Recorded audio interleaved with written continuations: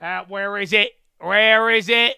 Oh, there it is. Oh, good morning, ladies and gentlemen. I hope you're having a wonderful day. If you're watching this and it does not say live at the bottom of the screen, unfortunately, you're watching the recap. The good news is we are live Monday through Friday, 30 minutes before open. Drop your thumbs up on the video. Make sure you're subscribed. You're on mobile. Press hot chat. X out the chat. Hit the thumbs up button. Second link for the nightly watch list and main channel. First link for the Scream Alerts bootcamp and real estate course. But ladies and gentlemen, a very interesting day. Every time we start off a little bit slow, everyone's like, the rally is ending. The rally is ending. There's a lot of debate. Do we go to all-time highs? Do we take a pullback here? Some people are calling it a catalyst vacuum once again. You woke up today to hear from Germany. Consumer confidence there was not good. I didn't see too many people talking about it this morning, but that wasn't good. You had people talking about Black Friday leading into it. Good China earnings, but for the most part, we are waiting today. We get a couple of Fed speakers,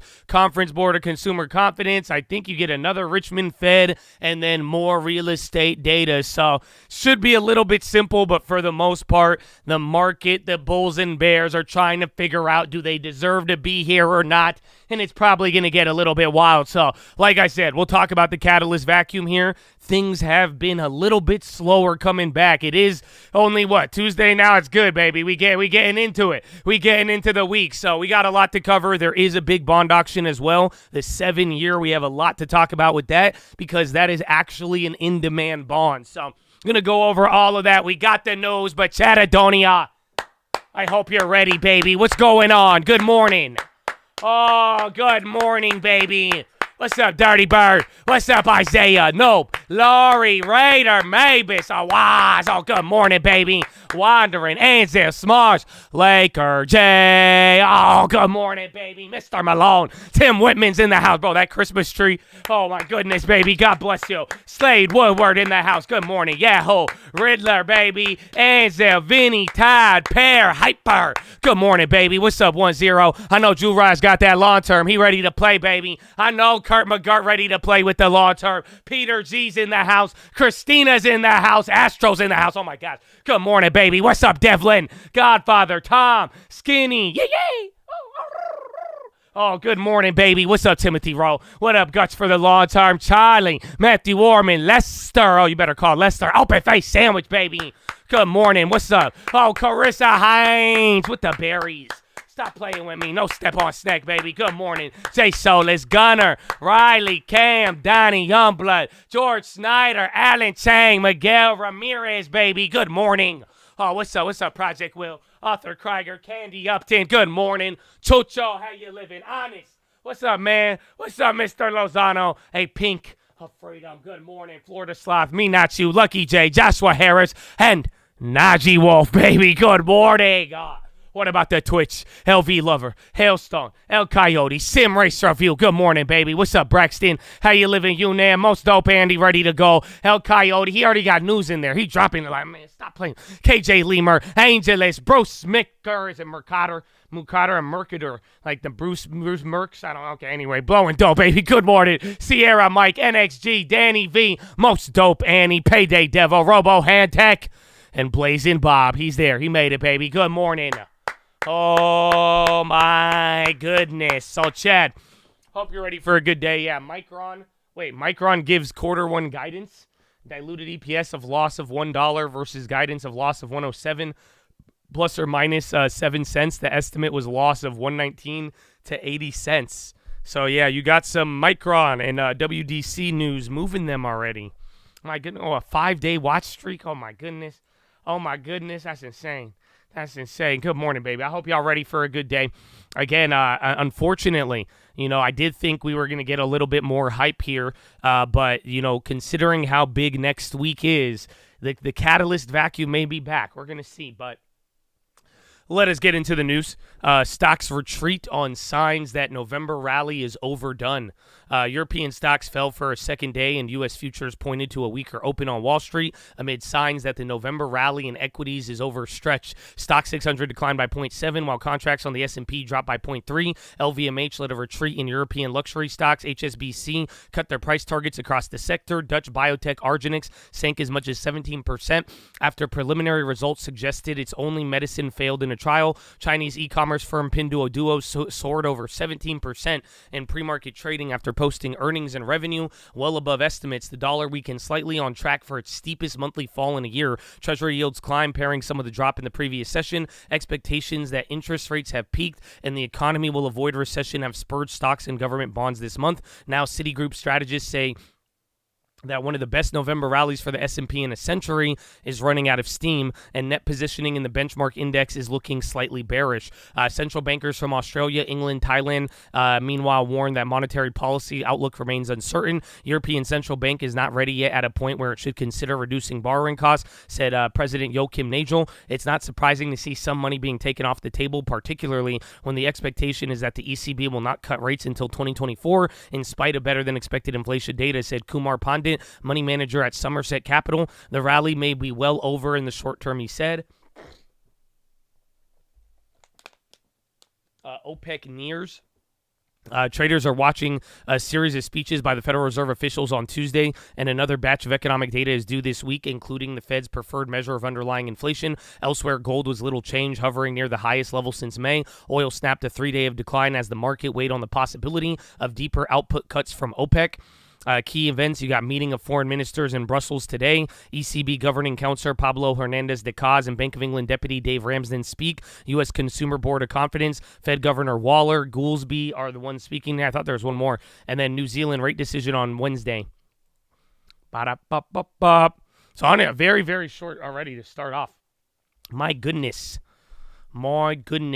So IPO season, there's plenty of activity coming for U.S. primary markets potentially in the new year. Social media firm Reddit, whose users championed the meme stock frenzy in 2021, is holding talks with potential investors and eyeing a listing as early as the first quarter. Rubrik, a cloud and data security startup backed by Microsoft, is also considering IPOing in the beginning of 2024. Kim Kardashian's Skims underwear label, valued at $4 billion, is discussing strategic options, including going public. And fast fashion retailer Shein, founded in China but based in Singapore, has filed confidentially of the U.S. regulators for an IPO that could take place next year. This is all good news for equity capital market bankers who had had to contend with yet another slow year, and total U.S. volume is set to only surpass barely what we did in 2022, which was the country's worst IPO year in over a decade.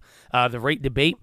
Global central bankers congregated in Hong Kong and are talking about a number of uncertainties and risks, debating the worst of the fight against inflation is behind us. Topics mentioned by officials from Australia, the UK, Spain, and Thailand, along with ex-governors from central bankers in Israel and Switzerland, include the stickiness of inflation, better than expected economic activity, credit risk arising in the banking sector, and the role of bankers to take the kind of actions that ensure inflation becomes transitory. Speaking of the resilient economy and credit risk, U.S. shoppers will have spent as much as $12.4 billion online during Cyber Monday, according to Adobe, which adjusted its initial forecast to $12 billion because of strong spending on Black Friday and the popularity of buy now, pay later features that let shoppers stretch their budgets with credit. Long dollar. The Bloomberg Dollar Index is slipping slightly this Tuesday morning, perhaps wrong-footing hedge funds who have piled into the bullish dollar bets this month. A metric, a levered hedge fund net longs on the greenback against 8 currencies, rose to its highest level since February 2022 as of November 21, according to data from CFTC. Here's an outlier trade for you. At least one trader in the options market is positioning for as much as a 250 basis points of easing by the Fed next year, and made that trade using SOFR options. That's far off from consensus, with swaps showing that investors are pricing around 95 points of cuts by January into the end of next year, and a strategist outlooks for 24 to continue to roll in. Here's a roundup of what people are expecting from the market. Citi's team says the U.S. stock rally is running out of steam. Israel latest, Secretary of State Anthony Blinken, who late Monday landed in Brussels for a NATO meeting, will also visit Israel for the second time since Hamas attacked Israel in early October. Blinken will also visit the West Bank and go to Dubai for COP28 summit. Israel and Hamas extended their truce, which was originally due to end on Tuesday after agreeing to release more hostages and prisoners. Separately, Elon Musk was welcomed by Israel's political elite on Monday, only a week after facing a backlash for endorsing anti-Semitic content on X. This visit showed world leaders care can't afford to criticize or alienate him for too long because he holds the keys to a powerful technological tool, Starlink. His satellite internet provider has provided him with the ability to woo world leaders by offering essential communication services. And then coming up, a gauge of September home prices will be released at 9. Data to include Consumer Board of Confidence, with economists expecting a slight deterioration, as well as the Richmond Fed manufacturing and survey of business conditions. The U.S. Treasury will also be selling $39 billion of 7-year notes, while there are several Fed speakers on the calendar, including Governor Chris Waller and President Austin Goolsbee. Amazon Black Friday breaks record. I feel, bro. We bought stuff on Amazon yesterday. It worked out. It worked out, baby. Bop. S&P futures are off by 0.3 near worst levels in Tuesday pre-market trading. Comes after U.S. stocks finished mostly lower on a quiet Monday session that came on the heels of a fourth straight week of gains. Treasuries mostly weaker on Monday. Rally in sovereign bonds that saw the U.S. 10-year fall 8 basis points and move below the 4.4 level. Dollar little changed on the major crosses. Gold flat, Bitcoin up by 1.1, and WTI is up by 0.4. Market seems to still be dealing with a catalyst vacuum ahead of November employment data on December 8th. CPI on December 12th, and FOMC update of dot plot on December 13th. FCI easing on peak Fed disinflation traction and dampen macro surprise momentum, still the key piece of the bullish narrative for stocks. Seasonality, another bright spot, along with stability of 24 consensus earnings estimates. However, some talks that the contrarian positioning sentiment tailwind has faded. Bearish narrative seemingly more focused on higher for longer Fed, lagged effects of tightening, sustainability of bad news is good news dynamic, and macro risk to double-digit 24 earnings growth. Expectations, the Conference Board of Consumer Confidence Index for November, Richmond Fed for November, and FHFA House Price Index for September on the U.S. calendar for this morning. Also a 7-year Treasury auction following over $100 billion of 2-year and 5-year note sales on Monday. Fed's Goolsbee and Waller scheduled to speak today. Pretty quiet from a headline perspective. Press reports are focused on U.S. rate cut expectations for 24. Hawkish leaning global central banker commentary. The big November rally in both stocks and bonds, sell-side strategist capitulation, and solid start to the holiday shopping season. Not much in news though. Crowd, HPE, Intel, NTAP, and Workday all scheduled to, or Intuit, not Intel, scheduled to report after the close. Pinduoduo up big following strong Q3 driven by a ramp in discounts and marketing at Temu. Zscaler beat on key metric for fiscal one, but a stock lagged as the takeaways flagged underwhelming billings on the upside and lack of increase in full-year billings guidance. CG and WPC big gainers on news. They will join the S&P Midcap 400. SLRN down on disclosure about programming error in a drug trial. Izzo Kebab. That's what I say. Izzo Kebab. It's fun to say. Izzo Kebab. Chest to the sauna. Oh my goodness. Amen. Charlie, Father Charlie, baby. 700 Club. Amen. Don't worry, there's more. China's central bank warns that credit growth will cool as the country transitions away from a model dependent on infrastructure and real estate investment. BOJ sees pressure of tightening climbing further after Japanese weighted median inflation rate accelerated to 2.2 in October, up from 2 in September. Hawkish ECB commentary weighs on sentiment, with Lagarde warning that the timeline for ending PEPP reinvestments could be accelerated, while Nigel said that hikes may not be over. Bank of England pushes back against rising expectation for rate cuts, warning that policy will need to be restrictive for an extended period. Barclays considers a restructuring plan that would see it drop thousands of investment banking clients as the firm rushes to bolster profitability. Amazon officially surpasses UPS and FedEx as the biggest delivery business in the United States, and the gap will only grow larger in the years ahead, says Wall Street Journal. The Fed will not return to positive net income until 2025 and will not resume remitting profits to the Treasury until mid-2027. American shoppers spent $8.3 billion through 6 p.m. for Cyber Monday, according to Adobe, which expected as much as $12.4 billion in total. Despite the splash, U.S. consumer confidence data due later is set to dip again this month. Carlyle is set to join the S&P Midcap 400, and the Dow and S&P Dow Jones indices said late Monday the change will force funds that track the index to buy Carlyle shares. The stock rose about 6% in after-hours trading. There is more. At least one options trader is positioning for a 250 basis point Fed rate cut in 2024. Strategists optimistic of S&P 500 in 24, predicting index to reclaim record high and potentially top 5,000. City strategists say S&P's best on record November rally now running out of steam. Global central bankers warn of over-certainty about policy outlook, saying new inflation era is here. ECB Lagarde says bank likely to discuss speeding up balance sheet drawdown by ending bond purchases early. Bank of England lead bank chorus on need for restrictive policy. PBOC with 7 other government bodies push banks to set private sector lending targets. PBOC bank pledges to support domestic demand, ramps up liquidity to rein in surge of short-term interest rates. Cyber Monday forecast set to hit record. U.S. gasoline prices have fallen for the 60th straight day to $3.25 national average, or 60 cents below recent peak.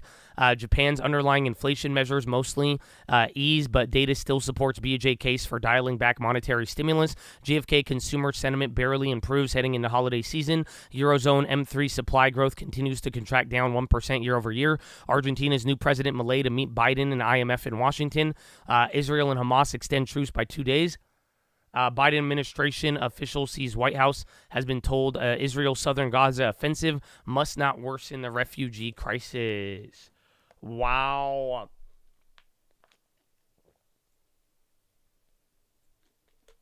Where is it?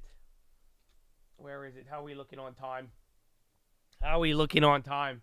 Oh, Ira Jersey. I'm going to give you Ira instead of the place. He's always good to hear for the bond. So follow me on Instagram at the Trading Fraternity. I love you. Good morning. I hope you're ready for the day. We still got a lot of things to cover. Here is your boy. Here is your boy. Oh, what? It just lagged on me. Oh, that's cold, bro. That's cold. They just clapped me. I was going to get it before I thought. So if it's not, no, it's not there? Dang. Oh. Positive news there, in addition to the online. It's certainly positive, but not complete just yet. Simone, thanks for the update. So record Friday, record Monday, record online. The airports in America, the busiest they've ever been on Sunday, a record for American airports, according to the TSA. Everything's looking pretty good. Lisa Hornby, I'm trying to work out whether this is the final fumes of a spending boom or just another sign of resilience going into next year. You know, the consumers had a remarkable resilience, but I do think the momentum will start to slow. And I mean, evidence of that is that we are seeing more usage of credit cards to fund these transactions. Credit card balances are at all-time highs. Your colleague was just speaking about the fact that buy now, pay later is factoring into this as well. We're seeing delinquencies across the consumer spectrum, across the full income spectrum, start to increase from very low levels, but increase nonetheless. And to me, this suggests that the consumer has drawn down on those savings, and they are starting to borrow to continue to fuel these purchases. That works for a time being, while people are employed, while there's income to kind of fuel this. But to me, the momentum should be slowing coming into the first quarter and second quarter of next year. Mike, we've got to talk about this. The numbers are great. What are the foundations underpinning those numbers? To Lisa's point, are we starting to reach just a little bit more than we were maybe 12 months ago?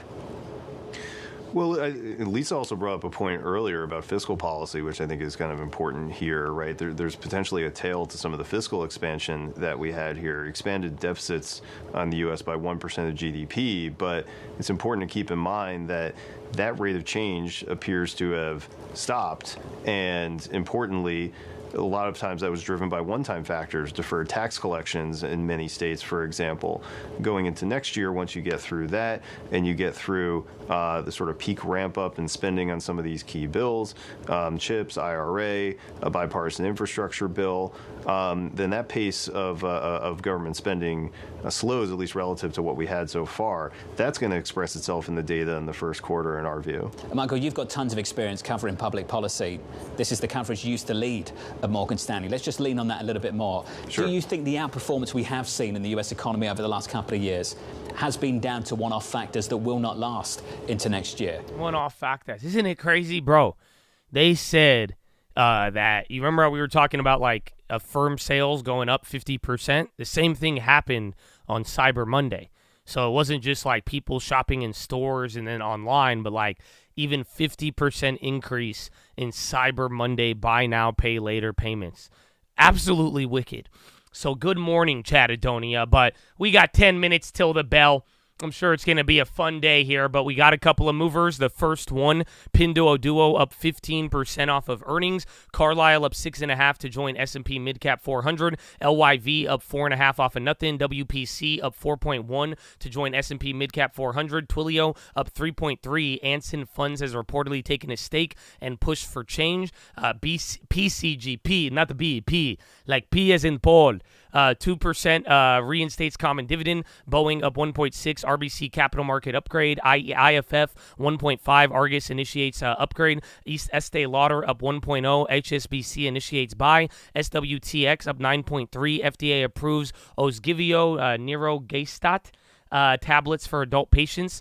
CWEN up 6.7 to join S&P Small Cap 600. Immunovant AMVT up 5.8. IMVT 1402 results. SDRL up 4.6 off of earnings. ROIV up 3.8. IMVT sympathy results. Rumble up 2.7 off of nothing. Crocs up 2.4. Raymond James upgrade. WRK up 2.3 off of nothing. Tall up 2.3. First Shanghai initiates buy. IRBT up 2.3. A bounce off of the loss of yesterday on the EC statement of objections. CFLT up 1.7, Bernstein initiation. ICCM up 62%, release of study. RNA up 31%, expands collaboration with Bristol Myers. BITF up 16%, update on fleet upgrade for 24.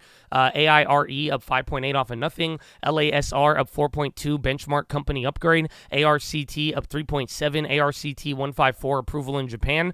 Trading lower, ARGX is down 9%. Vigart Hytrulo fails to meet primary and secondary endpoints. Zscaler down 4.8 off of earnings. BNS down 3.7 off of earnings. EW down 2.2. Wolf Research downgrade. Shopify down 1.6. Piper Sandler downgrade. TRMD down 4.4. 2.81 million share block being shopped through Morgan Stanley. SRPT down 3.2 off of nothing. CTRN down 12.8 off of earnings. CLCO down 9.8 off of earnings. NCL down 4 or 5.8 off of nothing. DRCT down 4.3, profit taking after a 42% gain yesterday. And then AXL down 4.3. Bank of American downgrade.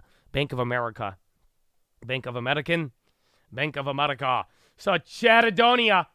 We got a couple of minutes here. Again, not as much news. We got the catalyst vacuum. You haven't heard that here in maybe like a month or two as we're getting into it, but a little slower. We do got data right after the bell. A couple of movers, couple of biotech, still a couple of earnings after the bell, but Chatadonia.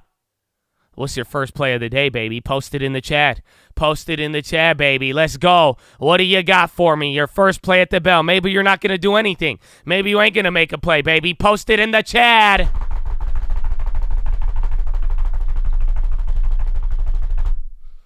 Puts, Tesla. Short gold, Tesla calls, PayPal calls, SPY puts, house price index went up, Uber both ways, Amazon calls, Affirm calls, Meta short, Amazon, QQQ, Apple put, short stop, nothing, happy birthday, MU calls, short in Micron, long ES, morning, EFTR long, crowd puts, buying ASO, ERS, EBS, 75 million, Ford calls, CRM, SPY short, NNDM, TLT puts, stop looking and listen, baby, Rivian, crowd puts, sit on my hands, hold, TLT shares, save calls, SPY, Tessie as always, buying GDX, holding Affirm, Tesla 240, shop calls, EBS, AU, Nugget, OPEC and Gold, watch it PM, VU, short in the bonds, 12-1-450 puts, Roku calls, buy the dip, chill or chilly, VU, shorting bond, Jesus calls, ABR for the divvy, Bitcoin long puts, just watching, THAR long, Chick-fil-A, Joshua Weston to the BBB, NVIDIA, UVXY, SPY for the last 15 minutes, buy what they buy, selling calls, both, ride SQQ like it's a whoa. Tesla long, eyes on SPR, GME, sitting on my hands, TMF, short calls, Yesla, and the final plays.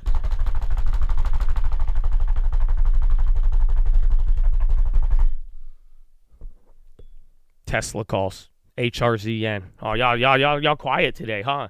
Y'all quiet? Y'all still sleeping? Y'all quiet? That's it. Oh, bro, that's it. Oh, yeah. There you go. Sell it, TMF, SQQ, TMF, and TLT. Let's go. A lot of bond plays. Baby. A lot of bond plays. Yeah, come on. Y'all running for president? Y'all need to wake up, bro. What's up? Yeah. Why am I fucking awake, huh? Hey, I got plays. I tell you a job. I'm gonna look at Pinduoduo and Baidu. It's not about decoupling. We got to work together. So those are good China plays. And I'm gonna watch a CRM for their earnings, and we'll see if Meta does bad. Then international flavors, they got to upgrade. I mean, that's a value play there. So check IFF, and then Arkin, and watch oil. There's gonna be oil OPEC moves. Yeah, oil. There's rumors. Watch for the rumors. All right, good. That's good. It's only 15 degrees. It's good, man. That's good. Yeah, anyways. But Chattadonia, how y'all feeling? We got about 30 seconds if you have any final questions. 30 seconds till the pledge. Don't worry. The bell not going to ring. The bell not going to ring just yet. You let me know, man. You let me know. Yeah, news today, not PCE. We got news, though. You're going to get data. You're going to get some home data, bond auction, and Conference Board of Consumer Confidence. And then maybe some updates on OPEC. We'll see. We'll see, baby. We'll see. 20 outside. Oh, that's fine. Y'all y'all don't understand the cold. I'm from California. You can't relate. Anyways. But ladies and gentlemen, I hope there's something you can relate to here. And it is something we do every day. And it is a love and appreciation for a very special group of people that before we do anything, we must pay homage to this group of people because they have made a sacrifice that allows a lot of the freedom that we have, and it's a sacrifice that most of us did not make. So that's why it's the least we could do is honor them, and the people I'm talking about is the veterans of the United States of America. So on behalf of the cult, man, the people here, the people not here, I want to give a huge special shout out all the active servicemen, past servicemen, anybody who has served this country, even their families, for real. Thank you for the sacrifice. Thank you for the service. And thank you for doing it even when a lot of people have never even said thank you. That's why I got to, baby. You know what I'm saying? So big shout out. We love you and God bless you. And big shout out to anybody else out there giving back to their local communities. All the doctors, nurses, teachers, firefighters, the police officers, the garbage men, the janitors, anybody helping out, nonprofits. I said, are you helping out grandma? Anybody giving back to their community for real, man, is just as honorable. So God bless you and thank you. And ladies and gentlemen, please rise. Place your right hand over your heart. Say it with me. I pledge allegiance to the flag of the United States of America and to the republic for which it stands, one nation, under God, indivisible, with liberty and justice for all, baby. Send to the Jets!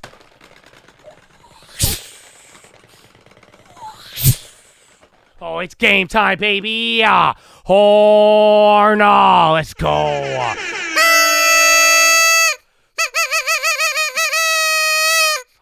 Oh, Chattadonia.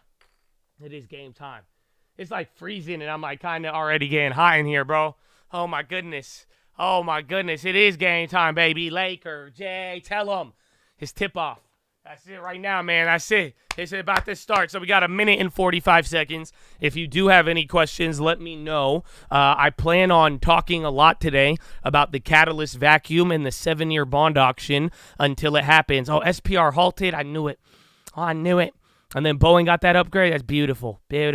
But yeah, so it's going to be a good one. It is going to be a good one, but that bond auction has a lot of demand. So we're going to find out what happens with it. But realistically, you kind of saw a big reaction yesterday. So keep that in mind for today. Other than that, though, we are going to just be riding through. And then if that data, just watch the bad news, good news dynamic and see what that does. Gold at 207? At 2027? That's crazy. I think I saw someone yesterday, they like miswrote it, but they said 2100. I was like, what? No, it wasn't even the chat. It was like an article. But we'll see again. Gold, and then there was issues with Israel. Again, there was something about explosives going off despite the ceasefire. So even though they extended it, watch out for that. And then be on the lookout. I put it on the trade. Actually, where is my? Wait a minute. Where did that go? Oh yeah, there it is. But watch out for OPEC rumors. Okay. Their meeting is on Thursday, but if you're already seeing it right now, like oil is going to move a ton, and there's going to be like 4 different fake oil headlines by the time there's an OPEC meeting. So keep that in mind, but that could cause a lot of volatility on the oil space. Other than that, again, I think it might be chill, but I think 30 minutes an hour, we will get most of the data, and then there is going to be those Fed speakers as well. So we'll see. We might get a nice conversation from Goolsby. So 5 seconds, Chad. Like that video. Drop that thumbs up and get ready. 3, 2, 1. Round 1. Fight. That's interesting. Microsoft about to go green off of the open. Again, WDC had it. I think SPR halted pending news. So they're chilling. Again, Boeing got an upgrade as well this morning. Where is it? Bro, why are my charts so ugly? Is anybody... Okay, there you go. That's a one-day chart. Tesla, let's go. Again, Boeing's up by 1.0. Watch Pinduoduo if you're down with that one. Again, I don't know if Baidu's going to run up, but Pinduoduo, I was scared because that one was up, but that one was the most important one. Baidu's barely down. Palo Alto, check Zscaler. So they're down. Zscaler might be able to bounce. It's either Zscaler goes down, I feel like 6%, or it bounces up and then kind of chills out. But interesting, Palo Alto is going to be up on that. Elf is on the high. Some people were calling that out. They're only up by 0.01.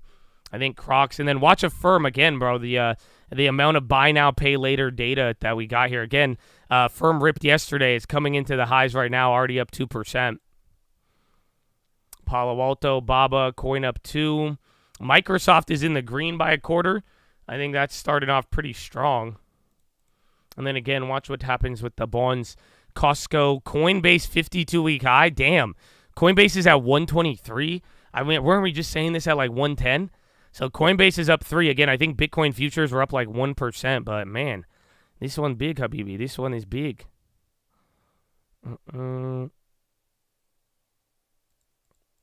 Insane. Germany and France usually correlate with U.S. No, it does not. It doesn't correlate with us, but, you know, it could affect our markets. But as far as, like, if German data is good, our consumer's good, it doesn't really work like that. But there was negative consumer GfK data from Germany today. I'm surprised not many people talked about it, but I do think that kind of impacts why we're trading how we are right now. So 454, oh, shit, you're right at the level. So, again, we're, like, right above it for now. But, again, 45.40, 45.39, you are a little bit lower than yesterday. Watch what happens there. Microsoft is still just melting up, bro. What is this? What is this? Baidunius. Let me see Pinduoduo. I don't know. I like it, but it's up 17. Pump it up. Making a play with that. See, maybe watch the euro and the currencies. But, again, GFK, it already came out. That was in the morning. But you'll probably have a back and forth here until euro close. Where is it? Shopify, I think, got downgraded. So, again, Affirm, nobody said anything bad about Affirm. Affirm near yesterday's high. A lot of Black Friday sale news or buy now, pay later headlines. That is the driver. There was a couple of biotechs, and like I said, watch out for oil, too. That's going to be big. Tesla, Walgreens breaks 20. Oh, no. 0.5. See, MPW clapped, and then Pfizer. Where are any, like, staples and dividends? Not too good. UUP's dying. That's both bittersweet, but it's down by 0.13. If it really starts to dump, we'll see. But for now, people like it. Pinduoduo, another high now. So that is still going. Again, the Chinese runner there. 1, 2, 3 on Baidu. Apple's on the high. Roku was a runner yesterday. Boeing, watch out for them. And again, SPR is halted. It sucks. I wanted that play, but we'll see if there's any headlines there. Watch even travel. Remember Uber. Uber's still up again from yesterday, interestingly enough. PayPal's coming up. Square as well, too. Yeah, Microsoft is just going, usually on these days, it'd be the first one down. Tesla's up by 1%, hitting a high. And then SPY is about to go green. It's still barely red. NASDAQ has just flipped green to 0.02. Yeah, coin is insane, bro. Coinbase is 52-week high at 123. ARK pop. Roblox is popping. Yeah, ARK's up another 0.4. SoFi, let's see, Coin, Snap. I feel like a lot of smaller names are running, though, but it doesn't feel like we're doing much, but some of these smaller tech names or even just smaller value names are running, and then, like, staples and other value are down. Where's banks, actually? Yeah, banks are down by a quarter. Russell's down by 0.3. Regionals are down by 0.9. SPY dancing here at VWAP. MSTR up 2. I think all of the crypto plays absolutely killing it right here. AU, shout out to GOAT. Is that Amazon, HUSA, Eli Lilly? Oh, there's like not Novo, but what's the other one that sounds like Novo? NVS. Novartis, they have an event today. They have some like drug event coming up, or like they're doing some like they're announcing something. It's pretty much this thing's gonna move randomly, and you may not get the headline because it'll be at the event. Lyft might break out. Where is Lyft? $10? Yeah, they're at a good price. I'd want them cheaper though. I want them at parts. Roku, remember that one yesterday was going crazy too. Snapchatty, 1280. So where do we need to get to? Oh, they got to get to like 14. That'll be the other high, but they are approaching it. We talked about that yesterday. ICUI on the high, and then Celsius on the low. Bonds coming down a little bit lower, and then SPY still kind of dancing. So again, I don't know why if it looks so close here, but we are, you're still in this range, but you are a little bit lower than pretty much Wednesday or the last couple of days. I think my charts are messed up. Oh, yeah, because we had the day off. So Wednesday, Friday, Monday. Yeah, so this is the lowest we've been in like 3 days. You're now in between this little gapping point. We either hold here or we come back down to one of these closes. Twilio on the high. Unity's going up. Roku again. I'm even seeing PayPal. Tesla's leading. Tesla's like killing it, honestly. Tesla and Microsoft, they kind of could be weaker out the gate, but Tesla is one of the stronger ones, I'd say. Up by 1%. I think they're outperforming Microsoft. Microsoft's only 0.3. Apple is barely in the green, and I don't think anybody else got the juice.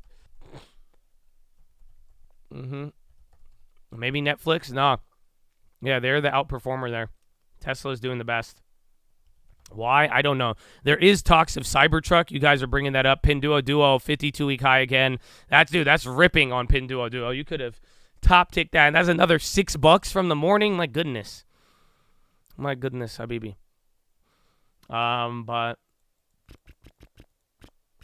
But Tesla, they were talking Cybertruck release. Some people were even saying there's problems, but again, that is what some people have been getting hyped on. Other than that, I couldn't tell you. And look at these. There's only 2 points, but it looks like you're just like barcoding and dancing right around here. So we haven't really moved. You're back to the low. Just a second ago, you were right near the VWAP and where you open, but let's see how this plays out again. Even bonds are coming down here. And the dollar came up a little bit, but still red on the day. Is that MO or MQ? And then ELF is coming back up. They were like a little red. Now they went green. Maybe add a BNB. Airbnb, again, we had this talk yesterday. I like it. If you have a high average, you could get it at a lower price, but don't forget, Airbnb is still up like 60% on the year. So with everything going on, I mean, I think I'd rather pick it up below 100, or if it rips above our price, I think it's going to go insane. So I'm kind of chilling on that. And it's our second largest position in the long term. The bulls are getting complacent. Yeah, we'll see. I mean, pretty much every time this rally slows down, every single time everybody says the rally is over, and unfortunately that hasn't happened. SPR is halted. I don't know why. I think pending news. They halted it right before the market opened. But like every rally, we have kind of had that feeling. So once again, it's the same debate. But unfortunately, if this shit slows down, like if we kind of if we don't really get enough like market movement.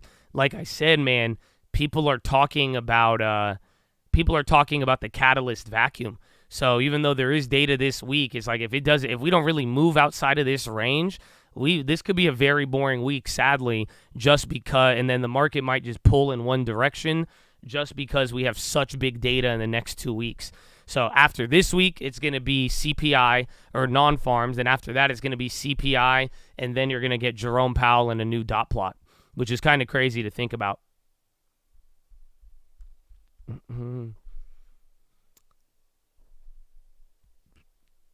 Russell KRE dying. So I saw regionals are already kind of down here. Russell's down by 0.48. It's been worse. I think yesterday it even opened up a little bit worse.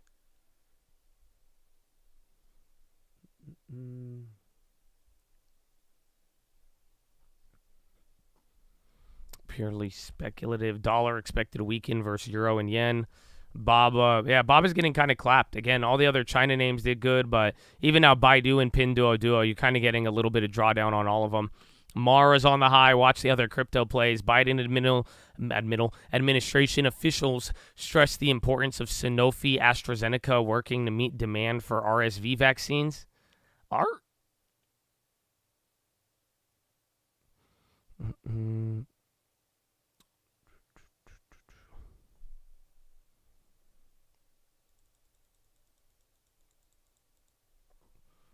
Duo. Oh, I already have that one up there. That's still holding. Najee.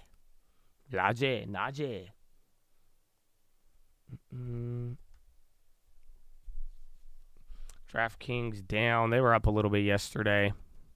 Baidu starting to sell off there on the low ticker. Walmart on the high. So, again, high-low ticker kind of balancing out. Seeing other, like, travel and industrials on the high. RDHL, I think some of you guys were in that one. Them making a move. Here, woke up and selling, kind of. That's how it was yesterday, and then we somehow didn't do anything. But then again, I mean, it's a similar vibe to yesterday with everyone just like, hey, you know, we rallied a lot now. We rallied a lot, and everyone kind of bringing some doubt into it. So we'll see. Coin is up 3. Coin is ridiculous. Walmart's at the high. Let me see what we got here. Would I get Uber at these levels? No way. Uber's a really slow mover. So, like, Uber, like, when it moves slow. And again, we've held Uber for, like, 3 years, but, like, we're up, like, 74% on it. So, at this point, I do think Uber near all-time highs, and it's only been at this price one time, you know. I think you could get way better. I'd buy Lyft. Shit. You know what I'm saying? Why would you go for the one that's, like, you know, Lyft is still in the gutter there. So if Uber really takes over and other things, but I do love Uber as a company. I'm a big fan. I have been for years, but just again, if I'm not even down to buy Uber or Airbnb up 50, 60% on the year, you know, I don't know if I'd get it in that sense. The Rivian drop. Oh, Rivian had something yesterday. Bonds 10-year on the high, or that's TLT? Not the 10-year.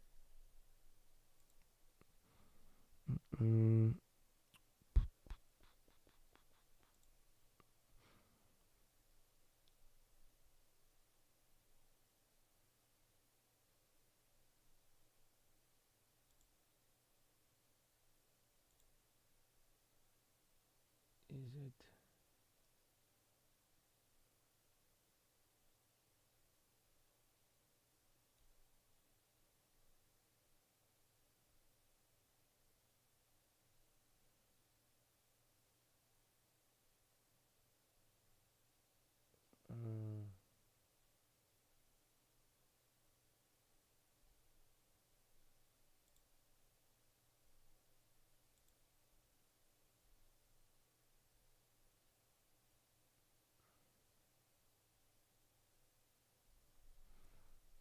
I'm looking at it play. Hold on.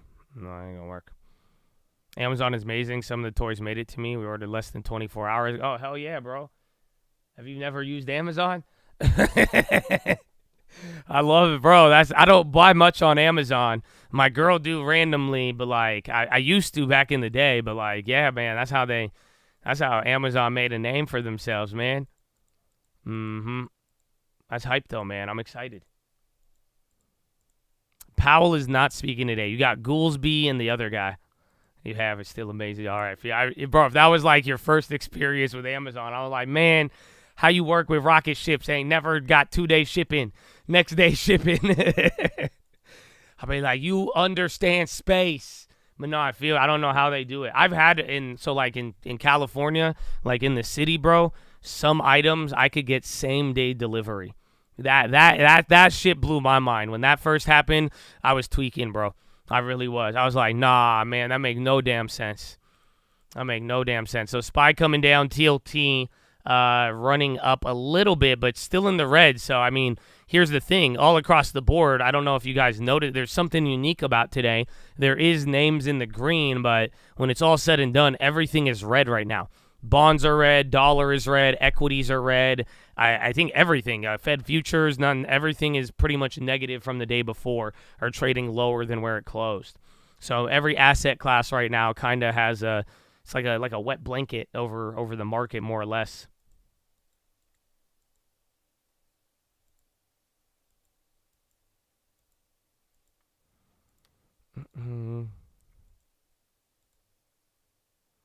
You hate Amazon. It makes consumers think everything should be next day shipping. People complain to us that we take 3 days ship. Kind of ridiculous. Wait, so you're telling me you don't ship the next day? No, I'm kidding. I'm not, like, I think that's probably the younger generation. I'm, like, hella patient when I get stuff. I like this surprise aspect. You know what I'm saying? I like just shit showing up at my door, and I'm like, ooh, what's that? I forgot about it.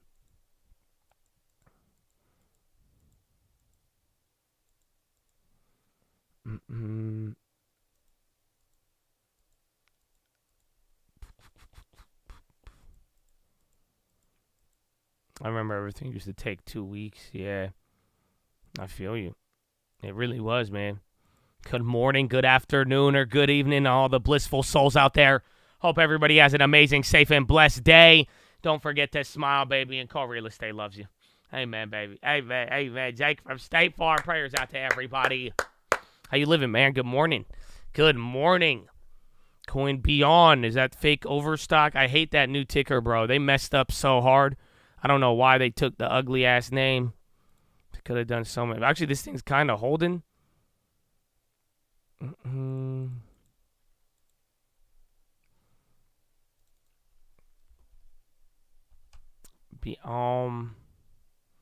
remember buying college books. I feel you. That's where you used to get the books, man. Let's see. Yeah, Beyond these. So remember that one, who is it, like SJM or somebody? They keep buying it at like $15, but I don't see any other headlines on that. Now Beyond's kind of moving there.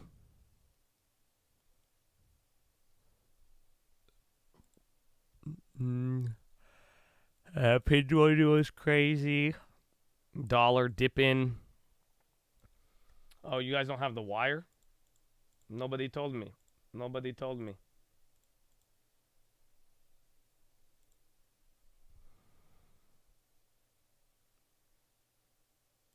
The morning last email took me on one of the best roads I've been. I hope so, man.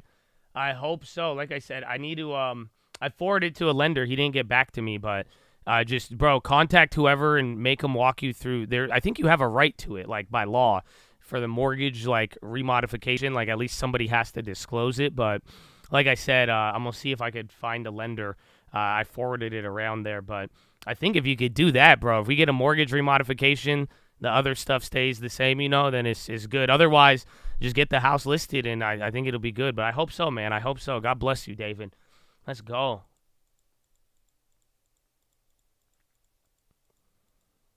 In and out of Tesla. We have consumer confidence. Yes, I think right around the corner. It's either 3 minutes or 10 minutes. Where is it? No, 12 minutes. So you're going to get that. And Fed Goolsby is going to be up there, too.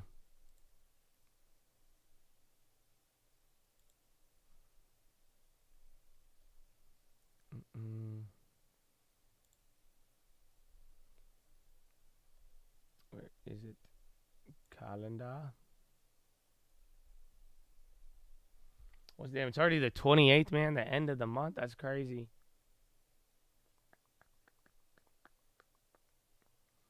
Interesting. So wait, Waller. I have Fed Waller at like 11:05 or 10:05, and then we're gonna have Goolsby. Interesting. I love Goolsby. Good guy. All right, then you're back up to VWAP after interesting start there in the morning. I think the volume is kind of low. I'm not going to lie to you. I think you're at 3 million here, and it's only been 15 minutes. Actually, not too bad.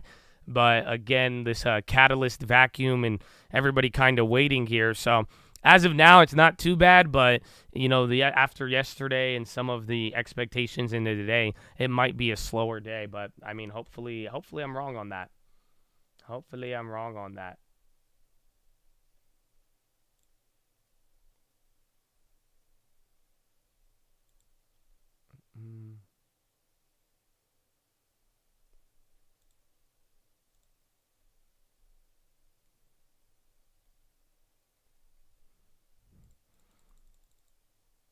Josh, Carissa, what's up? A day is already huge in my book. Like volume-wise, I mean, maybe for other reasons it could be, but I don't think for volume-wise. ZS recovering, AMD, Amazon on the low. And then again, you got Goolsby and Data in 10 minutes. So we'll see. 5 parties expected to bid for U.S. Steel. CNBC, that's a little bit delayed. They got it first. They gave it the first news pump.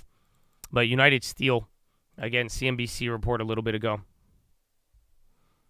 Oh, you're finishing the sentence. Oh, I was like, what's up? What's up?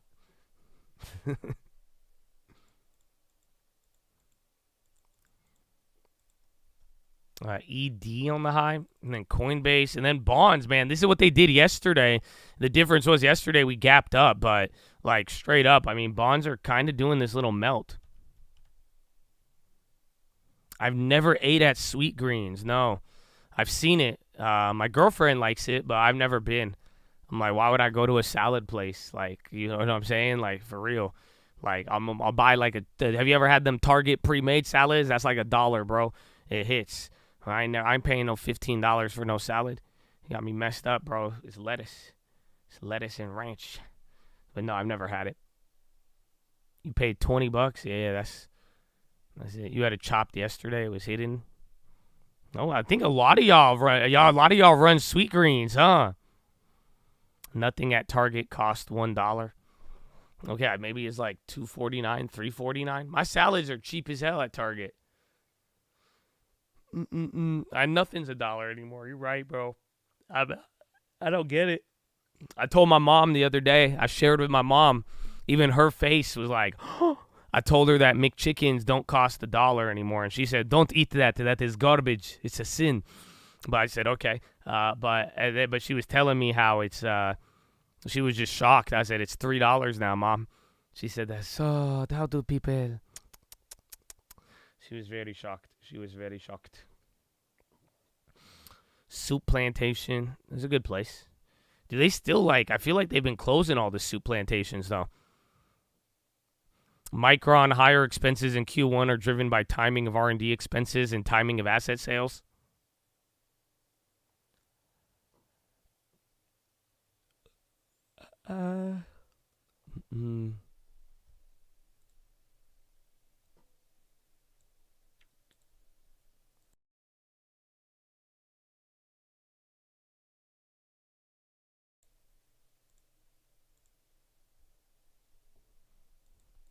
Bond auction is going to be a 1. And then it's a 7-year auction. So this one matters. That's the funny part. So you guys remember every bond auction, I'm giving you a little fun fact about the auction, right? So the 7-year, this is the meat of the bone, because this is right in the middle if you think about it. This is where a lot more demand should be. And then yesterday we sold a ton. So whatever happens on this 7-year, I do think this bond auction has the ability to move us a little bit more. Maybe we were going to keep up IEF today. I think it's closer linked. Extremely important, this bond auction. Well, listen, Mr. Sarcastic. The point is there's features you need to understand. So this one has high demand, meaning that it's not going to be, there's no prior expectation. So low demand, high demand coming into it. Whatever the result actually is, it's going to create a huge reaction, because if it's a big miss, that has way more meaning now, because it's not like people avoid this like a 20-year bond auction. It's not like it's a dead auction like the 30-year, and it's not like it's tied to policy like a 2-year. So get on game, baby boy. Get on game. You know what I'm saying? This is the belly of the curve. They playing with me, dawg. They playing with me. I got to add you to the BBB for that, though, sir. Thank you. God bless you. God bless you.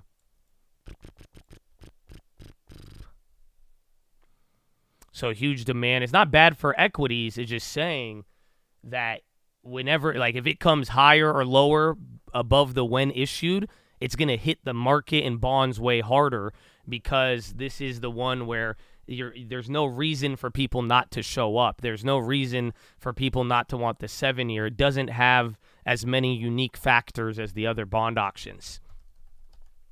So it's going to be good. It's going to be good. There was an early morning BBB. I just banned his ass. I didn't have time for that.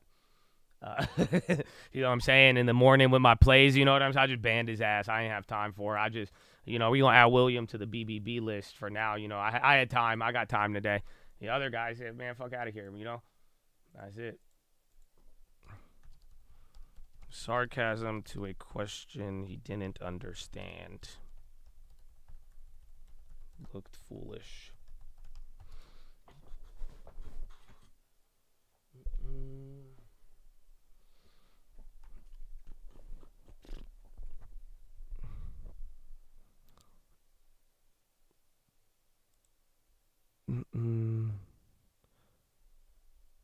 Wait, there's a Twitter ticker? Oh, I thought you were about to trip me out, bro. Oh my goodness.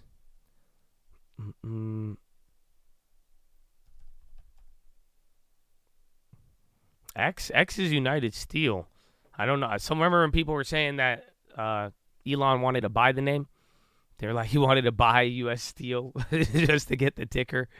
X ticker is United Steel. It's been like that forever. Forever. Listen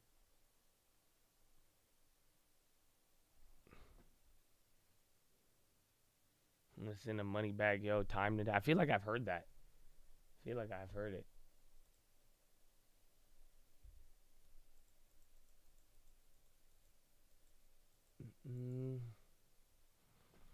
Roku Red? No way.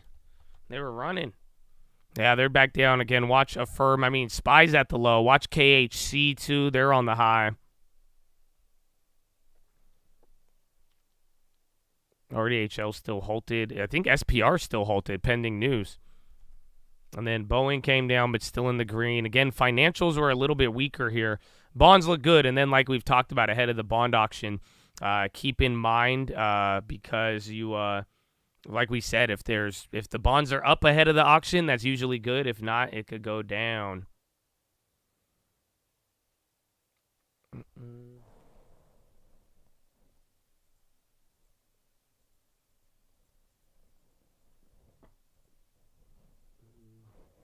Am I skipping? I don't know if I don't think DVR is on, is it?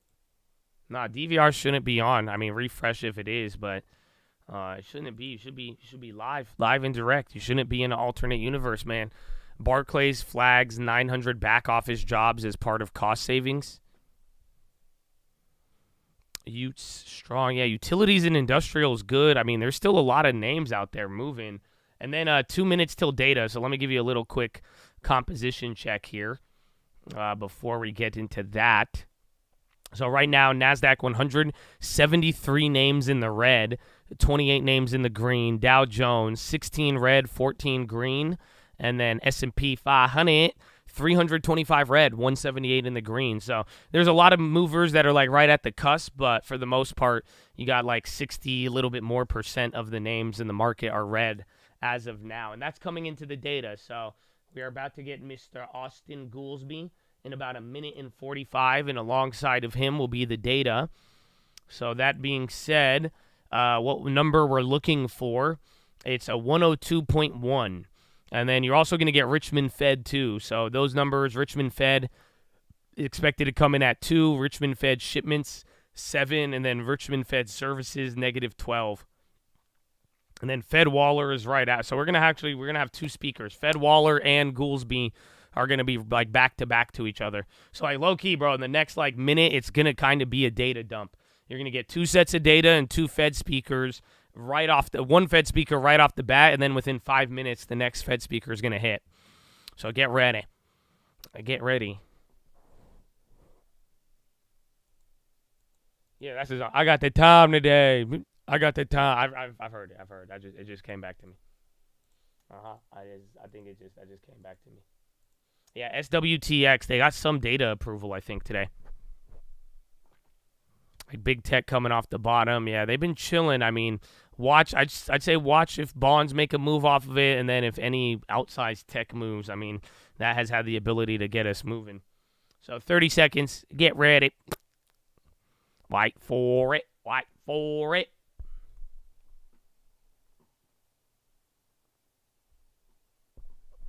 I do miss Fed Bullard, man. I feel you. He was a good guy, man. Good guy. He was crazy. He was crazy. Richmond Manufacturing, -5. Estimate was 1. That's really bad. Awesome.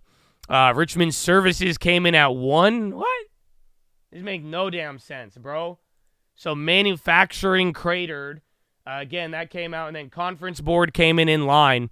Conference board came in a little bit better, actually, 102 versus 101, or 102, depending on how you looked at it. But then Richmond manufacturing cratered, and then services rocketed up. That makes no damn sense. So very interesting there. But other than that, conference board is good. I think that data is a little bit harder to read, to be honest with you. You got bonds not even moving as much, and then a green candle up. So wait, and then I think we are going to get our speakers here.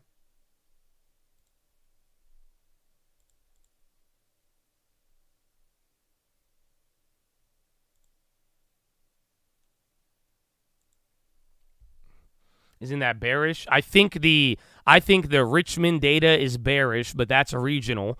I don't think that's good. Manufacturing dropping, maybe people like it, but services coming up, I think that's negative. I don't think bonds will like that, but then I don't know how to read the conference board. I think that's just slightly better, but I don't know if that's as good. However, the conference board is a broader set of data. So again, Richmond Fed is regional. That's Richmond, Virginia. So that's the only thing I could think about there. But other than that, though, I don't think it was too telling. But I'd punt more towards negative, if anything.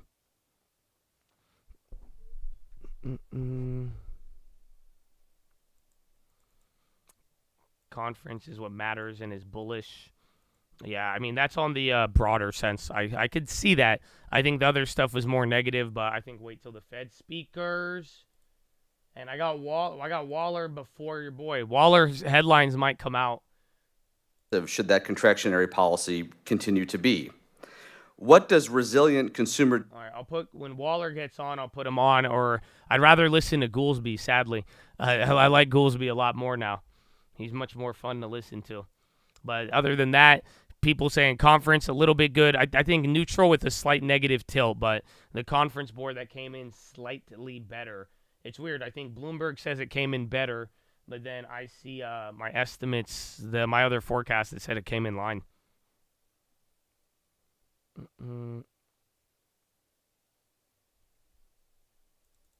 Goolsby was the educational one, yes. He was the one guy last time who was just, he was like, it felt like a college class, more or less. It came in at 102.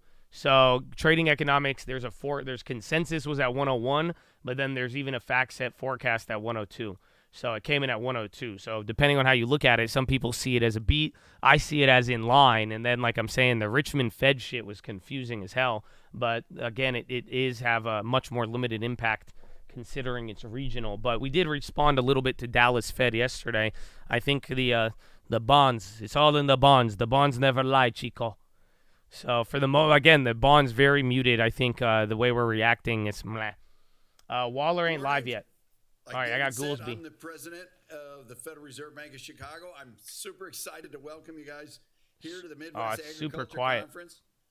I'm coming on 1 year, though at the Fed, as I say, we're like reverse dog years. People been here 7 years. They're like, I'm a rookie. So he's hitting the same speech. Goolsby hitting the same speech. Let's see Waller. In the third quarter, while simultaneously seeing he's kind a of clear bullish. Moderation in core personal consumption. So his written statement, increasingly confident policy is well positioned to slow economy, get inflation back to 2. Cannot say for sure Fed has done enough, but data over the next couple of months will hopefully tell us.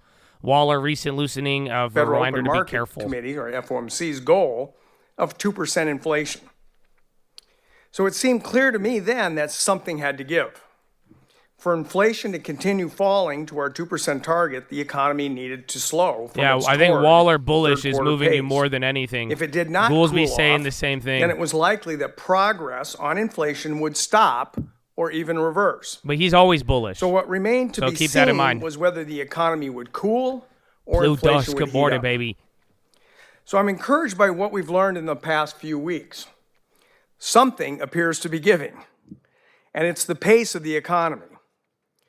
Data for October indicated an easing in economic activity, and forecasts for the fourth quarter show the kind of moderation that is more in keeping with progress on lowering inflation. In addition, after watching core PCE inflation increase in September from its summer lows, the latest data showed inflation moving in the right direction in October, albeit gradually. So while I am encouraged by the early signs of moderating economic activity in the fourth quarter based on the data in hand, inflation is still too high, and it is too early to say whether the slowing we are seeing will be sustained. But I am increasingly confident that policy is currently well positioned to slow the economy and get inflation back to 2%. Now that said, there is still significant uncertainty about the pace of future activity, and so I cannot say for sure whether the FOMC has done enough to achieve price stability. Hopefully, the data we receive over the next couple of months will help answer that question. So let's start by updating the picture on economic activity.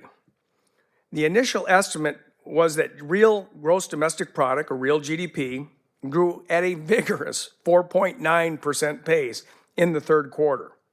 We'll find out tomorrow if that estimate holds up, but growth in the quarter clearly picked up from the first half of 2023, when real GDP grew at a little more than a 2% pace. Growth in consumer spending, which accounts for most of GDP, was strong in the third quarter. Data on economic activity in October indicate that consumer spending is cooling from its pace in the third quarter. Retail sales fell 0.1%, the first drop since March. Spending was down on motor vehicles, an interest-sensitive sector, which may be evidence that our tightening of monetary policy is having some effect. Spending was also down at gasoline stations, mostly because of a sizable decline in gas prices, often a larger factor for this segment of retail than shifts in total demand. But even without motor vehicles and sales at gas stations, retail sales barely increased in October, which may reflect a broad-based moderation in demand. Now, beyond consumer spending, there are indications that manufacturing and non-manufacturing activity by business slowed in October. If we factor out a big drop in motor vehicle and parts production due to the United Auto Workers strike, which ended on October 30th, manufacturing output edged up only 0.1% last month. Surveys of purchasing managers by the Institute for Supply Management indicated that both manufacturing and non-manufacturing running, but none of the other credit card games are. Now casting models that forecast GDP based on available data are predicting a significant moderation in economic activity in the fourth quarter. After the retail sales report for October, the Atlanta Fed's GDP Now model is forecasting a 2.1% pace of increase for these coming months, nearly identical with the actual growth rate for the first half of this year. Something that significantly boosted GDP in the third quarter was a buildup in inventories, which are quite volatile from quarter to quarter. This volatility reflects how businesses manage their inventories by building them up and drawing them down at other times to manage cash flow and anticipate swings in demand. Private inventory investment alone contributed 1.3 percentage points of growth to the third quarter. And that likely won't be sustained into the fourth quarter. So inventory swings could even subtract from GDP in future quarters. Now, one thing to bear in mind is that the GDP Now estimate does not include the effects of the auto workers' strike. A range of estimates suggests the strike will cut roughly 0.5 percentage point off of GDP in the fourth quarter and then boost GDP in the next quarter by around the same amount. So I'll tend to look through the strike impact in considering the strength of economic activity. But all in all, it seems that output growth is moderating and, as I had hoped it would, support continued progress on inflation. Now, the labor market is also cooling off. Job creation is down this year from the high rates of 2022, and the unemployment rate has risen from a more than 50-year low of 3.4% in April to 3.9% in October. The ratio of job vacancies to people seeking work has fallen, and so has the rate of people voluntarily quitting their jobs. Average hourly earnings, which grew at an annual rate of more than 5% last year, have decelerated more or less steadily in 2023 to 4.1% in October. So these are all signs of a loosening labor market. But for all of the measures I mentioned, the levels are still historically high. And this is what we would think of as being associated with still a fairly tight labor market. We have 10 months of data on job creation in 2023. And for the 5 months through May of this year, the average monthly increase was 287,000 jobs per month. Even with the strong month in September that we saw, the average for the last 5 months has been 190,000, which is close to the 10-year average from 2010 through 2019. So that's a significant slowing, but job creation is still happening at a rate that is higher than what would be required to absorb new entrants into the labor force, factoring out changes in labor force participation. And while 3.9% unemployment is higher than the April low, it is still basically as low as the unemployment rate got during the booming job market of the 1990s. Members of the National Federation of Independent Business report job vacancies are down significantly from 2022, but still at a level higher than the late 1990s or any time in the 36 years that the NFIB did this survey.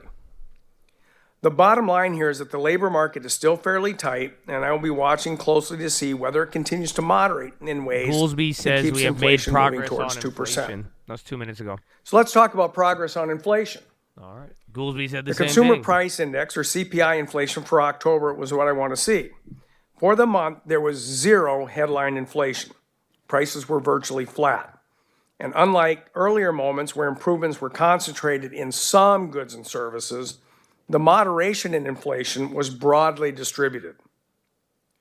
Over the previous 12 months, CPI inflation was 3.2%, a dramatic improvement from 2022, when CPI inflation was above 8% for most of the year. For October alone, a drop in energy prices offset increases in other categories.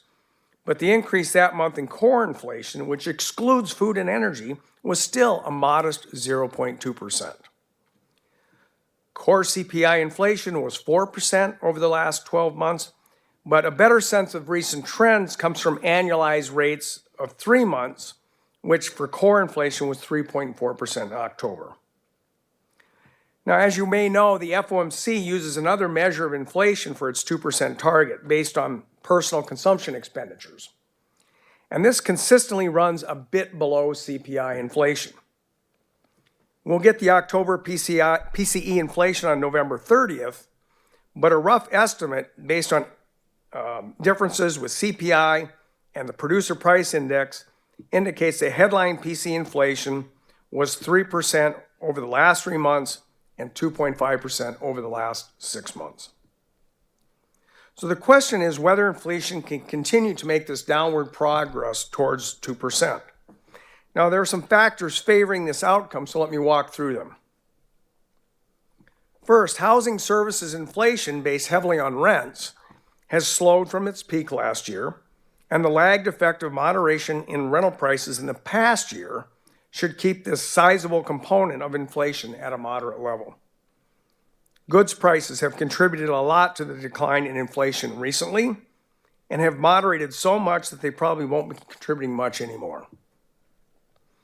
But prices, excluding housing, which accounts for about half of PCE inflation, has not moderated as much as other categories. And there will have to be some improvement there for overall inflation to reach our 2% goal. Now, labor costs are of these service price increases, and the moderation in wage growth I mentioned earlier should help lower this segment of inflation. The increase in average hourly earnings has slowed to an annualized rate of 3.2% over the past 3 months, below the 4.1% 12-month rate, a sign of continuing Palladium improvement. is down 3%. That is also Somebody the said indication gold from at the Atlanta 2024. Fed's wage growth tracker, Yeah. which uses household survey data to estimate annual wage increases. It was as high as 6.4% this past March, and is down to 5.2% in October. Now, a broader measure of compensation, the quarterly employment cost index, has improved less dramatically this year. Now, a services-oriented measure of wage increases constructed by the St. Louis Fed also showed slowing. This research, based on data from the payroll company Homebase, shows wage pressures continuing to moderate in a way that is similar to these broader measures of wage growth. So this is encouraging, but it's not enough evidence to be sure it will continue. Just a couple of months ago, inflation and economic activity bounced back up, and the future was looking less certain. And while it is encouraging to see inflation by the FOMC's preferred measure dipping below a 3% rate over the last 3 or 6 months, our target is still 2%. And policy needs to be set at a level that moves inflation to 2% in the medium term. I'll be closely monitoring the pressure on various categories of goods and services in the coming weeks to help me decide if inflation is continuing on its downward path. Now let me turn now to the implications of all of this for monetary policy, which is what everybody typically wants to hear. So I'll start with the point I made at the outset. Monetary policy is restrictive, and it is clearly contributing to the rapid improvement in inflation in the last year. The FOMC raised the federal funds rate from near zero to over 5%, the sharpest increase in more than 40 years. That don't look like news, bro. And as people have noted, we have seen the most rapid decline in inflation on record. Elevated inflation was partly the result of supply-side problems related to the pandemic, and some of the improvement in inflation that we have seen has been due to easing of these problems. But most data indicators and anecdotal evidence suggest that supply-side problems are largely behind us, and they will provide little support in the future in returning inflation to our 2% goal. So monetary policy will have to do the work from here on out to get inflation back to 2%. Now, there's been chatter that robust economic growth and falling inflation may be the result of higher labor productivity growth. In fact, productivity growth over the last 2 quarters has averaged over 4%, more than double the long-term rate. However, measures of labor productivity are very noisy. And for the 15 quarters since the advent of the pandemic, productivity has averaged an annual rate of 1.4%, close to the 1.5 average over the previous 15 years. So relying on the productivity growth story to guide the current stance of policy, monetary policy, appears to be premature to me. There has also been a lot of discussion about the overall easing of financial conditions this month, as reflected in market interest rates and the prices of other assets. To put this easing into perspective, from July to the end of October, the yield on the 10-year Treasury increased about 1 percentage point. Since the FOMC's last meeting, which ended November 1st, the 10-year rate has fallen 0.6 of a percentage point.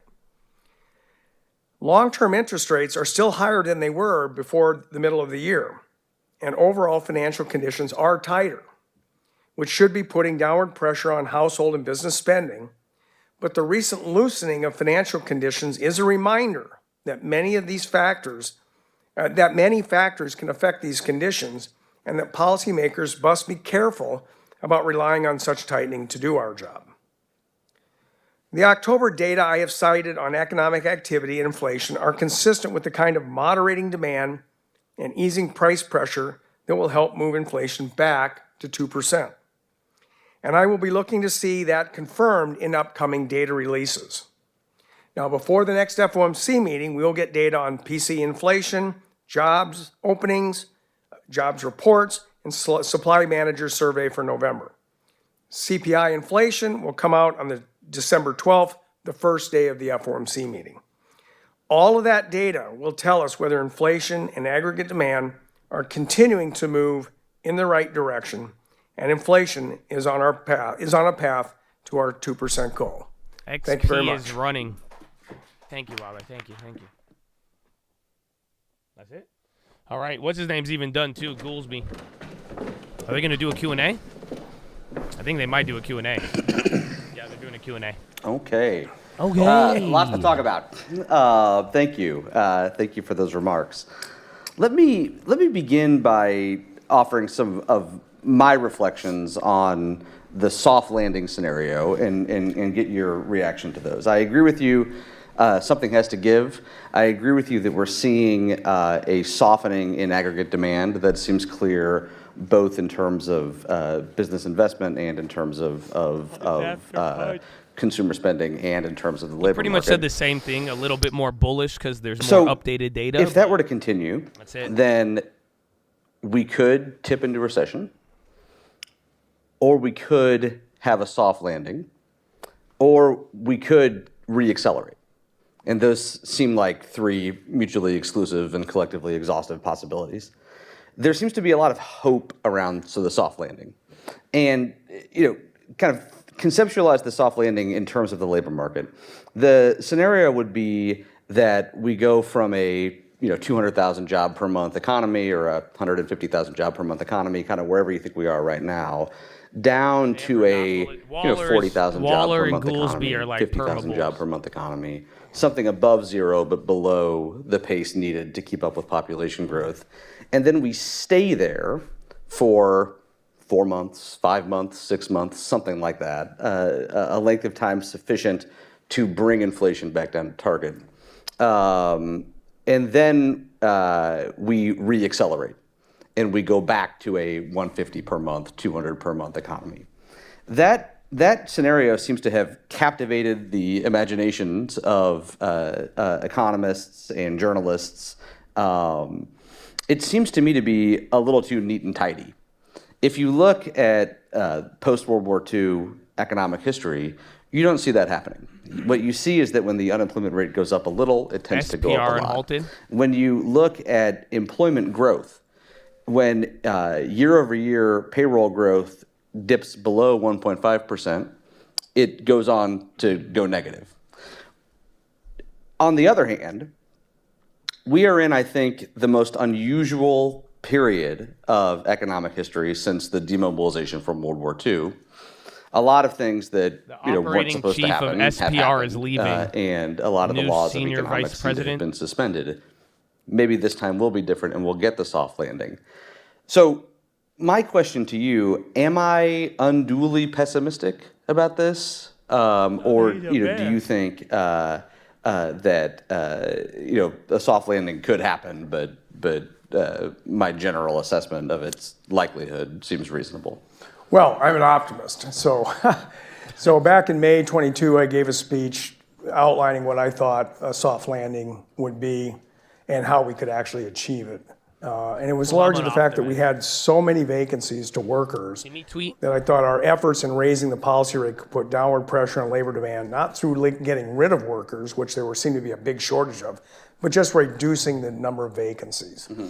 Now, inevitably, there's going to be some increase in unemployment, but through some analysis I did with Andrew Ferguera at the Board of Governors, we said that, look, in unemployment, if there aren't massive layoffs, if you just keep the involuntary job separation rate stable, you can get vacancies down, get labor demand down, and unemployment would only go up to maybe 4.3 or 4.4%. Mm-hmm.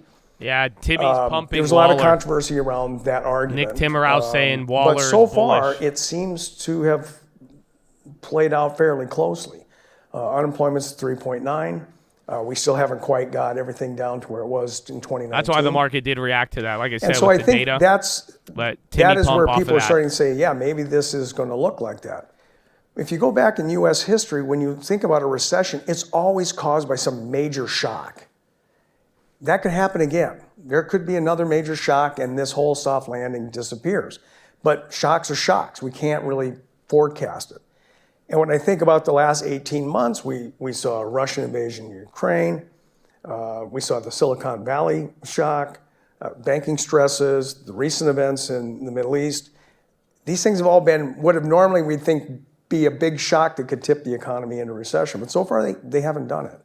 So that's why I think just looking at past recessions isn't going to be necessarily a good guide in this case. And so that's why unemployment, when it goes up fast. It doesn't kind of just gradually go up and then flatten out. But as long as we don't get any big shocks, I am, reasonably confident that we can pull off this soft landing. And, unemployment will probably go up a little bit more. But if we can get inflation to come down, GDP growth to soften but not go negative into a full recession, there's no reason we can't pull it off. But there's always some shock sitting in the background that may happen and blow the whole thing up. So let's stick with that for a minute. When the soft landing arguments began to be made, I was more optimistic as well for exactly the reason that you mentioned, which is that labor market tightness looked to me to be driven more by excessive labor demand than by excessive employment. Labor demand is normalizing. Mm-hmm. The job worker gap is shrinking. And we still have inflation that is well above the Fed's target, and there's still the risk of inflation kind of getting stuck well above the Fed's target. And that normalization of labor demand without an accompanying clear path back down to 2% for price inflation has increased my level of pessimism regarding the soft landing possibility. Dude, this guy's a bear. With regard to the shocks, how concerned are you about commercial real estate? How concerned are you about private sector data that show an increase in credit card delinquencies? How concerned are you about the data from or the data that can be gleaned from earnings calls that talk about concern for weak demand, a weak holiday season? How concerned are you about businesses not gearing up for the holidays with October hiring? How concerned are you about corporate earnings? And yes, we've seen a loosening of financial conditions due to appreciation of stock prices, but that's 7 stocks out of the 500 and the S&P 500. Does that kind of constellation make you concerned, both about a specific shock, maybe it's commercial real estate, maybe it's credit card delinquencies, and make you concerned that the economy is actually kind of folding faster than the headline statistics suggest? Yeah, so on the labor market side, one thing that is also happened is we've seen a very strong comeback in labor force participation, mainly among prime-age workers from 25 to 54. Women in particular, return to the labor force has been astounding. We've seen immigration levels coming back to what they were pre-pandemic in terms of trend. So we've also gotten a lot of help on the supply side of the labor market to help with this, reducing demand but not having unemployment go up dramatically. On commercial real estate, everybody knows there's going to be repricing in commercial real estate. When repricing occurs, somebody wins, somebody loses. But we all know when that refinancing and repricing is going to happen. It's not a shock. It's well anticipated. Everybody sees it coming. So that's why I'm not as concerned about somehow we're going to wake up one morning and go, oh my God, commercial real estate repriced. We all know it's going to do that. That's not a shock. So, and it's going to happen over a couple of years. It's not going to happen one morning. Every commercial real estate property in the U.S. has to be refinanced and repriced. So that's why I'm not as concerned about commercial real estate being a shock that throws it into a recession. Is it going to be painful? Yeah, some people are going to lose money when these things have to be refinanced and repriced. But that's just the way markets work. So I'm not too concerned about the commercial real estate. On the other elements, remember, we are trying to slow down demand. We are trying to slow down the economy. That's going to have an effect on delinquencies. It's going to have an effect on earnings calls.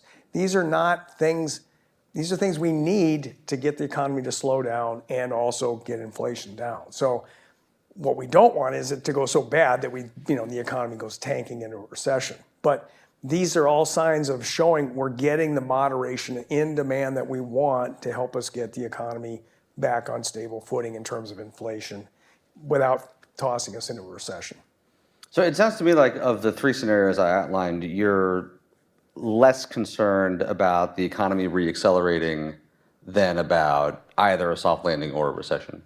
I was in the third quarter. I was stunned by this third quarter number. I think everybody was. It wasn't like, where is this coming from? We were at 2%, 2%, 2%, 2%, 2%, and then almost 5%. But now what I said is all the forecasts I'm seeing, all the preliminary data that's coming in, it's going to be probably 1% to 2% in the fourth quarter, depending on which one you're looking at. So that clearly is a moderation. The things you mentioned, these are all things that are telling you, look, this 5% growth isn't going to continue for a couple of quarters. So something happened in the third quarter. I don't know. Lots of Taylor Swift concerts. I don't know what it was, but something blew up the third quarter, and it's not likely to continue going forward.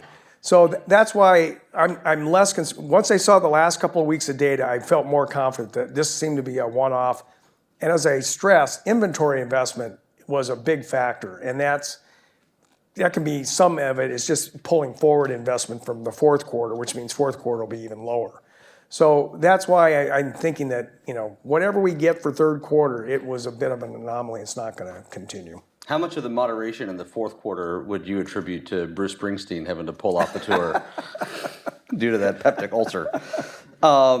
It seems to me that an elephant in the room for the Fed is the fiscal situation. I'll try to make it elephant. And, of course, fiscal and monetary policy are independent, but the fiscal situation affects monetary policy, I think, in a couple of important ways.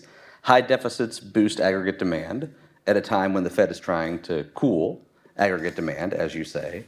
That, in turn, boosts the neutral rate of interest, which means that the policy rate needs to be higher for contractionary effects. In addition, high deficits require that the Treasury sell large amounts of longer-term debt. That boosts yields, could boost the term premium. The Fed, I think, can't just recognize that higher rates are going up because these two different effects have different implications. A higher neutral rate implies a higher policy rate. A higher term premium implies a lower policy rate. How do you think about that? How do you think about the fiscal situation as it affects the FOMC? How do you think about those competing effects of extremely large structural deficits? Yeah, so the way we've always kind of thought about fiscal policy and monetary policy is, look, there's lots of exogenous external factors that are not under our control. We just take them as given, and we do the best we can in response. The same is true with the exchange rate, foreign government monetary policies, all sorts of trade rules that get put in. Our job is to take that as given and do the best job that we can. We can't change those things because they're not under our control. So with fiscal policy, that's Congress's job to do whatever they think they need to do in the administration. My job is just to say, okay, whatever it is, that's how I have to respond. Sometimes it might make my job harder. Sometimes it might make my job easier. But that's just the way that monetary policy works. On the fiscal side, it just, we typically don't comment, but just as a former academic economist, running budget deficits of 7%, 6% of GDP in peacetime at full employment just doesn't sound sustainable. It doesn't mean there's going to be a financial crisis around the corner, but longer term, something probably has to be done to address it. Yeah. What is your outlook for the longer term neutral rate? I have a whole speech on this at some point. There's so much chatter about the long-run neutral rate. And my just general comment is, if you look at the real return on safe liquid government debt, might E-Trade just go off? That thing has been falling for 40 years. Just go plot it out. It just is just a long my E-Trade just got shut off. The rate of return to capital, due to some work by one of my colleagues in St. Louis, Ravi Kumar, if you look at the real return or the average real return to capital over the last 40 years, it's constant. It's very volatile, but there's no secular downward trend. There's something unique about safe liquid government debt, treasuries in particular, that is E-Trade down, driving this long-term decline. My session is in pause. So whenever people tell me it's going to bounce back up, I always kind of ask, it's been declining for 40 years. What is it that you suddenly think is now driving it up? Just a couple of weeks ago, we heard it's all the real rate, all the 10-year treasuries going up because our star is higher. Well, now it's fallen back 0.6. Is our star come back down in 3 weeks? These just sound like they're just really not plausible stories. You got to do a lot more work in thinking about it and estimating and understanding the causes of why it would suddenly start going back up. Last question from me, and I know you want to stay focused on the economic outlook, but I want to ask you about the Basel Endgame capital requirement proposal and your vote on that and kind of how you're thinking about how you might further engage with that. Yeah, I mean, the Basel Endgame is out for comment. We had an open board meeting. We all made our official statements. I voted against it. I thought it was excessive in terms of what it was doing, particularly on one element, which was this operational risk bucket, which is mainly due to like lawsuits, cyber, fraud. Those are things that don't typically occur at the same time as a financial meltdown due to a macroeconomic shock. So they're not correlated with market risk, trading risk, all the other things that might bring a bank down. So I just argue that because it's not really a threat to this, you don't need a separate bucket for this. You can use operational risk paid for out of your standard capital bucket. So that was my argument, and I think when I look at the numbers, operational risk is something like over 50% of the increase in capital. So, if there's some willingness to move on operational risk and some other things, there is a possibility that this could be put forward in a revamped way that would be acceptable. Okay, let's take questions. Yes, sir. Hi, Nick Timmeros of the Wall Street Journal. What the fuck? Governor Waller, I wanted to ask you about something you said at the beginning Why of is the he year. here? At the beginning of the year, there was a pumping disconnect this. between Was his tweet. what you and your colleagues were saying about the path of policy for this year Bro, Nikki and what the markets were pricing in. The markets were pricing in a lower policy rate by the end of this year. Bro, why is and he you there? had said, you What the kind of fuck? characterized this as a miraculous melting away of inflation that the market expected that you didn't see. Since June, we've now seen... Yeah, his bullish tweet. with He's just this tweeting week's out reading, bullish perhaps shit while 5 being at months these meetings. of better behaved core PCE inflation could be annualized around 2.5%. And so I'm wondering if that continues, if that would count in your book as this miraculous melting away of inflation. I guess the question I'm building up to is, at what point would you say maybe policy rates could be lowered, that a 5 and 3/8 policy rate wouldn't be appropriate if inflation could be sustained at 2.5% core inflation? Thank you. Yeah, so back in January, as Nick pointed out, there's been a couple of disconnects between us and the markets over the last 18 months. And in January, I was saying this was just due to forecast. We just had different forecasts. It wasn't like somebody was right or wrong. We just had different forecasts of what was going to happen. The market, I argued, as Nick said, I viewed the market was thinking inflation was going to be at 2.5% by the summer. I didn't think it was going to go down that far. Where we're looking at being for the 12 months at the end of the year is about what I thought it would be back in January, somewhere between 3% to 3.5%. That's kind of what I had in mind back in early January. So it's kind of played out that way. It's been bumpy. There have been months where it was much better and looked like it was going to be miraculous disinflation, and then it popped back up like in September. So I think it's heading the inflation rate's moving along pretty much like I thought. Now, if you think about in central banking, we talk about a Taylor rule or various types of Taylor rules to kind of give us a rule of thumb about how we think we should set policy. And every one of those things would say, if inflation's coming down, you don't need to keep, once you get rates or inflation down low enough, you don't necessarily have to keep rates up at those levels.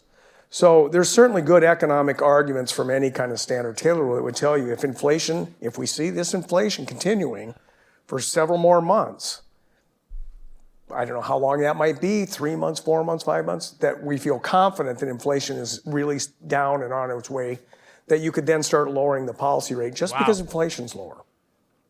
It has nothing Nikki to do T with is trying pumped. to save He the just got him economy to or talk about recession rate or- cuts. It's just consistent with every policy rule I know from my academic life and as a policymaker. If inflation goes down, you would lower the policy. Dude, it's Tim Rouse. Yeah, and there's just no reason to say you would. We're still a keep it little low, really though. It's high not and like it's inflation's not too back at bullish target, yet, but for example. in general, we were saying Waller was bullish. Other questions? Timmy tweets it out. Now Timmy questioned. He just got him to talk about rate cuts, bro. Like what? Like again, he just said the next stage. AI. My question was about how would you categorize inflation as being attributed to supply shocks? Definitely saw a different side of Tim Rouse this year. I'll tell you that because the supply much. rebounded, And then the yen is rocketing. back down versus the sudden jump in the money supply when the pandemic first hit? Thank you. Yeah, so I mean, this is a standard question people always try to sort of how much of this was supply and how much of it was demand, and my view is both, right? The thing that always leads me to think about it being a lot of demand is that if it was really all supply, prices went up, but when the thing reverses, all the prices should have come down. You have deflation. We didn't get deflation. Yeah, bro, you're we just got a popping off of that slowing shit, inflation. We got disinflation. That's it. It's just, So this that is tells all you off something happened that permanently raised the price. I don't know if it's the yen as much and that's as it typically is something on the demand Waller's side. reaction So to fucking Timber that's House. why I'm not a big believer that this is all supply side stuff, because we should have had deflation as all the supply stuff. Nikki unwound. boxed him into a corner. So it had to be a very and then strong just beat the demand bull out of element him. to it. Like, You know, there's a funny literally, problem he sorting tweeted out right supply before. and demand shocks. He lied, I you kinda know, use we were this a little following bullish off example. the statement. You know, if and then 50 Timmy of put us out the tweet, go to a little and then restaurant he that just only hit him has with a 15 he wouldn't seats, let him out of that. and they run out of food, is that a supply problem or is that a demand problem? The fact that 50 people showed up is set the him up. demand side, but the fact they ran out of food is a supply thing. But what caused them to run out of food? It wasn't they forgot how to order or Again, forgot how check to the cook. Fed They futures, just honestly. had so much demand they couldn't His keep bonds up. aren't moving as much. And I think but that was a the large yen and part of what dollar we saw are. on the supply side. It was just a lot of demand-driven changes, particularly goods in the early part of 2020. There's huge shift to goods. They weren't ready for it. And then this creates all kind of supply problems in terms of providing those goods. But it was initiated by goods demand, not necessarily some shock to the supply side of the economy. Yeah, literally. Let me build on your answer to that question to ask another. Before the pandemic, Literally March cuts. we were worried about March rate low cuts took a real little interest pop rates. ahead of that. We were worried about below target So you inflation. go see right here. How It's can we get literally inflation back March to cuts were target? getting priced We in were because worried of that. about the That's what I'm saying. possibility It's all the of Fed declining futures, and then inflation Timmy expectations. just beat the shit out of him. And as you say, over the decades prior to the pandemic, we just saw real rates go down and down and down. This is driven in Timmy's my view and the view of interpretation many was bullish, economists but then by how he answered it, I mean, again, slow-moving it turned into talking about rate structural cuts. factors, demographics, the supply and demand of enforced savings, technological change that affects the way people enter the workforce. Then we had this pandemic, and we had extraordinary fiscal and monetary support. We had substantial supply chain challenges, and now we're kind of unwinding all of that. Big debate. Does the world after this business cycle look like it did in 2017, 2018, 2019, or are we in a world of permanently higher interest rates? Are we in a world where the challenge is not to get inflation up to 2%, it's to get inflation down to 2%? It seems to me that if you believe that the 2017, 2018, and 2019 world was created by these sorts of slow-moving structural factors, you would conclude that the world after this business cycle. These are the will look quotes. This is awful what lot the like it did Wire is before the picking pandemic. up. Is that your view? So If not, those are the two where are statements we different? responding. So again, this is responding back to what I was Timmy saying that about caused the this. whole Again, R-star. March When odds people even say started to get a little declining uptick low there. real rates, This is they're literally, I talking just about posted real those in rates the chat. on government debt. I'm telling you, go look at the work my colleague Ravi Kumar at St. Louis Fed did and other academics that have done it since then. The real return to capital has no secular downward trend. Fed Bowman is talking It's now. Bouncing around, but it's at roughly 7% in real terms. Bowman says So sees risk technology, energy may hurt inflation. productivity growth. These Bowman are all says things that should be unclear more affecting supply that side as advances well. to curb. The fact so that Fed real Bowman's returns kind of in government hawkish debt right have now. fallen for 40 years and the average return to capital hasn't changed says there's something special, we'll use the word special, about U.S. Treasuries, and that you can't mix that up. There are explanations, there's potential explanations, but you can't mix that up with things that should be driving also the real return to capital. Because if those things were lowering it, that thing should be coming down too, and there's just no evidence of it. So there's something back to unique about yesterday's government debt, prices and you now. want to sort these two things out. What would be things that would not affect? And then you're right return back on up to capital, the but higher would point affect- or opening affect candle of the yesterday. real return on safe Fucking liquid Timmy. government debt. U.S. Treasury are special objects. They're very special financial instruments compared to a lot of things in the planet. So just looking at that and making broad statements about the economy can kind of lead you off in the wrong direction. Another question? Fucking Timmy. That's it, man. Timmer. Thank you, Mike. It might said fade the a little word bit, but for demographics, now, people are and still going to made run me that wonder, the working age population has sort of flatlined in the last 5 years. The birth rate and the number of babies born has been falling since the Great Recession. How does it look 10, 20 years from now when the worker to retiree ratio is going crazy and there's not the steady increase in working age population that we've had for the rest of American history? Yeah, I mean, the thing about demographics is they're very slow moving. They're generally, right, these are really slow moving. They're very predictable in terms of what can happen. So for example, the declining labor force participation started back in roughly 2000. It was forecasted out 20 years, and it's amazing how accurate those predictions are right now. It's just amazing. This really surprising thing you mentioned, which, you know, I have my own just general concerns as an economist, not as a policymaker, but the huge drop in fertility rates in the U.S. in the last 10 years is really stunning. We went from a replacement ratio of about 2, fertility rate of 2, to like 1.2. I mean, this starts looking like Italy, Eastern Europe. I mean, this has got very long-term consequences. Now, whether it rebounds or not, or it's just a hangover from whatever else, but that fertility rate, which hasn't been talked about a whole lot, is going to have some really long-term implications. 20 years from now, if instead of 2 children, every woman's having 1, think about just colleges. How many colleges do you need? Sorry, no offense to my academic colleagues, but it's these kind of implications that's, you know, if you're 10 years into this, you're talking just 10 years from now, you're going to see a huge drop-off in the number of kids graduating from high school, going to college, labor force. So I think this fertility rate decline is a major issue that hasn't really gotten a lot of focus. And like I said, it started roughly after the great financial crisis. You're 10 plus years into this already. It's going to start showing up in the next decade. Final question? Okay, well, I promised you we'd be out of here at 10:45, and it's 10:47. So thank you so much, Governor Waller. Thank you.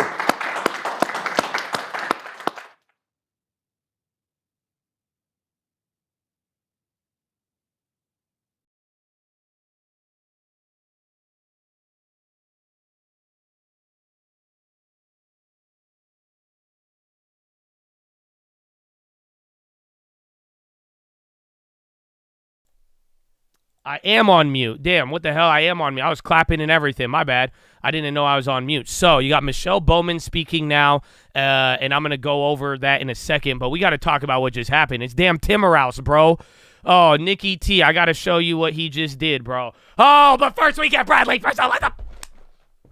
Oh, no one's on mute now, baby. Oh, you got the peach, baby. Oh, my gosh. That's a great way to lead into this conversation. You know why? Because Nikki T is like the peach of Wall Street sometimes. You know what I'm saying? But there's something better than Nikki T. It's the peach, baby. So Peach Nation, get your ass up, man. God bless you, Bradley Frizzle. Woo! Oh, I needed that. So here's the deal. Timmerhouse. That's the first. I was muted. Right when I closed out the video, all I said was effing Timmerhouse, bro. That's insane what just happened. So your boy Timmerhouse, what just happened there, and let me document it through you, so you could see it, because that was insane. So we were already talking about it, like right when it came out. I was telling you, it seemed a little bit more dovish. It was the same speech, but it had a slight, he was talking about recent data, and then sure enough, your boy Nick Timmerhouse, this was 8 minutes ago, right? This was before, no. It was this one, 26 minutes ago. He doubled down 8 minutes ago again. But it was 26 minutes ago. he started tweeting. He was like, well, this is what Waller said last month, and now this is what he said today. Pretty much, Timmy started pumping the bullishness, right? And then we were like right here. But then Timmy was at the meeting. So he was tweeting from the meeting, and then he asked Waller a question, and then he pretty much got Waller to say, let me find you the exact quote. One, he said, Waller pretty much in answering what Timmy tweeted, because Timmy asked it to him, he said, good economic argument that if inflation continues falling for several more months, you could lower the policy rate. And then he says, if inflation consistently declines, no reason to insist rates remain really high. And then you got to pop off of it. But like I was showing you, the thing about it, the Fed futures for March cuts, those started moving as well. So it's a very interesting dynamic that we have already gotten here, but my goodness, that's all it was. It sounds like a Looney Tunes plot. Timmy! It was crazy, but it just literally was another Timmer-Rouse pump. If you don't remember following Powell, I mean, Timmer-Rouse was the one who kind of helped bully the market more or less, but bonds kind of went up, but if anything, that move on the Fed futures, you're pricing in rate cuts now for March. It is actually kind of a wicked concept.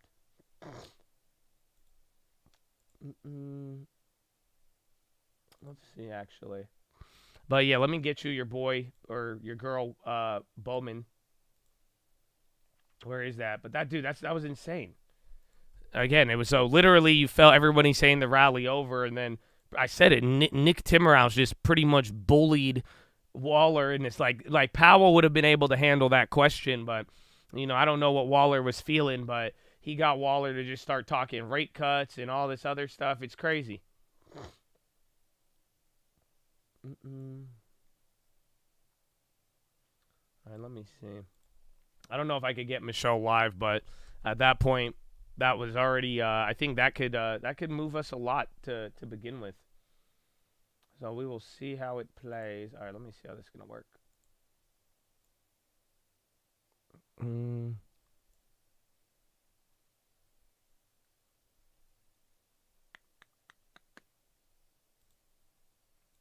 Oh, welcome conference. Bankers, lead us.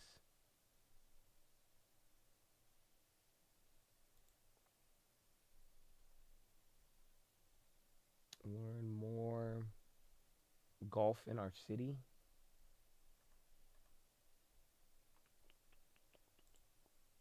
Oh, 3 minutes. Oh, I already have the text, so Michelle Bowman's not going to move much. The text is already out. So again, it's not that was the Q&A. We got to hear from Waller, but then literally, who would have thought Nick Timmerhouse would have been lurking behind the corner at that meeting? And then again, that was a Q&A. So Michelle Bowman, I don't think it's going to move much. We do not need to listen to it, but my goodness, bro. That was pretty funny. That was very funny. I think it was very wild too, but like, dude, where did he come from? Like, he literally, Nick Timmerhouse is borderline Santa Claus. If you want that Santa rally, it started with Powell. I remember, it was a month ago, beginning of this month when we had Powell. I was like, dude, Nick Timmerhouse was really kind of bullying the market. And now he just, dude, once again, we'll see if this holds up. Again, if the Fed futures, I do think that'll be an important part of it. But for the most part, that was already pretty wild.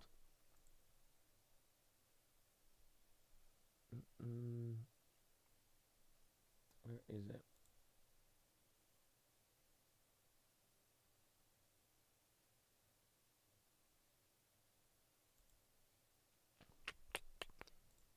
Bullying the market? Yeah, no, it really is. It's because it's bullying Powell, but it's like it's more or less. I mean, they're trying to.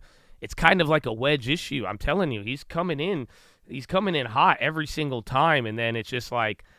I'm giving you the same analysis. Like I'm telling you, right? When I'm hearing, I'm like, okay, that sounds a little bit more bullish, but he's using his weight, influence, and mouthpiece, and then he's putting a lot more bullishness behind it. And everybody, again, I think those tweets are getting 300,000 or 100,000 views after like 30 minutes or so.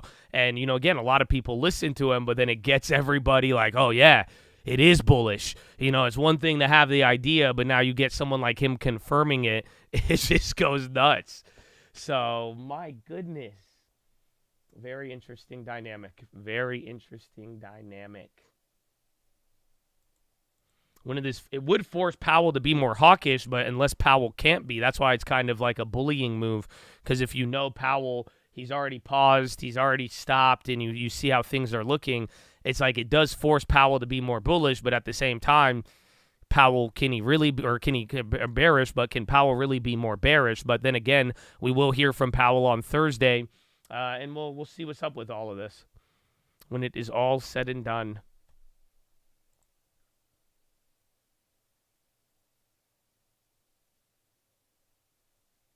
Let's see. We might drop here.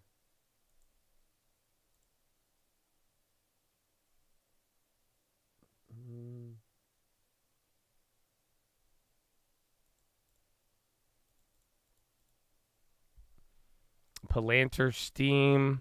Fed swaps price in additional easing on day for end for 2024. That's already hitting wires. On ABR, looks like growth. I could take a look at the chart, but if I don't know about the company, that does kind of limit me there. So Arbor Realty Trust sounds very familiar, but I mean, it kind of already looks like one of these REITs, I'd assume. I'd have to look into what type of holdings in the industry that they're in.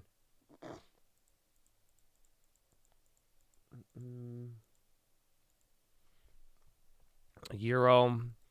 Trying to get retail to FOMO. Whatever it is. I mean, Timmy's been doing this since the last Powell. That's all I know. You got a pretty big red there on the NASDAQ.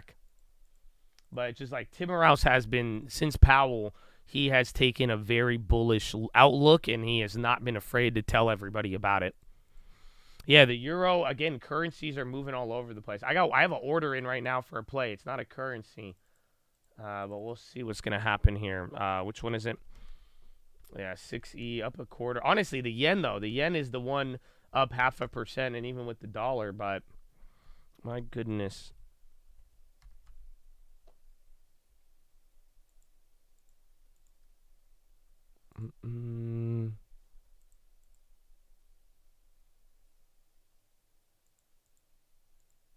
I'll let it chill there.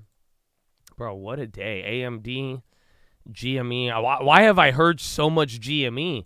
I saw GME in the Twitch. I saw GME in the YouTube. You guys were going, oh, it's because it's up 9%.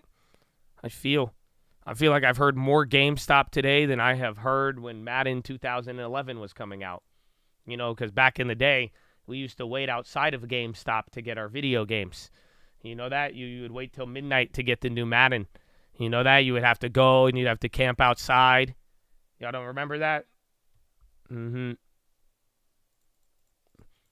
But other than that, that's the only thing I've seen there. The end of the golden age.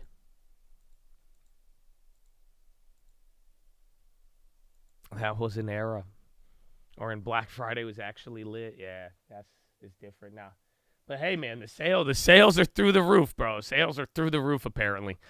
Outlook making moves. There was an update yesterday on them. End of the year is what people were looking for the one thing. The end of the year for the Outlook thing. The trial, I believe.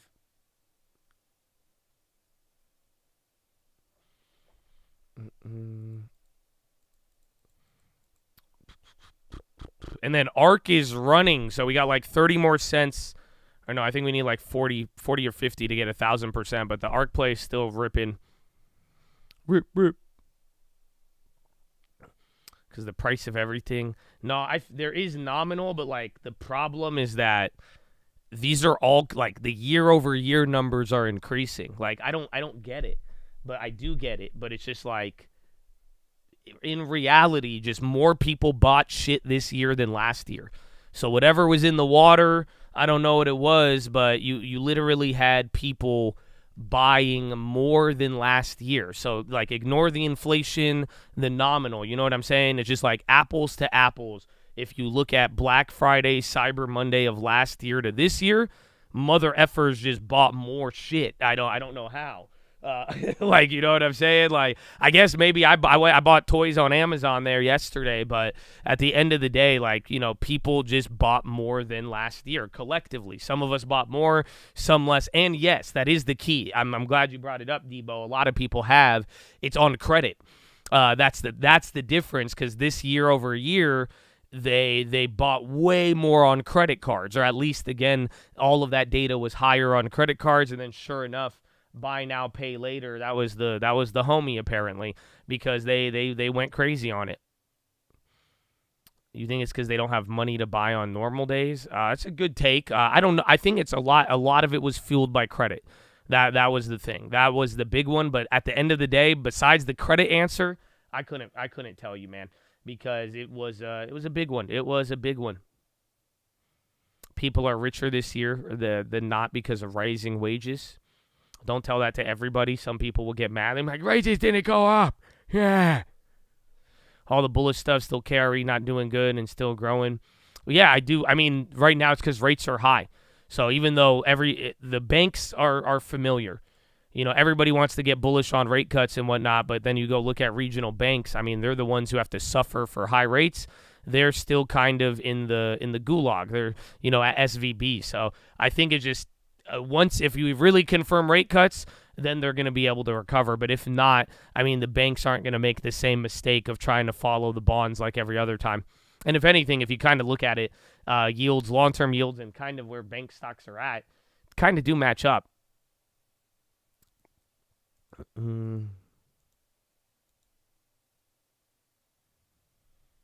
Things were cheaper this year. Yeah, people bought shit, though. That's just whatever it was, the amount of sales year over year. Just this was a way more active holiday shopping season, which again blew some people's minds. It was wild in and of itself. Tesla's still on the high. Again, I'm gonna keep KRE up there, but I need to go to the bathroom. I hope they don't go to commercial. But follow me on Instagram at the Trading Fraternity. I love you. Good morning, good evening, good night, and boom! I made a play. Let's go. All right. Well, actually, before I go pee. I put in a limit order for like 10 minutes ago. I'm going to start with it. You'll see. Let's see if you guys know what I did. Does anybody know what I did? I did something. I put a bid on it like 10 minutes ago.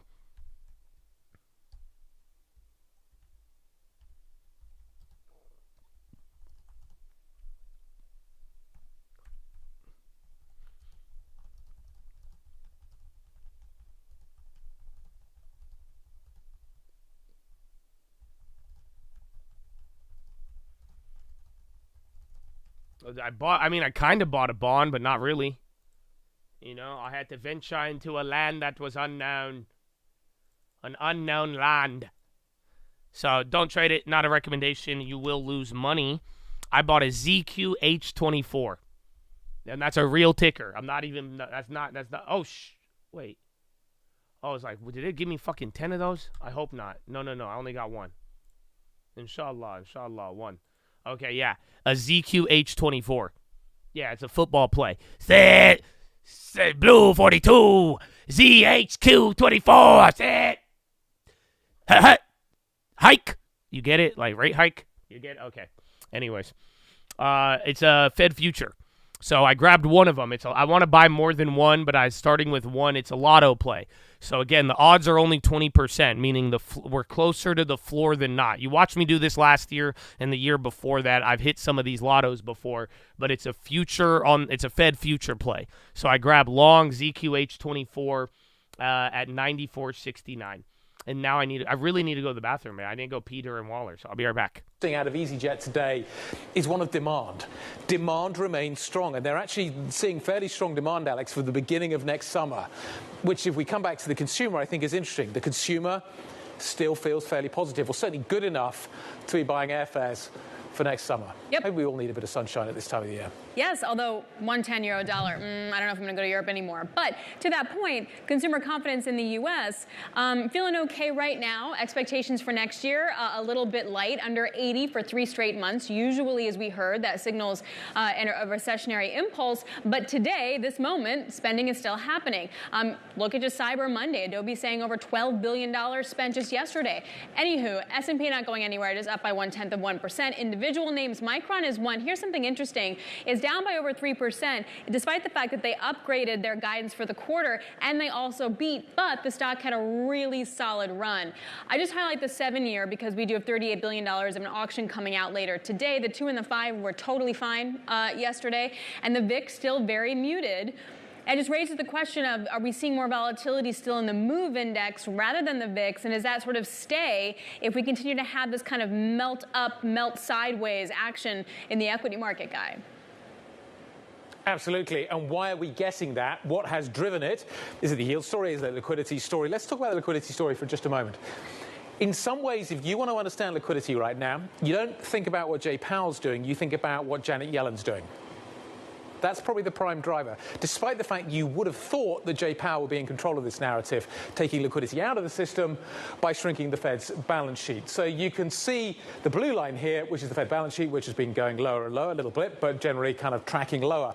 What is interesting of late is liquidity has been rising. Why has liquidity been rising? Well, look at what the Treasury's been doing in terms of where its issuance is. It's at the front end. It's in the bills market. That's how they're going to fund things at the moment, which has drawn money out from elsewhere and has changed the liquidity profile within the market. The question, Alex, therefore, is what impact is that having in terms of financial assets? And that is our question of the day. Does liquidity explain the rally that we saw in November? Joining us now, Bloomberg's chief correspondent of global macro markets, Liz McCormick, and Simon White from our M Live team. Simon, in reality, this all stems from a column that you wrote.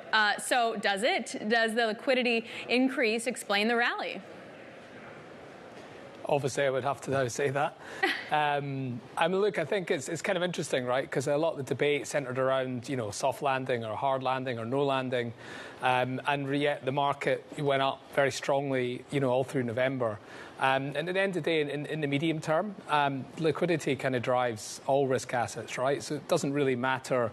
It does matter in the longer term, but whether you or I think there's going to be a recession or whatever, ultimately that will affect liquidity conditions. But in the near term, it's liquidity that is everything, right? Without liquidity, it doesn't matter what people's long-term view are of the economy or anything like that. Nothing can move, right? So you had this big surge in liquidity. Already you had underlying favorable liquidity conditions, but they were kind of enhanced by this dynamic that Guy just. He's actually really smart. I like him. But yeah, all right, Chad, I'm back. We're back. My goodness. So you're still up here. This is actually kind of wicked. It's all from the Timmy Pump. I don't know if there's news on Plug. SPR. Then they got like a new senior vice president. Remember, they got halted in the morning, and they did that. Is a 7% candle. Oh, it does look like it's going crazy here, but it doesn't. I think this candle, and then we might be a little bit behind. The bond auction is going to be at 1 p.m. today. So even then, that Fed future play, be careful because the bond auction could fuck it up. Keep that in mind, but.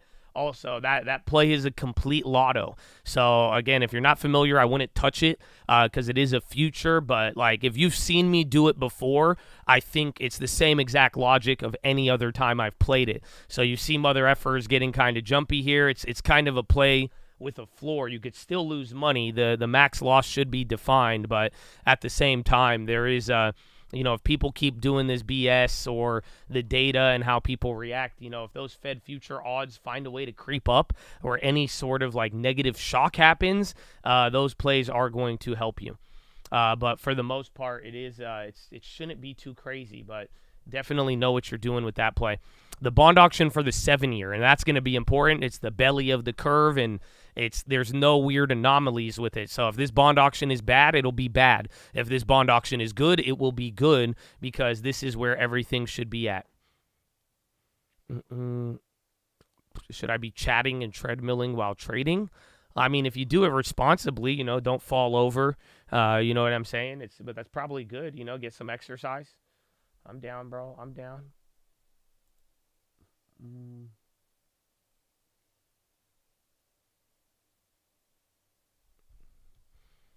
If the bond auction, if the yield comes in lower, I think the market will respond very, very favorable to that. Otherwise, if you do, if it comes in higher than the when issued, I think the market might take that negatively, because then again, if everybody, you see the bond rally, everything, why didn't people show up to the bond auction? It's already a lower. That's the only anomaly, is that it is lower than last month, and I think compared to the bond that's being offered, it already kind of shows some demand. But like I'm saying, if that number comes in high, it will definitely leave people scratching their heads more or less. Oh, prayers being prayed, plug being paid. Oh, Captain's Sour, bro. Your third super on live. Bro, you just came out of nowhere with the super chaz, bro. God bless you.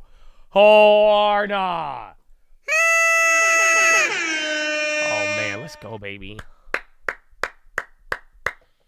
Hey, man, what's up with the weather? 37 in Sacktown? Yeah, bro, it's cold.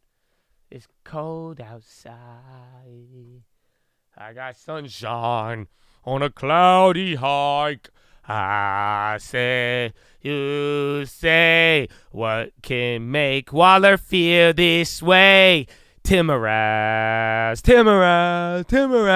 talking about my Timorous. Bang, bang. That's the story of today.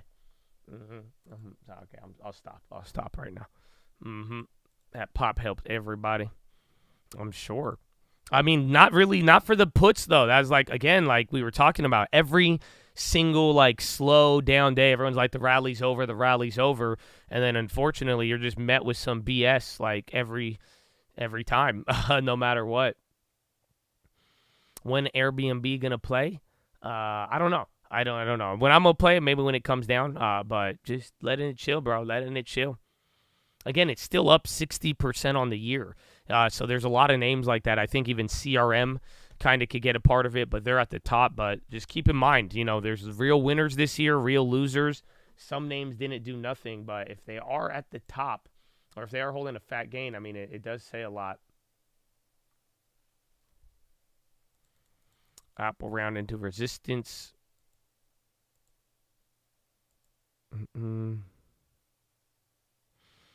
Wife's father, as you're looking at IEP, Hindenburg came out that made it tank. It's a dividend trap. The IEP thing is kind of old, so I haven't heard anything new ever since. I think their earnings, ICANN made a couple of things, but was there like a new article? I haven't heard anything recently on it.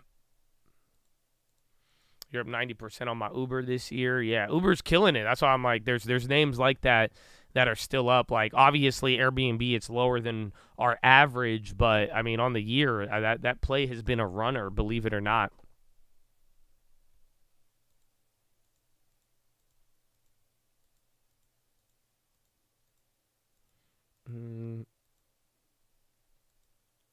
Why gold? Gold in general, this was from the last couple days, especially rate pause, rate cut comments. Oh, I didn't mean to be in the chat. I didn't have to type in GLD. But, like, again, market ripping, Waller talking about rate cuts, Tim Rouse bullying him. I mean, that makes sense on the gold move, and it was already up. And there was, what's it called, too? There was some talks earlier this morning of the ceasefire kind of having problems there. The ZQH, I just explained it. I was on, where was you at, my man? But it's a Fed future play. So unfortunately, I wouldn't take that play if you haven't seen me do it. I've done this play probably 3 times in the last 3 years, but it is a play on the Fed futures. It's a play on rate cuts being priced into March. So if there's either a crisis or everybody gets really, really bullish or the data comes in, that play will go up a decent amount, but then the good part, it kind of has a limited floor. But it is extremely risky because this play shouldn't work. That's why. So I'm making that play kind of expecting to lose.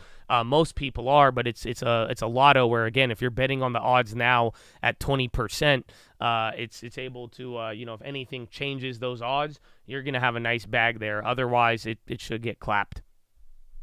But ZQ is the Fed futures.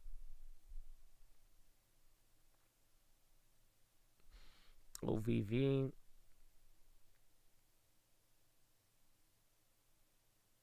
Why is NVIDIA struggling? It's the same reaction as last earnings. They're literally just good earnings, but it wasn't enough, apparently. But, I mean, there's a lot of ways to cut up the NVIDIA earnings, but it's just playing out exactly how it did last time.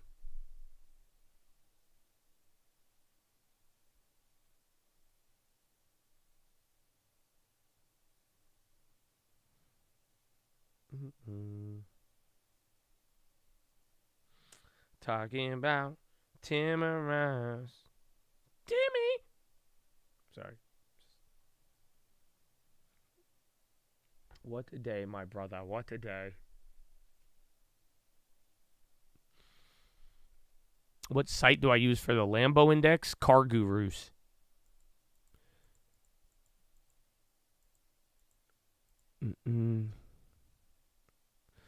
You got to watch on Twitch to comment. Now you got to watch ads when you pay for YouTube, so I don't have to watch ads on the only stream I watch.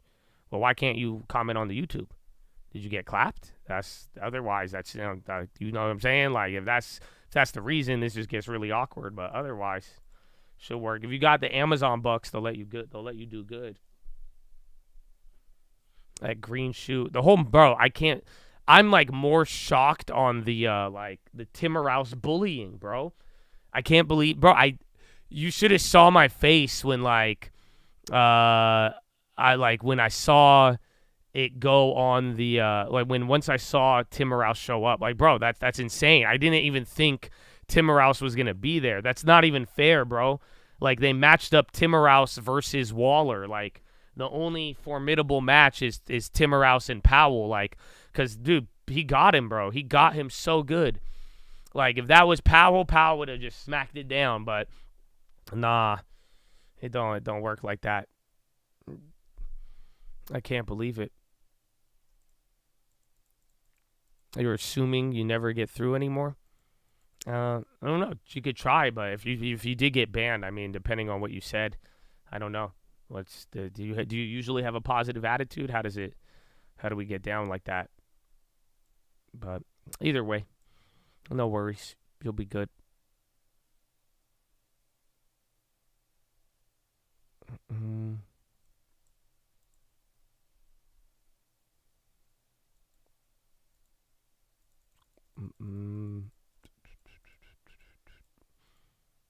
Anyone use TradingView to make trades through TD Ameritrade? Oh, you could link them up? I didn't know that. It's like Rocky versus Creed. Tim, that was just surprising. Again, we had a lot of things to. I'm glad we were listening to Waller. You know what I'm saying? I'm glad we actually got to listen. I think the bullying's necessary because the Fed speakers are playing the data-dependent game. It's tiring to hear no answers. That is true. A lot of people are mad. And I remember I was just about 2 weeks ago. I was just telling you how people were getting pissed off at the Fed speakers because they were not saying anything new. It's like, what's the point?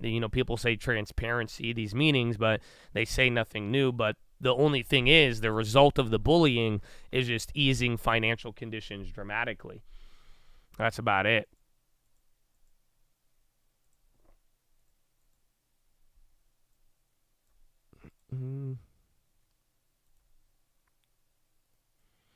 You could connect TD with trading. I don't know. Maybe that's the word on the street. You in the chat are invited to my B-Day celebration today. Oh, Dago! Are you kidding me, bro? Another year. God bless you. Happy birthday, Dago. Oh, no. Oh, my goodness. Oh, my gosh, bro. Dago, happy birthday, bro. Thank you for all the years, bro. You've been a great part of this community. Integral. And, bro, even to the point, bro, literally, shout out to the wife, the new puppy, everything, man. And even finger to the sky, bro. Are you kidding me? Happy birthday.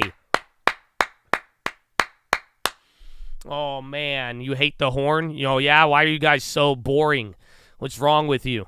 Honestly, we had this talk yesterday on a birthday celebration for Dago. Y'all are whack if y'all can't get down. Horn! Oh, my God. I'm sorry. I can't hold back. Oh, man. Oh, man. I live for the birthdays, bro. So I don't know. Y'all, I think y'all focused on the wrong thing. It's Dago's birthday, baby. Oh, God bless you. That's what I'm talking about. Dago, enjoy it, man. Enjoy it in another year. In another year for the long term. I know you got the long term, baby. Amen. Amen. Amen. Oh, my goodness. Oh, my goodness. Ba-da-ba-ba-bop. It's your daughter's birthday, too. A happy birthday. She could party, man. That's it. We go hard on the birthday celebrations. It's Dago's birthday. That's crazy. Man, bro. That's my hairline brother, too. Y'all don't even know. Y'all don't even know, bro. I see he got married in an SGD cap. Stop playing with me. I'm going to turn up, baby. Stop playing with me. Bond auction is at 1, so you got about 2 hours. 2 hours and 45 minutes, I think. Or 11, 12, no, 1 hour, 45 minutes.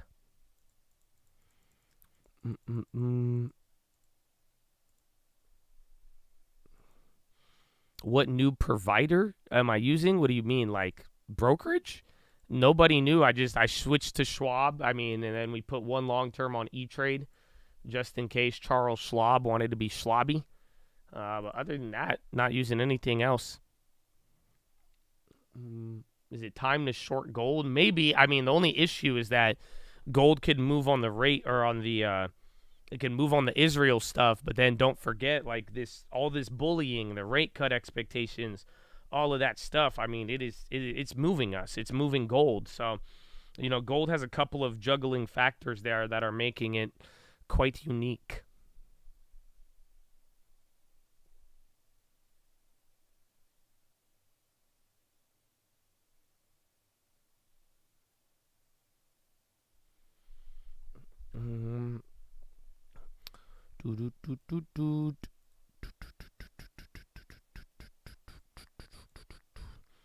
Oh, pleb. You've already been on the BBB list, man, so you're banned.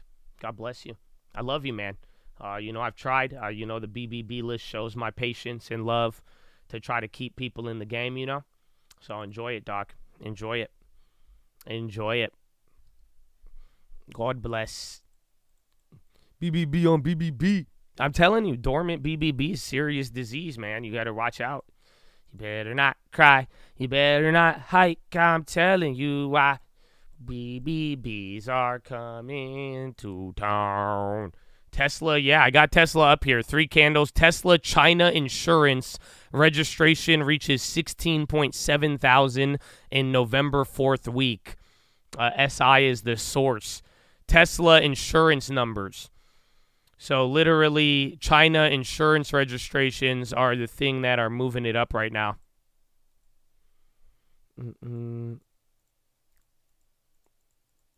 BBB, oh, it's baby back bitch, for those that don't know. Yeah, it's dormant. It happens. I get it. I don't judge people for having it. You know what I'm saying? Like, I have it. I've had it rise at time. I've been a baby back bitch in my life. So, yeah, BBB. So we have a BBB list as well. So it's kind of that way, to prevent unnecessary bans, but also to make sure that a history of shame is there. You know what I'm saying? So it's good. It's good. Some of y'all laughing, but you on it. I'm just saying. So just be careful, like in that sense, man. Hopefully you've been aware and stay in the game and be loving and a positive influence in the chat.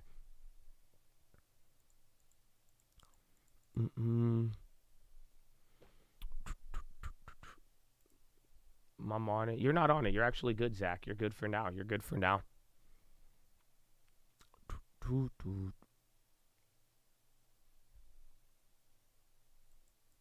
Yeah, they ain't never seen the. See, look at Arlette. Look at you. Hey, they don't know. They don't know, man. They don't know.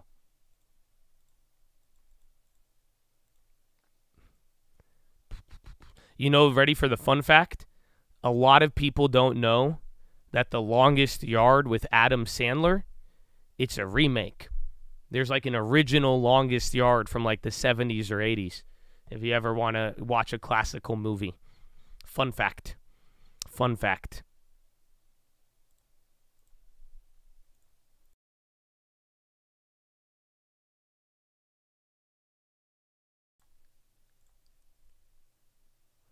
And Burt Reynolds in both of them. Exactly. A lot of people don't know that, though. So some people get their mind blown. They're like, what? They thought the Adam Sandler one was like the original longest yard. It's not. Have I ever tried real estate abroad? Kind of. I've done a joint venture with one of my friends, but other than that, not really. I've never actually owned as an individual. I've never owned foreign property. Oh, you thought it was bootleg longest yard? No, it's the classic. It's good though. It's good. I love the Adam Sandler one. That's one of my favorite movies. It's a great one. It's literally one of my favorites. Great movie. Great movie. Mag 7 will soon be cut in half. Well, for now, we got the S&P 493.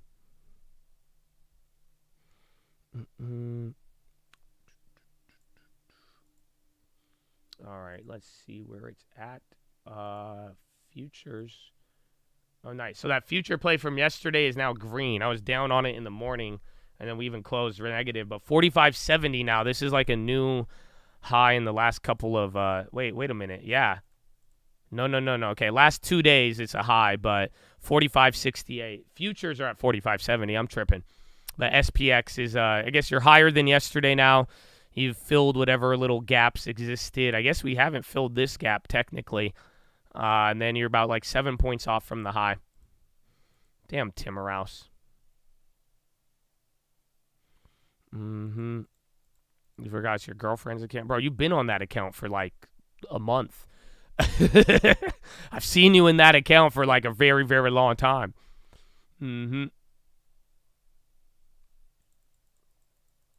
Burt Reynolds made Trans Am super popular. Really? I did not know he was as a result of that. That's crazy. That man, bro, Timmy, I'm still tripping out by it. Again, I can't believe the first time he bullied the market, I even told him, I was like, man, he doing it again. But now it's like, dude, once again, Timmerhouse is coming in with the hammer out of nowhere. We've never felt so disconnected from the markets in my life.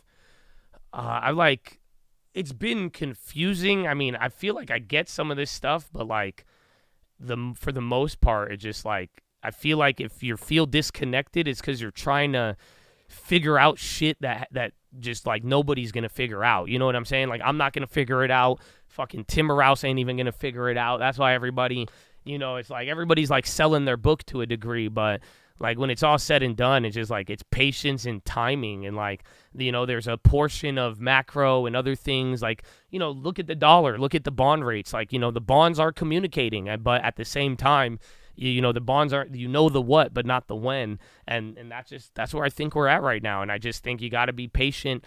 The thing that's got the best of me has been a lack of patience. And again, greed, trying to make a play or make a move when rates are at 5% and it's just like nobody's giving answers, even Powell himself. So I think if you follow the compass, the broader factors and really stick to it and ignore everything else and are patient enough, the hard part is in the waiting right now. If we're pricing in rate cuts, will that lower demand for the bond auction? No, that would raise it. Because, again, if you're pricing in rate cuts, what should you do? You should buy that 4 or 5% coupon today if you think in the future it's no longer going to be there.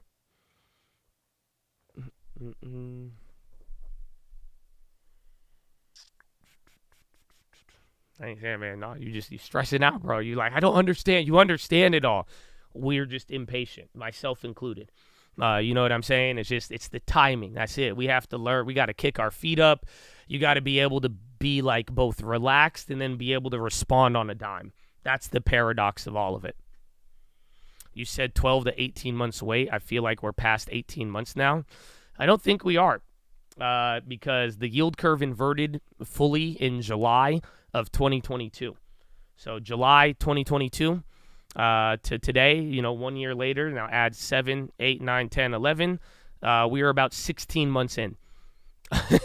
So two more months, which will put you around January, I guess, or I guess December, January, maybe February. And then at that point, that's when we start hitting the averages. And then it's so far, I believe we're entering into almost 60 days of rates being paused.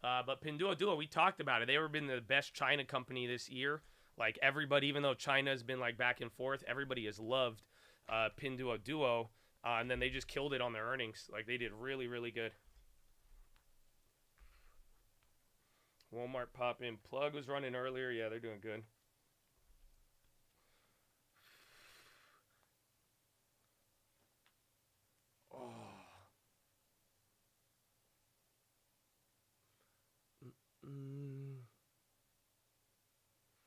Thanks for that, of course. 45.75 on the futures. What's this on SPX? So if we get above the other one, I was talking while I was doing my stretches, like you should have been doing. 45.66, I think 68. So 2 points, and then you're going to break out of the pre-Thanksgiving high.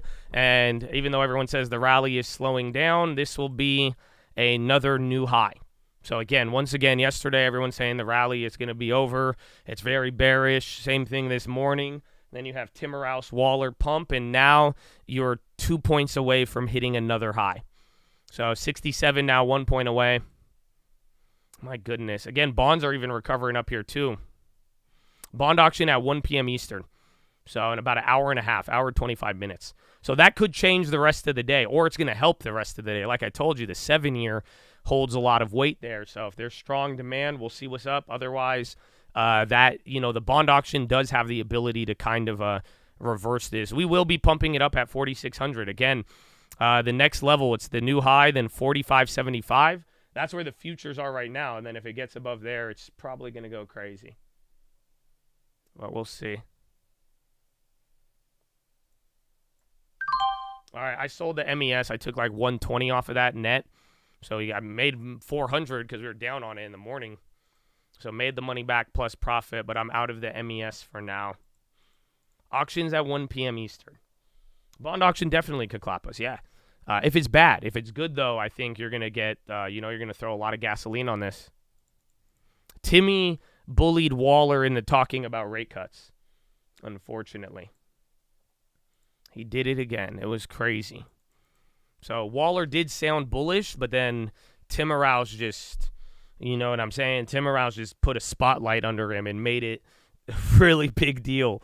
Then the market just started going crazy.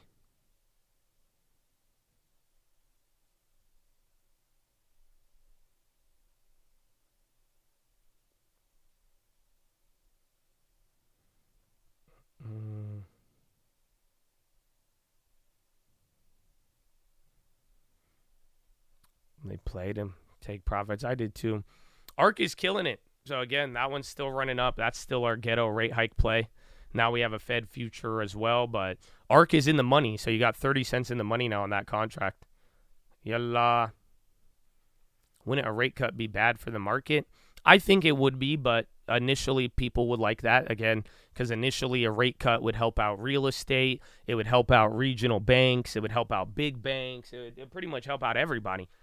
But then again, that just means everybody needs help.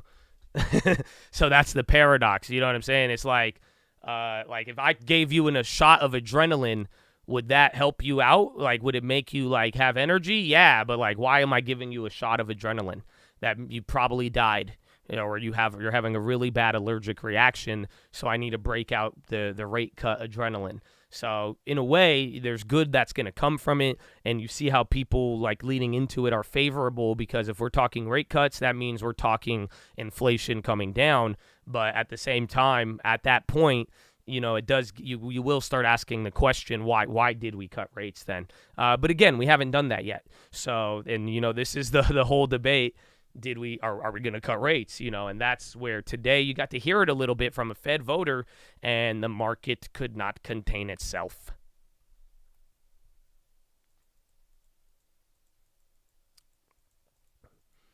Yeah, banks still borrowing tons of money. They need Fed rate cuts. I think that's one of the things that I think is getting overlooked. Again, we just talked about it when looking at the banks here earlier, but like, for real, like banks would immediately benefit off of a rate cut. So even though it could be bad for the economy and consumer down the line and the implications, banks would immediately benefit if the rates go down. All of their held to maturity portfolios would get instant relief. And then NASDAQ hitting a new high there. So I think you're about to hit another high in general.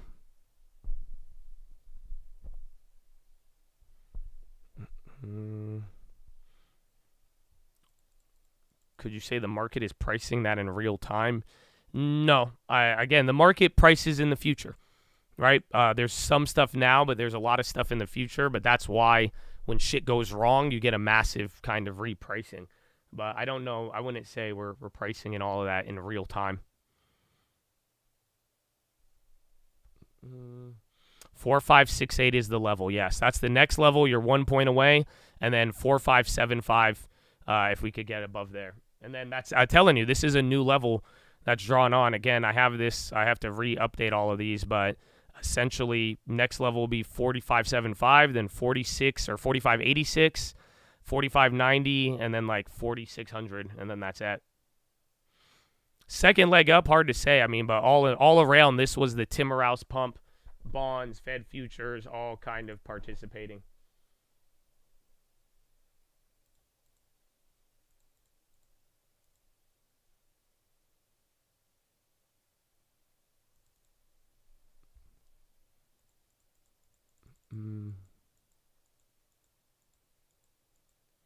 We're going to have one of the biggest corrections in history after all the nonsense. I mean, it's still weird. You know, the thing about this year is that it was a really bad year, believe it or not. Why do I say that? Because the S&P 493 is still clapped. You know, there's a lot of names that got murdered here, but unfortunately, you do have just 7 names kind of holding up in their own little weird fashion.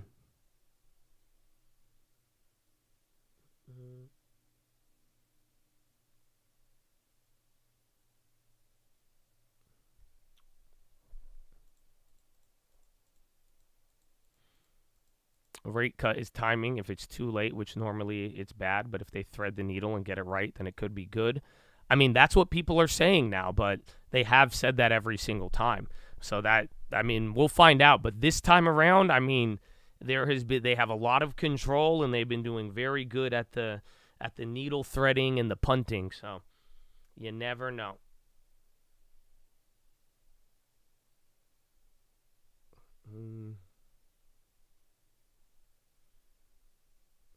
Look at all the new 52-week highs.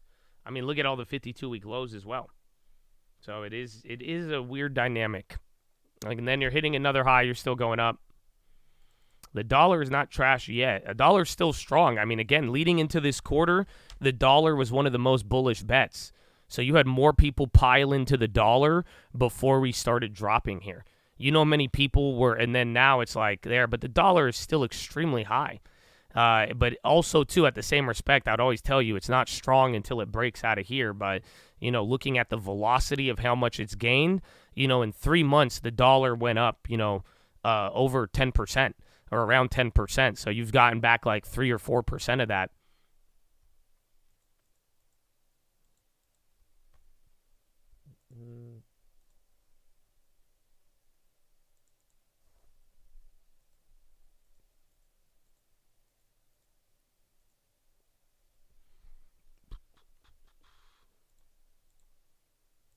All right. There's plenty of liquidity to go around. What is this? Honestly, headline indices tell you virtually nothing at the moment. Volume is still relatively light. You're not getting... All right, I'm going to go to the bathroom. Follow me on Instagram, @TheTradingFraternity. I love you. God bless you. And I'll see you in a little bit. What happens at the end of that pause? FTSE down a little bit, DAX up a little bit, CAC down a little bit. Luxury goods, though, are one element of that CAC underperformance. It's not significant, but it is there. HSBC cutting price targets on a number of European luxury stocks. The stock sector, therefore, under pressure. Ariel Hassan, Demutier, HSBC Director, Equity Research. There you go. Demutier? Moutier. There you go. Alex has been practicing. HSBC Director, Equity Research, Luxury and Sporting Goods. Explaining her call next. This is Bloomberg.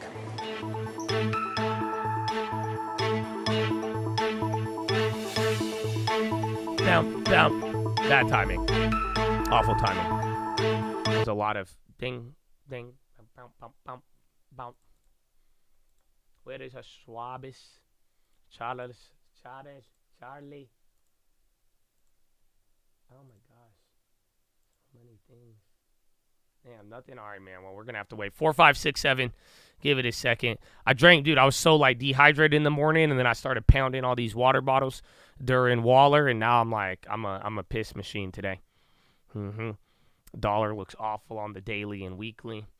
Yeah, I mean, but just I encourage everybody with like the whole last 3 months, like it's so easy to get focused on the short term and then just looking at the market going just straight up vertical.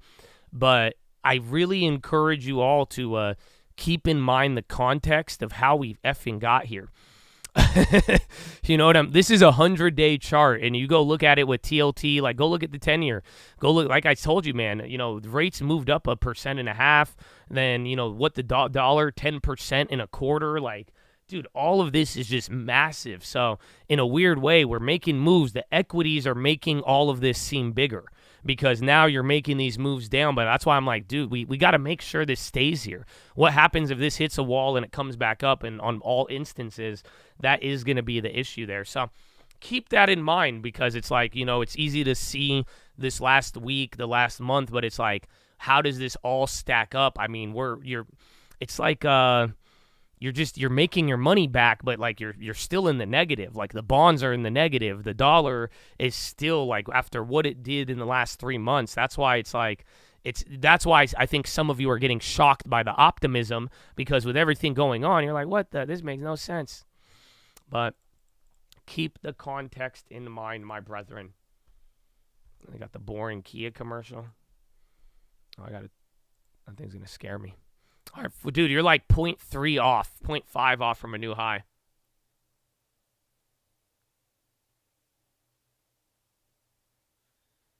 Straight casino. Yeah, it's literally like the slot machine, 100%.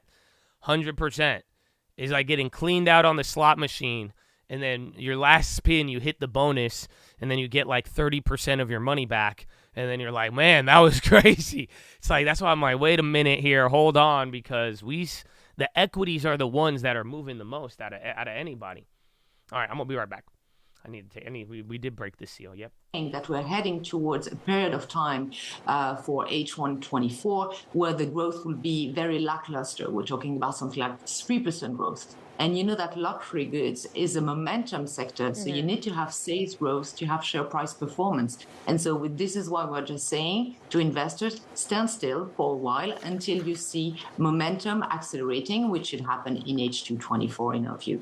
Yeah, in the note, it was, quote, goodbye stellar growth. Where do we say goodbye to stellar growth from, and where do we still see any kind of stellar growth? We expect 8% for the luxury sector in 2024, which, by the way, is a little bit above their historical average. And for this, we expect two main regions to drive the growth, which would be Japan and Asia-Pacific, excluding Japan and mainland China. And these two regions will be boosted, actually, by the growth of the Chinese consumers traveling. Ariel, how ruthless are these companies in terms of protecting their margins? The top line starts to slow down. What can they do to reduce costs? Are they having fewer catwalk shows in crazy places? Are they reducing VIP events? What happens here to protect the margin? Well, margins do not really have to be protected because you only need 2 to 3% growth to maintain margins in the sector. That is true that in the past 5 years, well, in the past 4 years, between pre-pandemic and now, the margins have exploded. On average for the sector, they have grown 500 basis points, which was linked definitely by the price increase that all these brands have passed on during this period of time. So now we are entering a phase where definitely, and Mr. Johan Rupert has said that, the CEO of Richemont had said that during the last call that he made with analysts, saying that probably the price increase, he said exactly, I don't think luxury goods industry will be using pricing as a tool for the next 2 years. That is true that pricing will not grow necessarily in a big proportion in the next 2 years.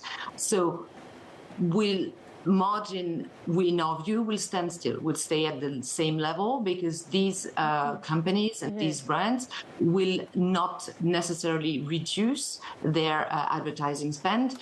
They will maintain it in a percentage of sales, so that should not impact margins.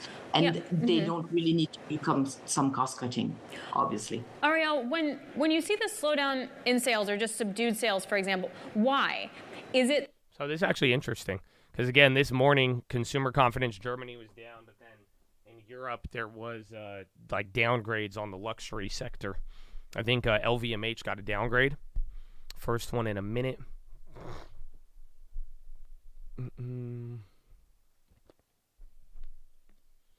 That was Hassan Dumatur. She's from some fund. It's not saying.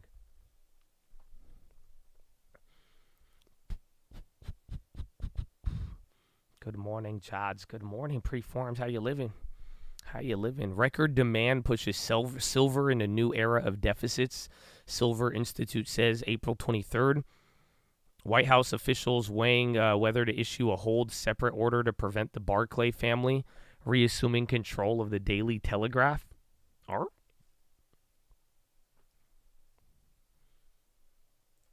And then is the yen. There was those Japanese headlines. The yen has just been gassing all day. I mean, I was just talking about the rollover yesterday. I'm kind of mad.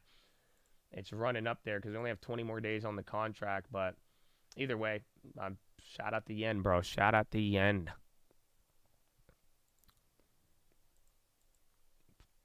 But even then, the yen is the same logic as the dollar and bond. Like, it has a long way to go still. So whatever strength we've seen on anything, just remember, it has to maintain. You know, the velocity has been quite impressive, but we do need to maintain. And did we hit the new high? No, you hit right below it. So you hit 45.68, but you did not go above that top wick there that we had a couple of days ago.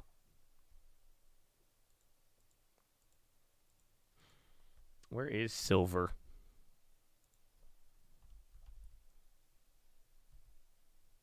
What are silver futures? I've never looked at silver futures. Do they have them? Yeah, so I usually just go to gold. I don't really look at silver. Gold 2060 SI. There, damn, $25? No. I guess this is back to, damn, it was at that in the beginning of the year. Hold up. Yeah, I guess this was, where was it? Where was when everybody went crazy? This was around the same, like last time motherfuckers tried to squeeze silver. It was, I think it started from this point too. That's actually crazy.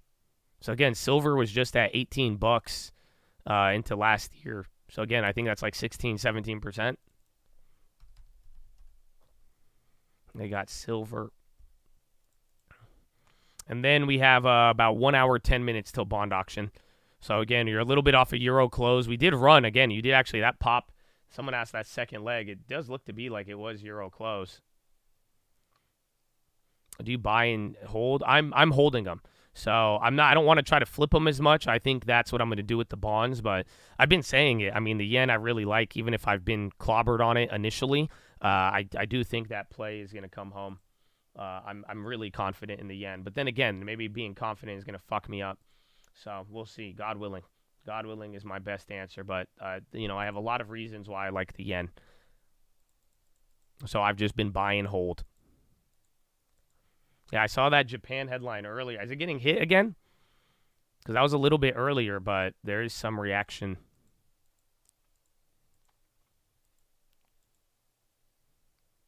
Want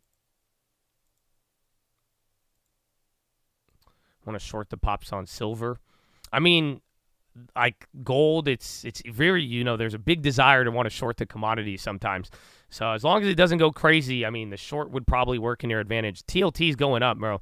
We're getting big demand here now coming. I think even the 10-year has more demand than the long end of the curve today. So, I mean, this is already getting interesting for that bond auction.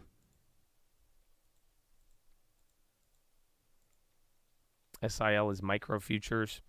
There is a yen ETF, YCL, but it's not going to... It does kind of come with a little bit of negativity in the sense that it's not gonna, there's gonna be some natural decay using one of those like levered ETFs, more or less.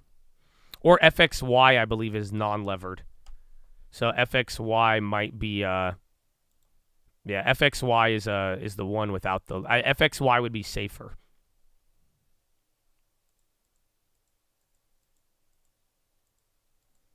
Has the market always been this scammy? Yes and no. It just kind of depends. It runs there. You'll get your turn. Sometimes the scamminess hurts you. Sometimes the scamminess helps you.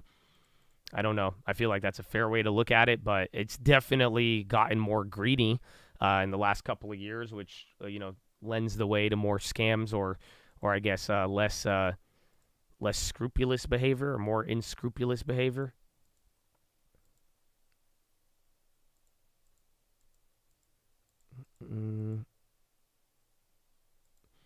Would you ever sell stock to get rid of debt? How much is the debt? So, like, how much interest? What's the interest rate on the debt? So, right now, in a world where you could get paid to not have debt, it may be a good idea. But it's just you gotta look at it rationally and make sure it lines up and makes sense.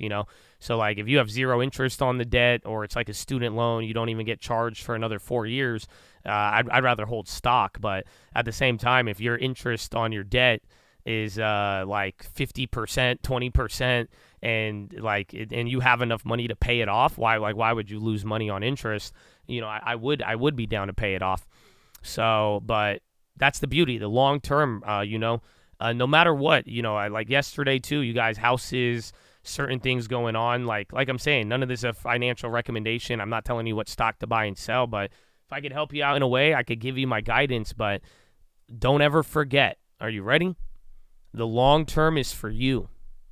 That is your money. That's the beauty of it. My friend, if you saved money and you had it, if you want to pay off debt, you want to buy a car, you need medical stuff, you need a house, who knows? Maybe your siblings need money. Maybe somebody needs something. It doesn't matter what it is, but the whole idea is you have that long term. So, yeah, if you're on 0% for the next 18 months, I wouldn't sell in the long term.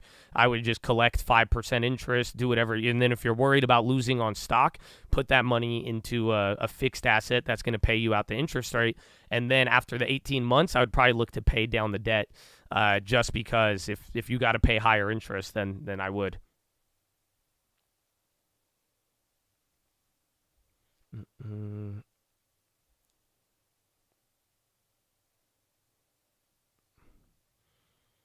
I'm a philosopher and a factual guy and probably any other good thing, so I'm asking you if the best idea is a bad idea. What are you asking me? What was your question?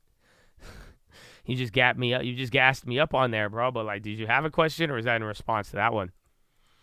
Taiwan's Foxconn sees boost India iPhone output with $1.5 billion plant.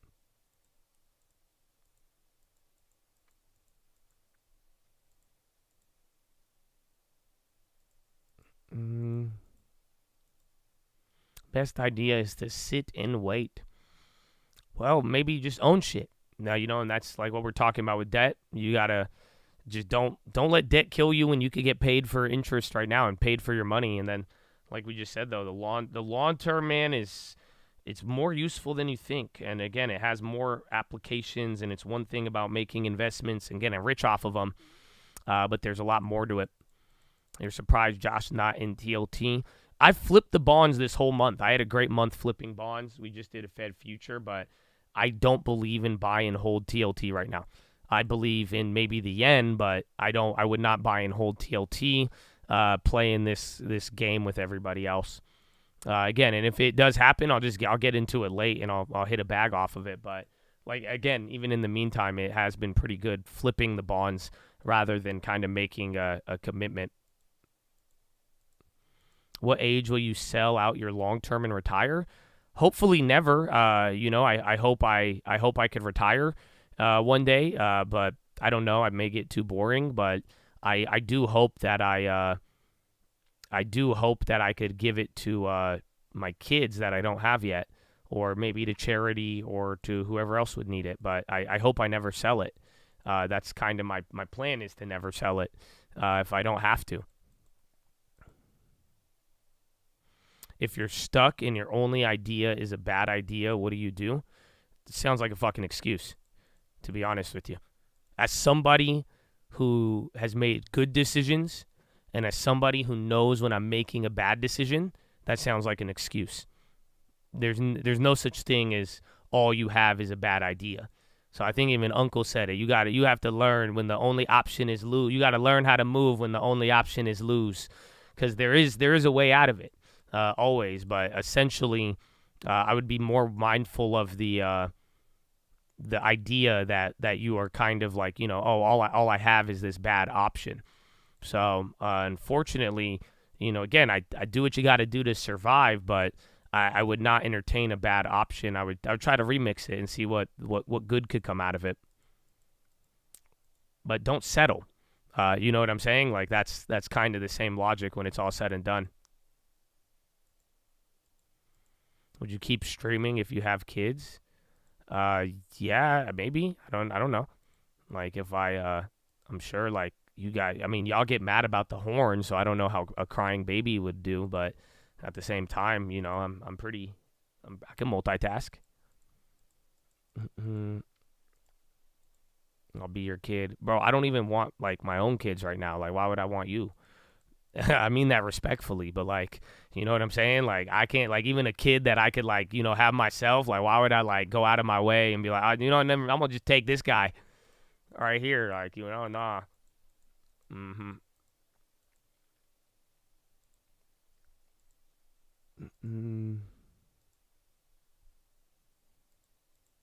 Josh trying to have 8 kids, stop the cap. I don't know. I had this talk with my mom and my girlfriend the other day.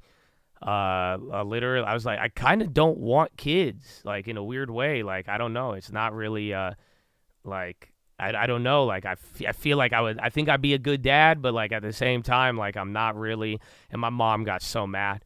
She's like, no, this is how God develop you. You will learn to really love beyond outside of you. I was like, I don't know though. Like, you know, it's something, yeah, like, I don't know. It's just weird. Like I want, my mom said, stop the cap. She's like, that's not what you said when you were younger. And I was like, yeah, because I was like, I'm still like, I feel kind of like I'm a kid. Like, I feel like I have so much more growing to do, and all of that. So but then again, like, you know, I got nieces and nephews. I love it. Like, I love my nieces and nephews. That's why, like, it's like I get to have kids, but then I don't have to take care of them. So I'm down with that.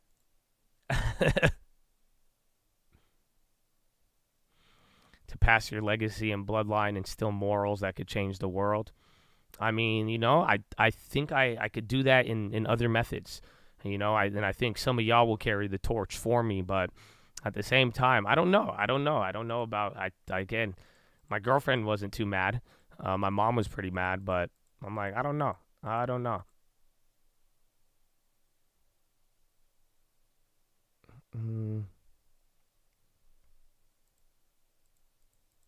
Is your mom older or younger? You're 52? Oh, she's way older, I think. Don't tell her I said that.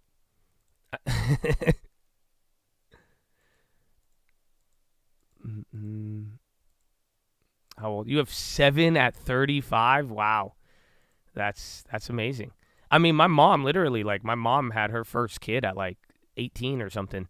So, like, my mom was in like low 30s by the time she had me. So, and like I was the last one.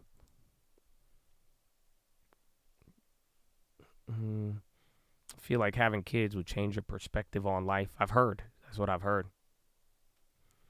You didn't want kids till you met your husband. He's worth having kids with. Yeah, I think my girlfriend would be great. Like, I'd marry her. She'd be a good for the kids, but I don't know if I would be good for the kids. I don't want. I'm too busy.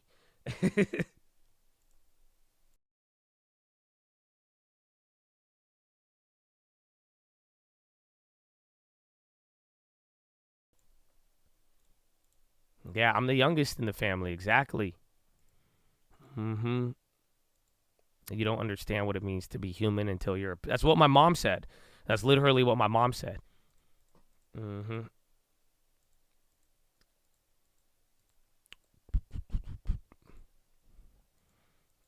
Lots of fun. No, we'll see. I'll take it into account. I think I still got time, but that's what my mom said. She's like, you don't want to have kids when you're older. She said, no. My mom told me, well, I don't know what the hell happened, bro. My mom was like, get married, have a kid, go get your hairline fixed. I'm like, Mom, what's going on? Calm down, Mom. I got time. And she's like, no, gotta do it now. I'm like, Mom, calm down. Calm down. Listen here, Mom. All right, I'm gonna go get my hair done then. Shit. Say less then. Say less. You want me to listen to Mom? I'll listen to Mom. That's all. And I'm about to now let me start rebuking all of you. Let's go. We line them up. You're going to get some real rebukes now. Y'all want to follow Mama's handbook? Let's go. Let's do it. No more. We're going to do 10 minutes of stocks, 6 hours and 50 of straight Bible study, and hallelujah, hallelujah. Y'all ready? Man, y'all. You ain't getting any more energy. That's what my mom said, bro. Stop it. Did y'all talk to her? What's happening, man? This is crazy. Y'all sound, that's good, though. I like that. I the fact that some of y'all share the same, like, thoughts as my mom, I vibe with that. That's dope, bro. That's dope. Y'all saying the exact same things. That's crazy.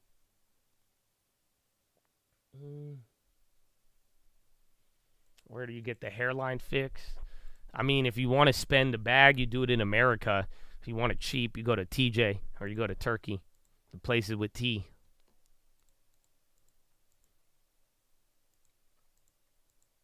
She wants to be a grandma. She already a grandma. She got so many grandkids already.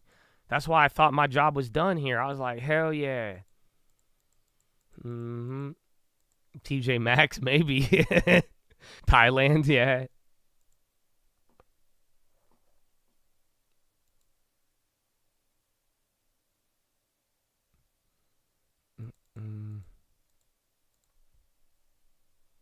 You're doing stocks with your 9-month-old daughter. Sometimes she hits the keyboard and makes play. Let's go, baby. Let's go. Get her a lawn tarp. Get her a lawn tarp. Amen.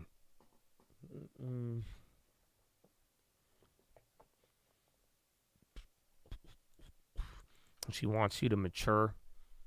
Yeah, but, I mean, I think I've gotten maturity to a degree in certain areas. Other areas, I'm still a child, but at the end of the day, like, I've met people, though, with like, several kids, and I've, you know, you guys do say it changes people, but I'm like, I don't know, man. You know, there always is the instances. Like, bro, I got friends I grew up with, bro. I don't even think they take care of their kids. That's why I'm like, I don't think it really changed them, more or less.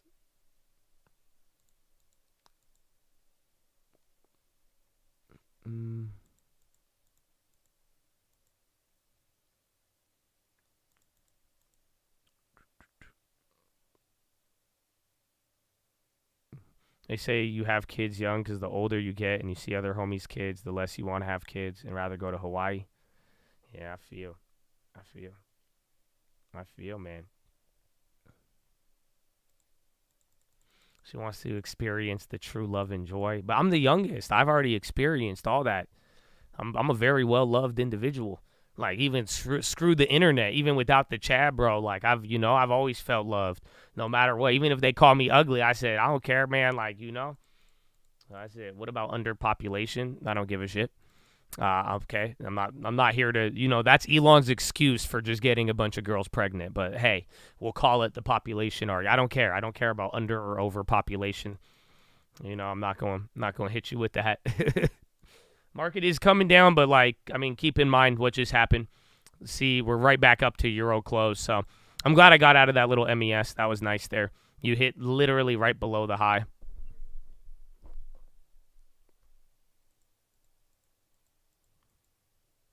Josh, definitely youngest child vibes. Yeah, for sure. For sure, bro.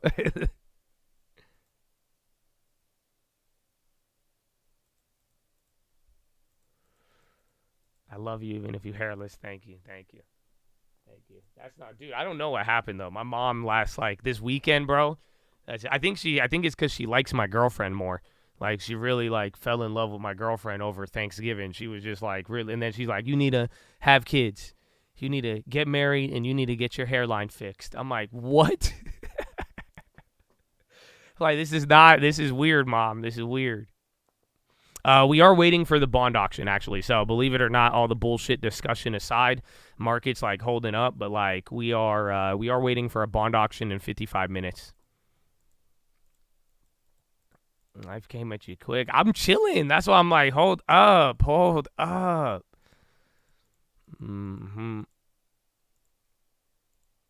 Hairline fix. She didn't say it like that, but that's how she said something, bro. I told you this story yesterday. She hit me with like a fun fact about the hairline transplant. She's like, oh, did you know? Like, actually, it's actually good. She was like, I used to think it was a waste, but she started explaining the physics and the science. She was like, oh, you should maybe get it done. I don't know. Why don't you do it? When are you going to do it? I'm like, what? I'm like, Mom. Oh, my gosh. I was like, damn, that's crazy. Isn't baldness? No, my mom got a full set of hair, bro. It's actually messed up. Yeah, she's mentioned it in passing, like, with, like, a nice fun fact about it.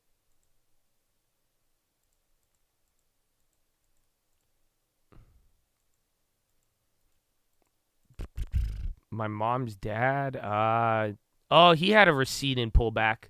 He never went bald, but, like, he had the, like, just his hair, like, the lineup. He didn't have the, like, he had the little, like, the shape, you know what I'm saying? But he never lost the hair on top.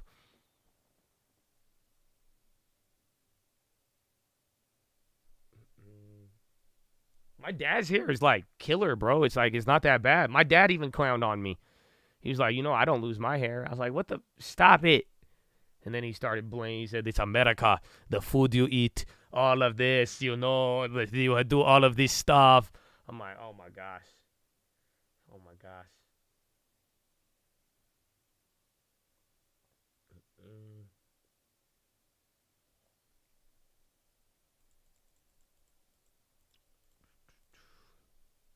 Your mom probably saw the stream and thinks you don't show your face because of the hairline. No, man. My mom has been telling me don't trust people on the internet since I was like 9 years old. My mom is all about the whole no face thing. Good. They used to get mad at me when I would like have like screen names or like I would talk to people on the internet. They would get so mad. They're going to kidnap you. They kidnap kids. That's from day my mom was talking about me getting kidnapped before there was any Sound of Freedom movie or anything. Like it didn't like before even like basic chat room. She was like, no, don't you do that. Then she'd steal the internet wire. A firm still run. Yeah, firm's crazy. Dude, again, Black Friday sale is crazy. Coinbase news. Let's capitulate. And it's happening, man. It's okay, though. It's okay.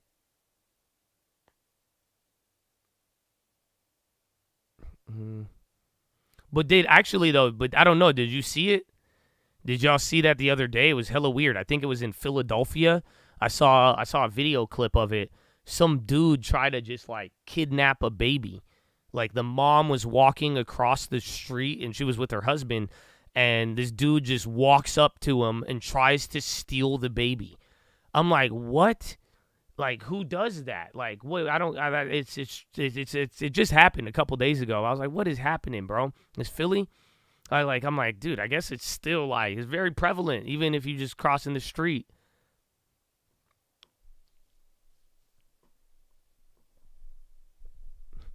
Ain't no way you said Philadelphia. Yeah, Philadelphia. We didn't say Philadelphia, the city of brotherly love. Man. Philadelphia, library, Christmas. That's it, man. I'll just, there's a PHILO related, but it doesn't meet the schedule for today. It happens at the hospital? You didn't know how crazy till your mom started working there? That's crazy. The Miami Dolphins. I love the Miami Dolphins. Wow.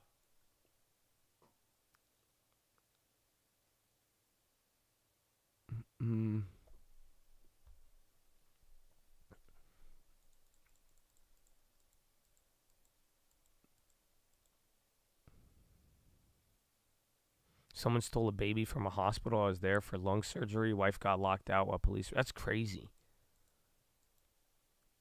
Dude, that's crazy. People just snagging babies from a hospital? That's what kind of... Dude. This world is so wild.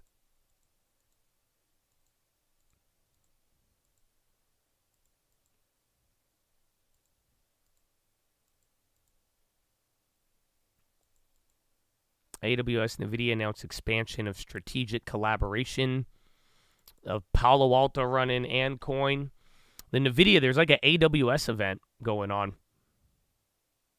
What kind of Black Mirror Handmaid's Tale is this? Oh, for real, bro.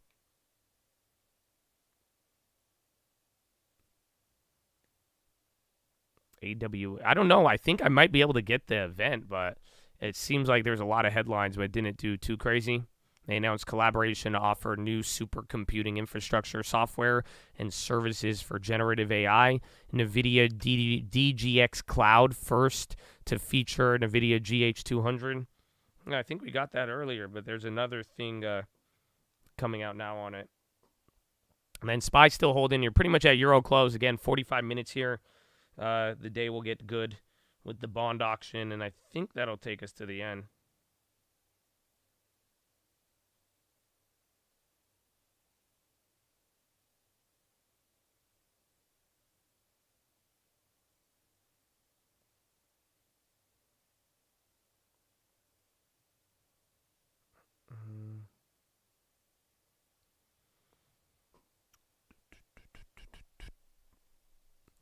ZS kind of popping in. PayPal, they were going up, but PayPal's still kind of struggling. I'm surprised. I know PayPal. I'm surprised PayPal didn't get more of the buy now, pay later stuff because I know they have some exposure to it.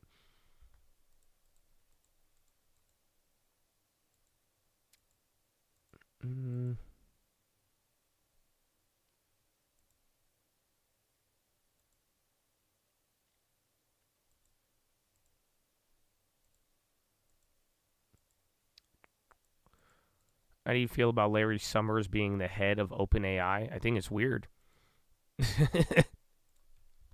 I think that's that would be like, imagine like having the greatest invention and then you just put some like old dude to manage it. It just doesn't make any sense to me. He's not a bad guy, but at the same time, it just, and a lot of people on that board, I mean, it's just, none of it is like, it's really weird, man. I don't know. You got an elf play going. We sold out of that one, but they started killing it. Went back to 120, man. Elf is actually running. There's Cody, too. I still have those old shares, I believe. I think makeup plays did come up a little bit. Yeah, Cody actually did rebound a decent amount.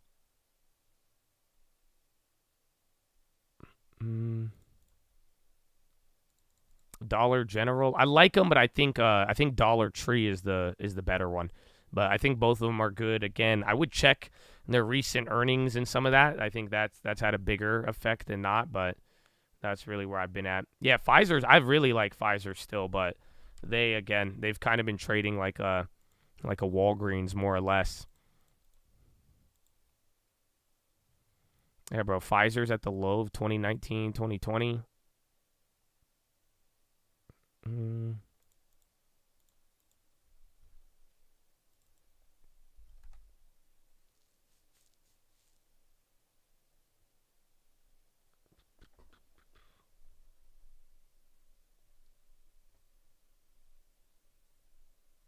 Yeah, I still have those flip. I'm down a shit ton on those. I'm down 17% on my Pfizer flip shares.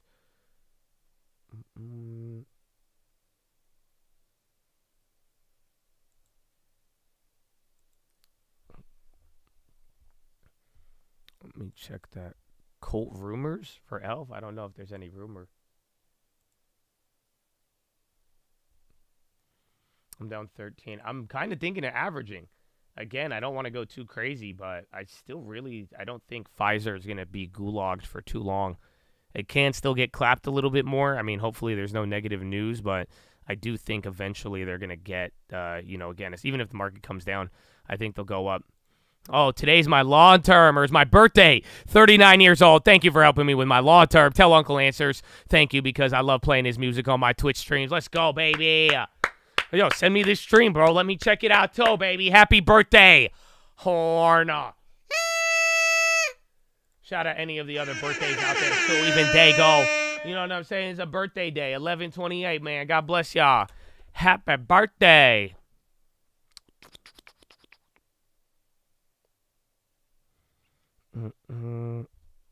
Capital One on the high. Let me check.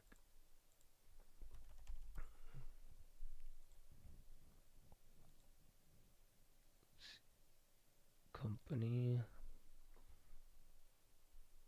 They had to pay Travis Kelce. Dude, Mr. Pfizer. My goodness. Pfizer. PayPal is running again. PayPal is only going to go crazy if people start putting together the buy now, pay later connection. Otherwise, just be careful. Valuation. Let me check Pfizer. I don't know. I feel like Pfizer, before any average, I want to just double check one more thing.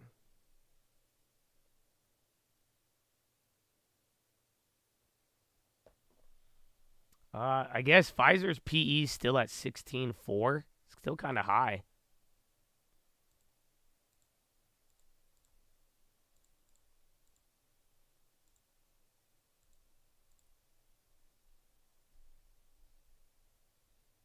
Yeah, everything shot up.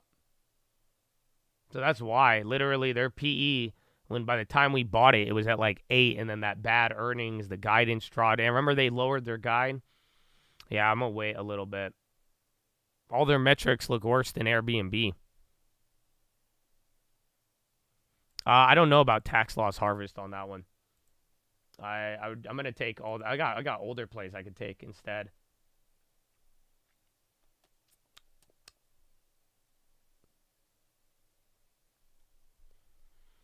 Zillow hacked? I don't see that, but Chad saying that?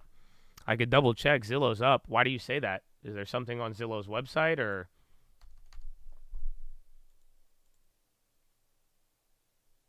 Is a substantial insider selling report. IT I work with said Z was hacked. I don't see anything for now.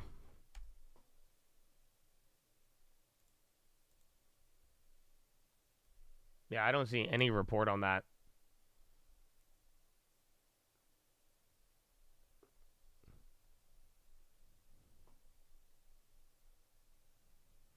Is TLT a good long-term, or am I missing something? Yeah, it's not a good long-term. What you're missing is that you're better off buying an actual bond if you wanted to hold it long-term. Because if you buy the ETF, you don't get paid the same rate. So it's like buying a shittier bond, and you're holding it thinking it's a bond, and like you only benefit if they cut rates, but in the meantime, it could draw down and you don't collect the same sort of yield or premium.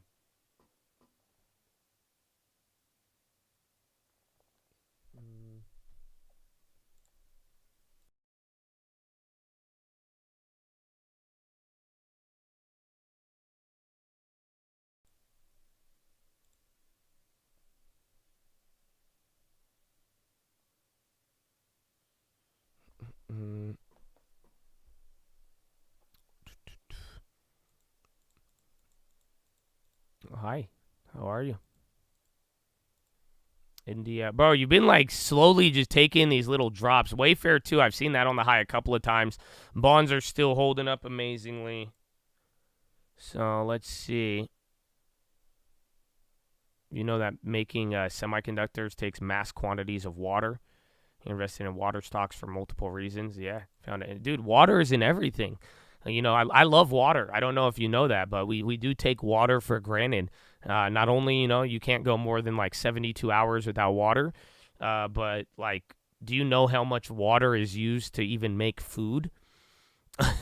So like food production, chip production, technology, even oil, like you would be surprised. You know, water. AWK. I have AWK. I bought AWK in like 2015, 2014. I've been invested in water for almost 10 years now. Again, you thought I just showed up with Costco water bottles for no reason? Really? I was in water before they told you about it in Big Short, dog. Stop playing with me. Oh, yeah. I love the water. I love water. AWK. That's growth and divvy. So that one's fire. Yeah, beer takes a lot of water to make. A lot of people don't know that. Mm-hmm. Not walnuts, almonds. Break even in the data? Nah. Maybe. I mean, I don't know, because we were a little bit lower, but I don't know if we're going to, like, hit the low. But like we were saying, you know, that bond auction, the 7 year is important. So it's either going to let us really run or not.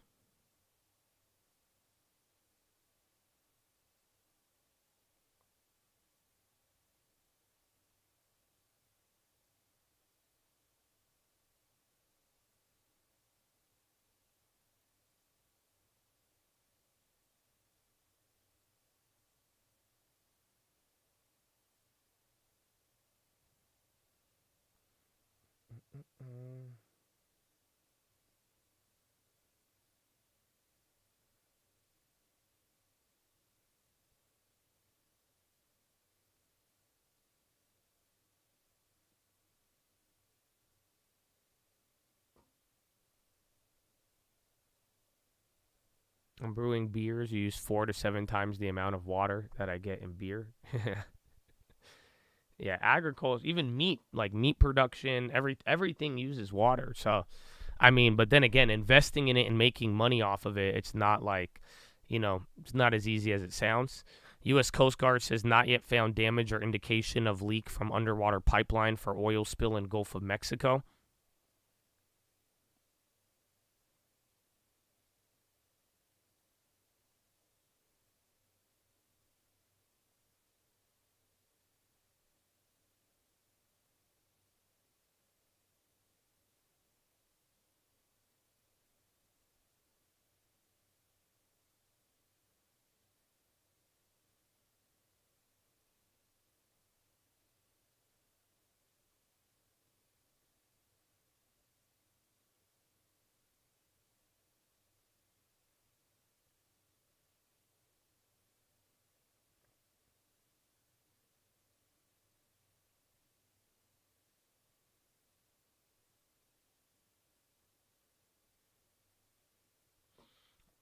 Millions of gallons of water evaporate daily.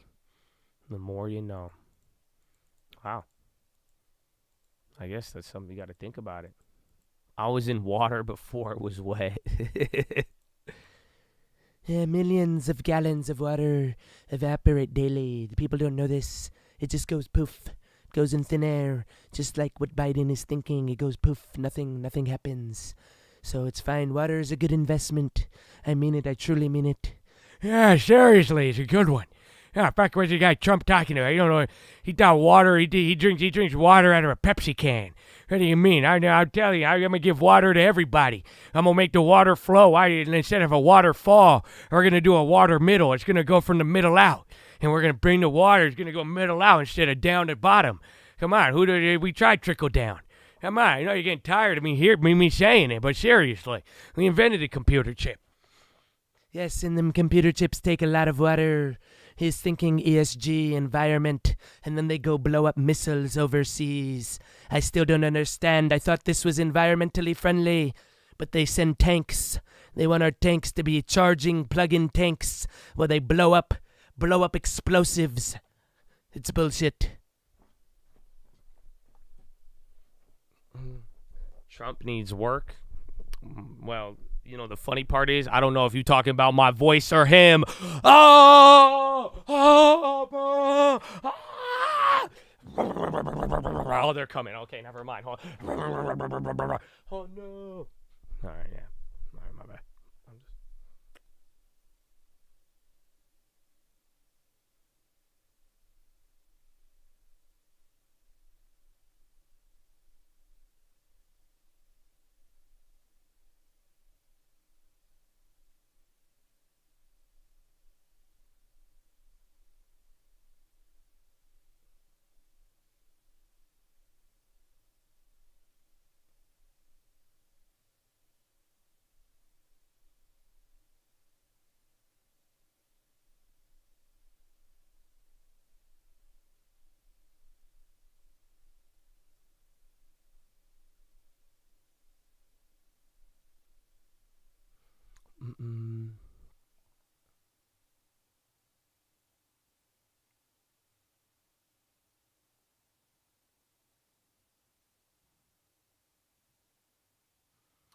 Ba-da-ba-ba-bop.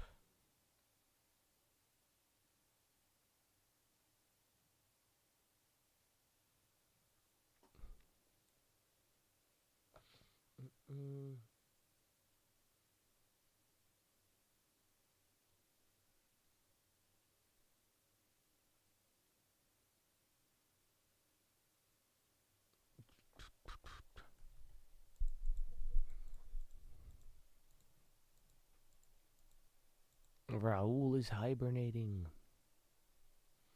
Gold is running. Even silver, too. But good part is we only have to wait 30 more minutes. Can I try? I don't know if I could do Biden speaking Arabic. ازيك حبيبي? حبيبي, اشكرك. How are you? أنا عايز أنا أتلك. أنت بتكلم كتير. أنت تكلم كتير. أنا أتلك. It sounds weird. I'm speaking Arabic. يا باشا أنا بتكلم عربي. Yeah, I mean it. Seriously, أنا بتكلم عربي. أنا اسمي جاش. أنا اسمي Biden. Fuck. You sharmuta. Why? No, I don't say that.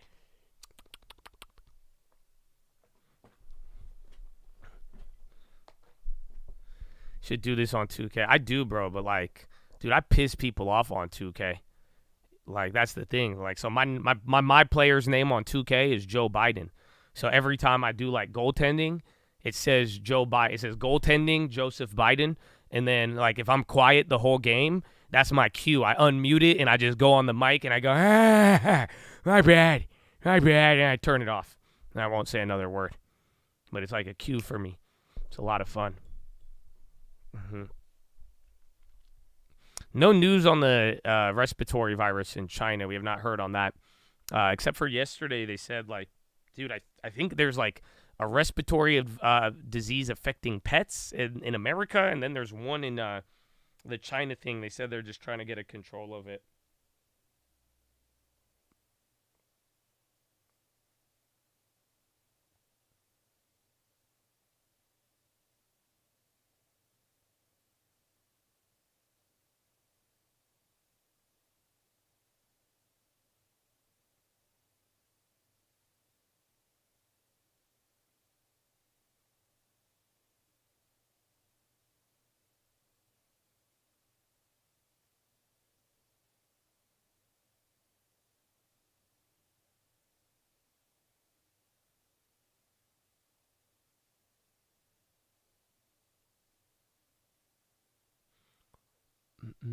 Great job. Thank you. Thank you.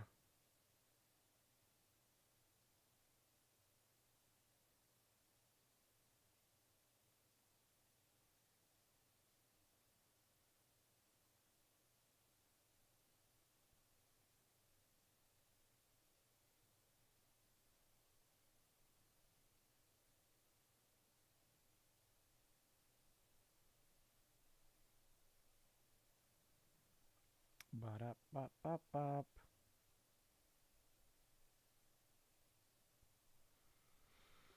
Ex-dividend date on new and gold tomorrow.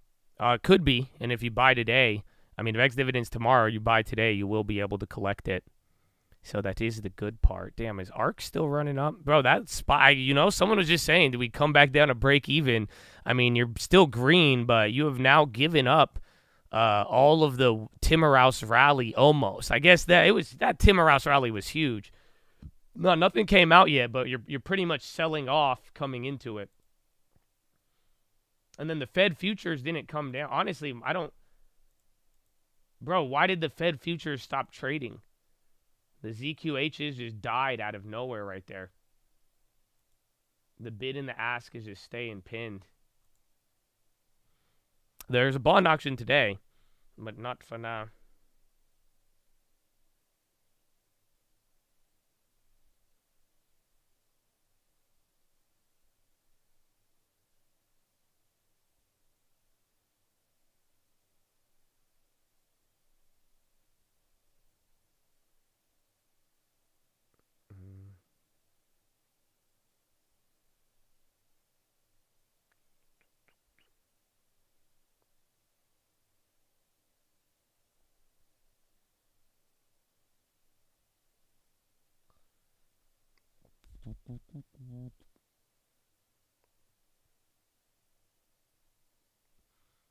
The bond auction at 1, so 27 minutes. We don't have to wait too long.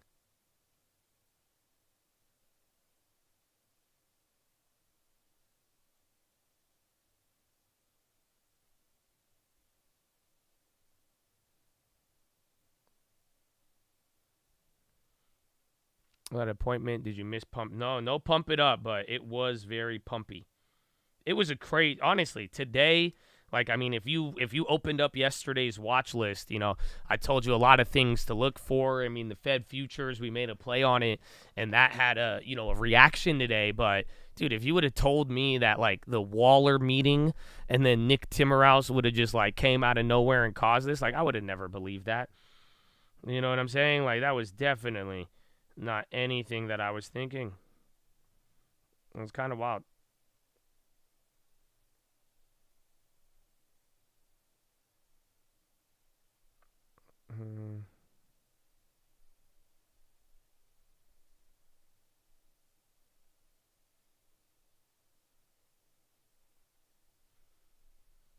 December. Do you remember? Timmy, no, that was crazy, bro. That was, like, actually crazy.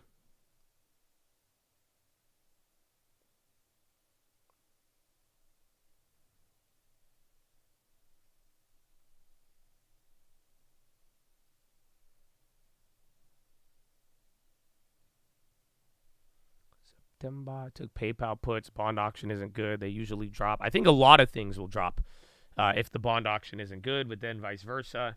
It could also spur a lot of activity. So that's what we're going to see. Timmy for real made so many people. Dude, Timmy, I didn't think Timmy was, like, bullish like that. I didn't think he was, like, going to come out swinging over the last month, just, like, not bullish. Bullish. Fed's done. Fed's done. Bullish. Fed's done. They can't do it. They changed. Bullish. Done. That's literally all it has sounded like from him. But I didn't know he had that in him. I didn't know Timmy had that dog in him, bro. Like, he's straight up, like, he's kind of savage. He is kind of savage.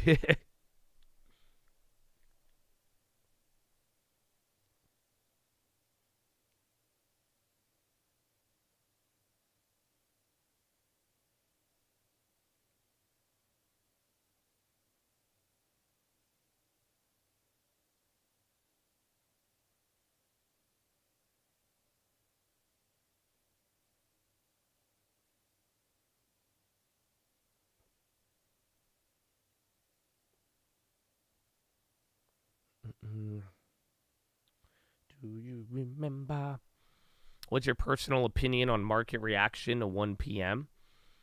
Like, you could, like, I've answered it. I feel like you think I'm, like, hiding something from you. You're, like, rewording the question like a reporter. You're, like, trying to be more specific. So what's your personal opinion? My personal opinion is I have no fucking clue. Is that I know this one means a lot more. And like I've said, usually if demand is stronger coming into it, it's going to be good. But in this case, the last 20-year, 30-year auction, I've told you what I expected. But this time, I don't really know for the 7-year. So I would lean to the demand side, but like all I know is this one has more weighting. That is the key to this today. But I don't know what direction it's going to come in. The latest auctions were good. There's the bid on the bonds right now. Tesla's on the high and APP flushing on the low. So it's very hard to say. NFL set Thanksgiving record with 34 million average. No way. Check DraftKings. I feel like that's bullish for DraftKings and Disney. No shit.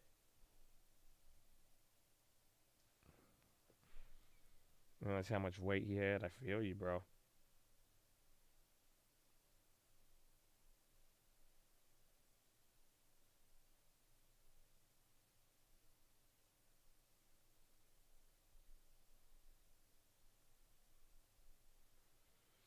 That's 31, 34 point. I guess I was watching on Thanksgiving.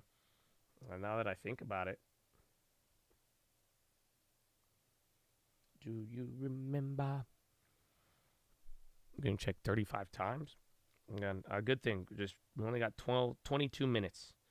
22 minutes and we will be free. The data will tell us where we need to go. And then we're still going to have a couple more hours. It's still super early. Again, that first little rally, though, We went from everyone saying the rally done to like, wait a minute, you were like 1 point off the highs. So everybody getting a little crazy.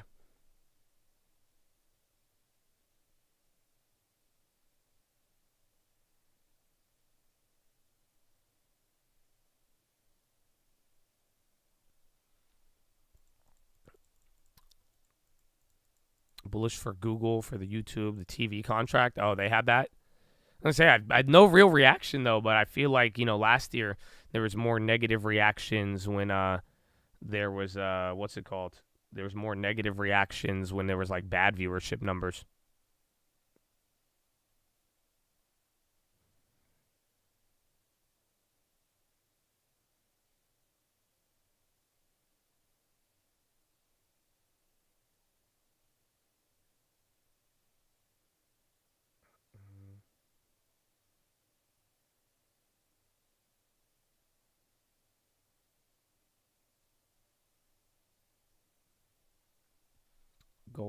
Gold and silver, but then again too, that bond auction it's all gonna weigh into all of that stuff. Just say the truth about the squeeze. So I'm gonna add you to the BBB list, because again, I thought you were like seriously asking, and now your jokes are very poor. But I love you. Again, I've answered the question many times. I'm down to talk about the bond auction, but if you don't want to be mature about it, unfortunately, what's the point of following all this data to not like actually taking a real response? You know what I'm saying? So next one's a ban, my baby boy. New York Post, was Kourtney Kardashian alive in 1912? TikTokers may have proof.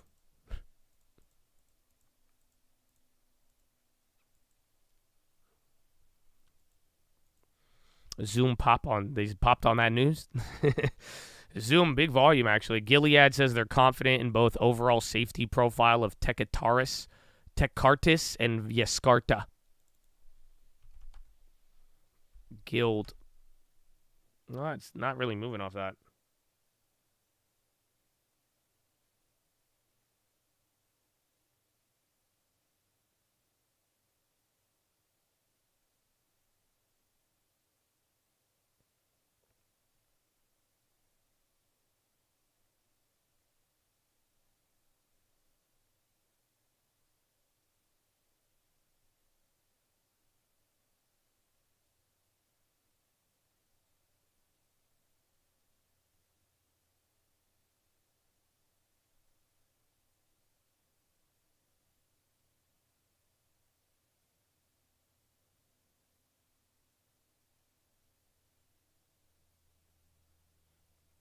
Thoughts on that? I was expecting it, and then I got a little nervous because we were still very early into the bond rally and didn't know what was going to hold, but it broke out the levels. I think Netflix is good. I really liked their earnings and everything else last time, but I don't know about it going even crazier. But for now, I mean, it's probably going to follow momentum, and it could stay within this range, maybe a little higher until their next earnings.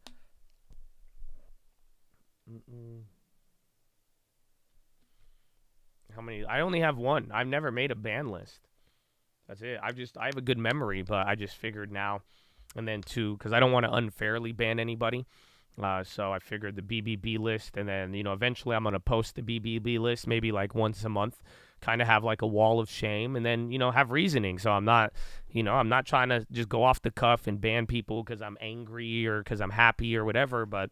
Getting to see it. Like I'm saying, I've seen a lot of respect out of the chat, a lot of people working together, and it's been awesome. And like I'm saying, I love to answer great questions. We could talk personal stuff. You could go talk to me about houses and bankruptcy, to bond auctions, and like I'm saying, but if you are not going to be, positive and then kind of have a really crazy history that's like even documented of you kind of like wilding out, it's good to know. And then for future reference too. So.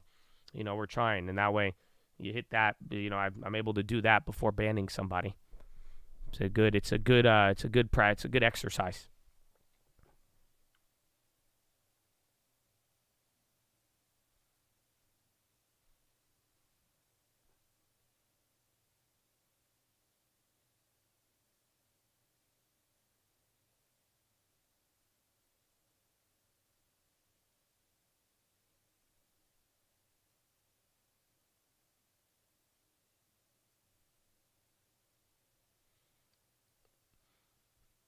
recommend for those that were thinking BK. I said don't do it. Like I said, try to find other ones. Yesterday, the guy emailed me, David, and he told me all the info. So once I, again, some of it's more personal, all of that. But once I figured out the amounts, I told him, I said, just try this. And I told him to go for a step. I'm trying to reference him to somebody, but I think he took the right action because he sounded very happy about it today. And then another person, same situation. It's a lot of, it's simple math and knowing the options that you have available, and then just making sure you don't settle for BK. You know what I'm saying? Like, for real, there's so many, it's never your first option. It's not your third option, not even your 10th option. You got to really get through stuff to get to that point.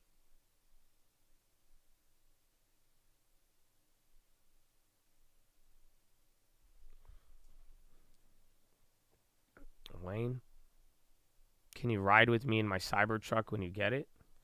Well, one of the Chads already said yes, so you could go with him. But I don't know when I get my Cybertruck. That's the thing. I haven't gotten any updates.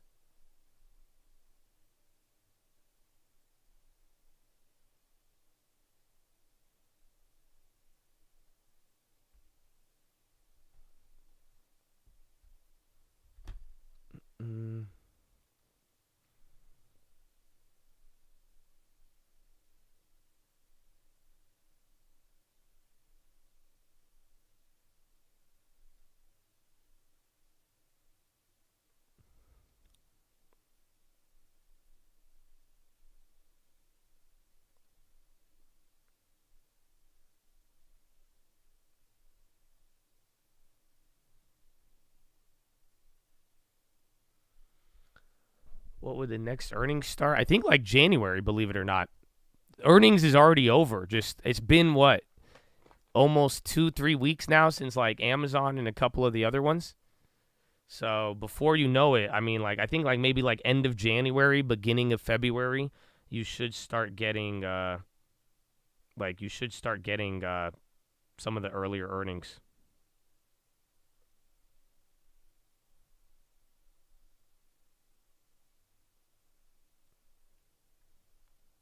The price of the Cybertruck, I don't know. I think I have one at like 40 or 50,000. I'm not too sure actually.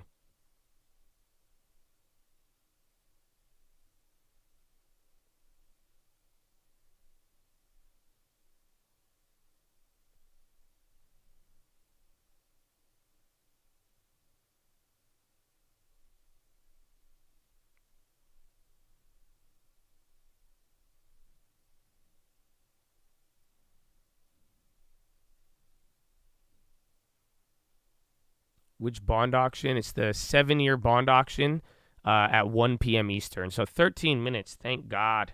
And then again, it comes out, and it's not going to be like, it's not like when normal data comes out, it's not going to like rocket, go down. It's like it takes a couple minutes, and then the market digests it, and then before you know it, you just start like edging up.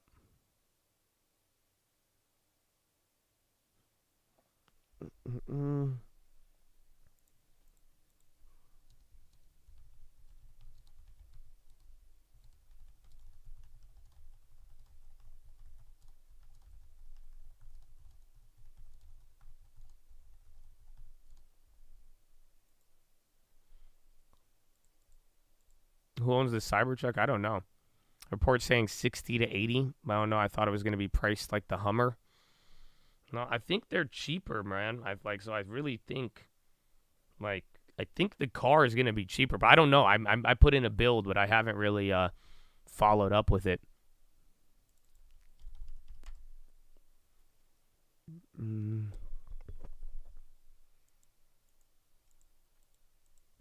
Do I think bullish or bearish on the bond auction? I think sometimes you guys hate me. I think sometimes, I don't know if you do it purposefully or not, and I understand y'all got work and other stuff, but sometimes y'all just hate me. That's what I feel about that question. I feel that's why I feel like hatred when being asked that again in the last 5 minutes.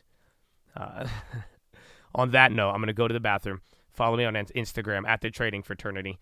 I love you. God bless you. And I'll see you in a little bit. Yeah, I mean, I think there's still an acceleration happening. I personally am most excited in some of the application domains that are related to science. So, like, can we get people to learn a lot more about something that they're researching a lot faster in, things like electric engineering and things like mechanical engineering in places like biology?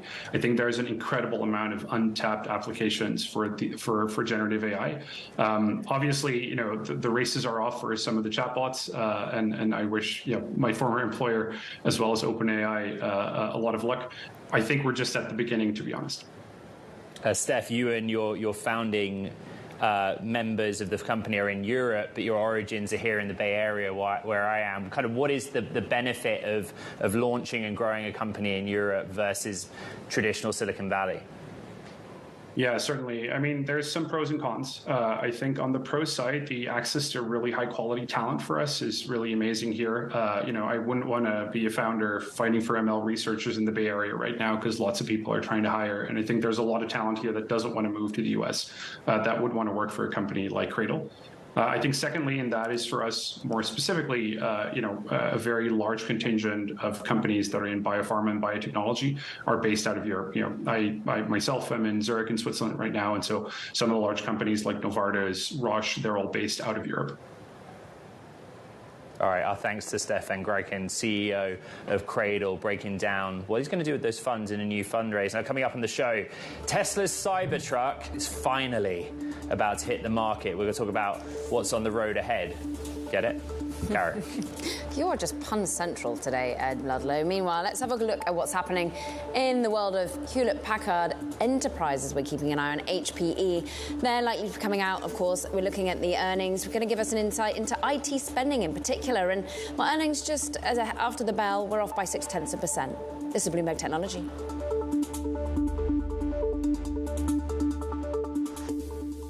Perfect timing. Oh, the song. Oh, yeah, brings back memories. Oh, man. Oh, man. This shit would just be playing. Yeah,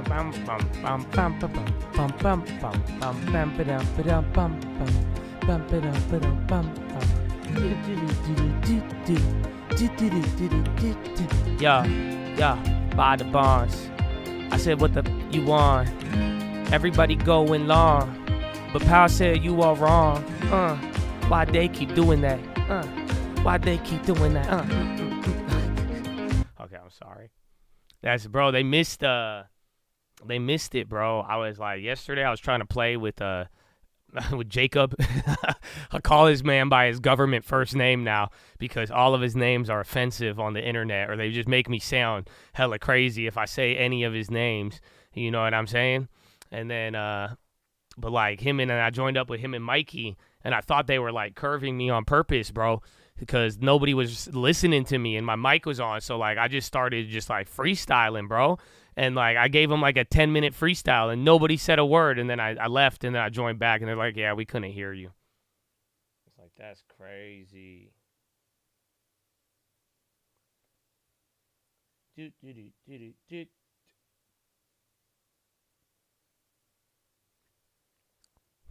is good, dude. It's great. I love it. I love that song. Brings back many memories. Fed bids for 7-year notes, total $449 million. That's small.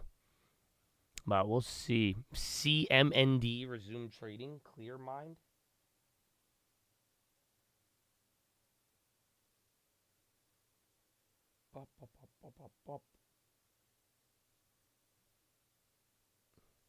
The bond auction is about to happen. That's what we've been waiting. I can't believe we just like came back down to VWAP, bro. It's actually crazy. So we had a nice little tip. We were at the middle of it's like the in between the first like Timmerhouse pop, maybe like the top end of it. And then now we're waiting for this to confirm everything. Zoom is still going. Remember, they had that CNBC pump. Pinduoduo is insane. We feel optimistic. Bond auction, economy been pretty balanced. I mean, everyone's hyped, bro. Everyone on the economy, people are feeling good. But then again, like you've heard it the last 2 days in a row. Every day we're waking up and the market's kind of like calm. Everybody's like, oh my gosh, the rally is going to end. The chart is very bearish. So We are in a very weird spot. Billy, oh yeah, they got earned. I thought they already reported though.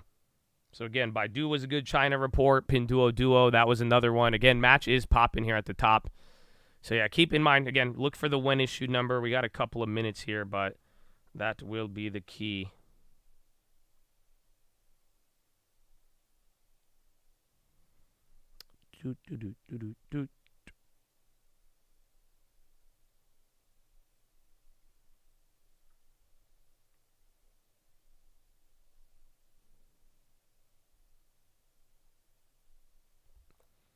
Intuit should be interesting.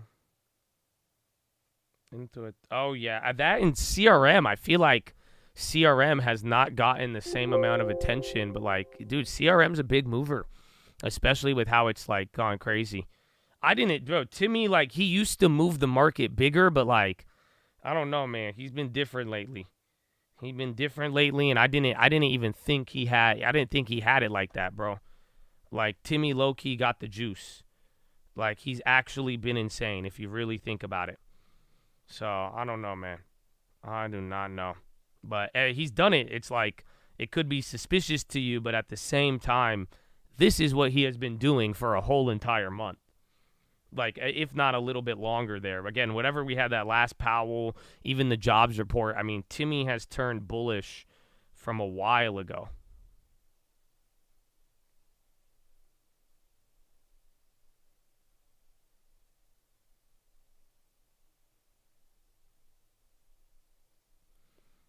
Him being there was a hint. Dude, that was so funny. I did not think he was going to be there. That was like, dude, what? That was like, that's like, have you ever listened to a song and then just like Lil Wayne show up on it? You're like, what? It's like that Andre 3000. Was it Andre or was it Will I Am, the Formula One song with Lil Wayne? I'm like, what? That dude, he wasn't supposed to be there. It's crazy. It's like actually crazy. I don't know where they got him from. Well, that should have been a hint. That is a very good point. He just came out swinging once again.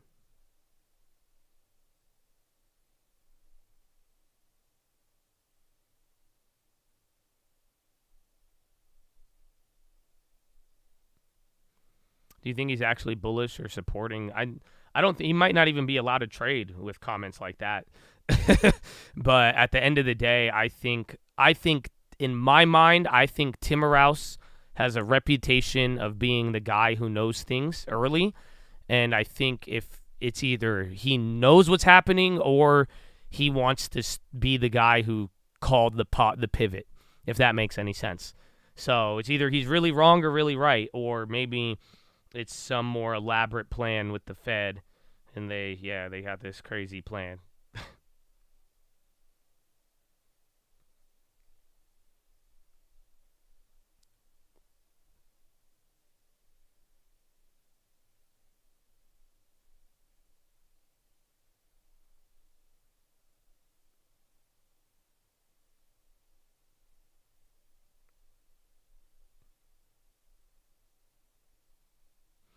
Out of curiosity, how lonely was your journey of financial wealth? Extremely lonely, I would say. Like I said, we had this talk yesterday. You know, a lot of people don't even, it's not like everybody's interested in this stuff. And if you wanted to do certain things, and again, like even other choices in my life that have made me not participate in certain things. Fairfetch in talks to take the company private. I saw them moving on the high ticker. I didn't pull it up because I was like, far-fetched. Damn, they're at $2. Remember, they IPO'd at like, we had this at like $30 or whatnot. Remember that IPO thing? That's actually crazy. Are they halted? It's already up 17% though.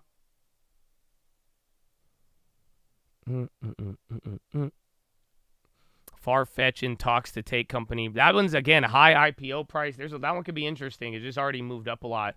You either top tick and chase or wait till that one comes back down. That's up to you, my brethren. And then bond auction here in a minute and a half.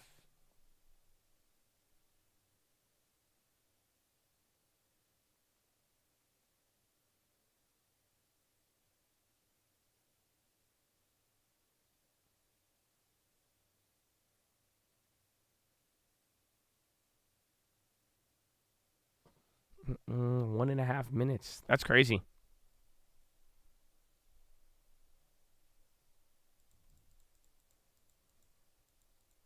You're shocked how quickly get bored of finance. Well, just like anything else, like, I mean, how many of you at one time in your life, you just would not want to look at your bank account? Maybe I'm being too real for y'all. You know what I'm saying? Like, you just don't even want to log in. Like, you know what's going on, but you don't want to look. You know what I'm saying? Because it's like, it's overwhelming. A lot of people, they really get like, oh, man, I don't want to, just think about it. It's all serious shit. You're like, fuck it. I want to not think about serious shit. So I really feel like finance does that a lot. And again, too, I mean, the road is narrow. So, especially Captain Sour, I think you would know this. You know what I'm saying? The road is narrow. That's it. The other road is wide. You don't want success. You don't want heaven. You don't want a lot of things. That road is wide. It's a wide highway. You want success. You want certain things. Your soul. It's a very, very narrow road. All right, get ready. 3, 2, 1. No, it's already out. Hold on. SPY coming down. Tell me when you guys see the numbers. Again, look for the when issued. 7-year yield 4.378 before $39 billion auction. What's the when issued? Wait for it. Wait for it. So again, it's hard. You're getting a little bit of the numbers now. We're waiting for the full breakdown of this auction. It usually takes a minute.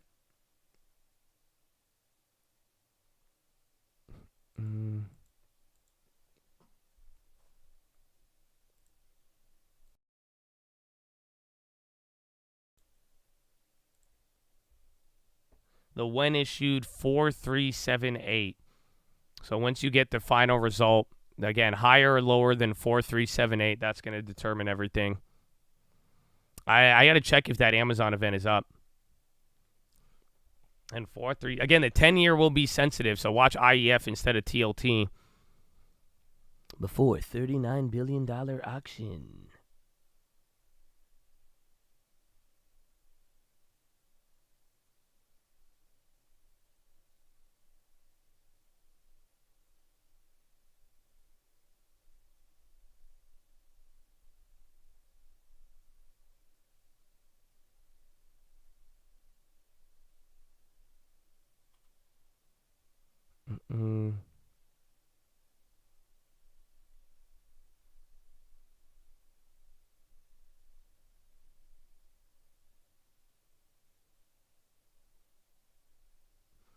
I'm anxious. Don't be. It's so calm. Palestinian official familiar with truce talks tells Reuters that Hamas has begun handing over Israeli hostages to the ICRC. The initial reactions, the bonds are always correct. There's not really fake outs like any other data. It will be until you say that out loud, and then and then it'll flip. But it just all depends. So, hold on. So what was it? 4399. So 436. It came in 20. What? Whoa. Hold on. U.S. 7-year notes 4399. Yeah, bro, that came in higher by a decent amount. What the fuck? Nah, dog. Let's go. I shorted at one. Oh, that's why I sold out last time. I'm down. I shorted ZB. I got clapped, though, on the fill by 2 basis points. But I'm down to go short on it. Be careful, though. It might whipsaw, but that does seem a little high. 244 versus 27. That seems bad. I don't know. It seems not like really bad, but dude, am I tripping? 0.2? Again, SPY's doing its thing there, but I took a ZB short.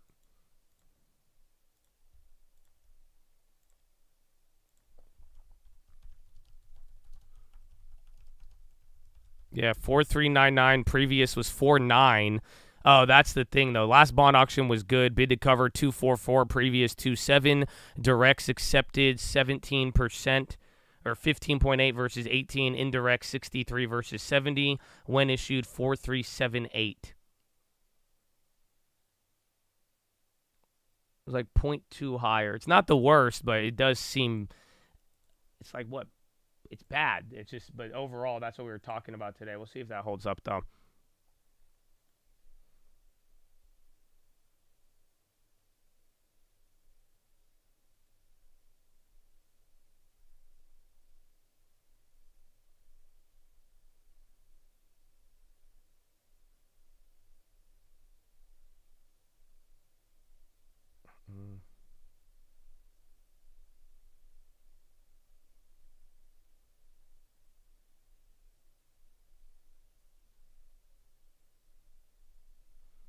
Let's see. Oh, wait, I didn't get that sent out.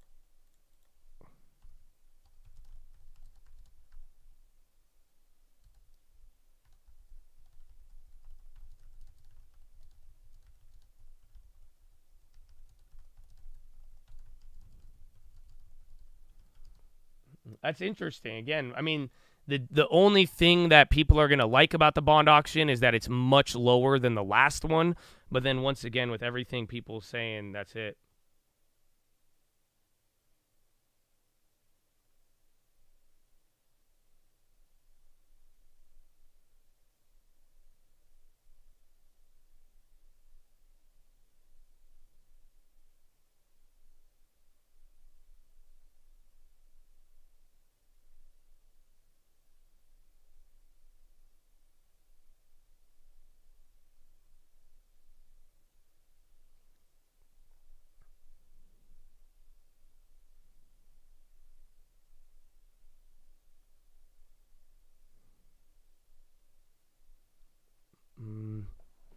Top tick fetch that the timer ended the same.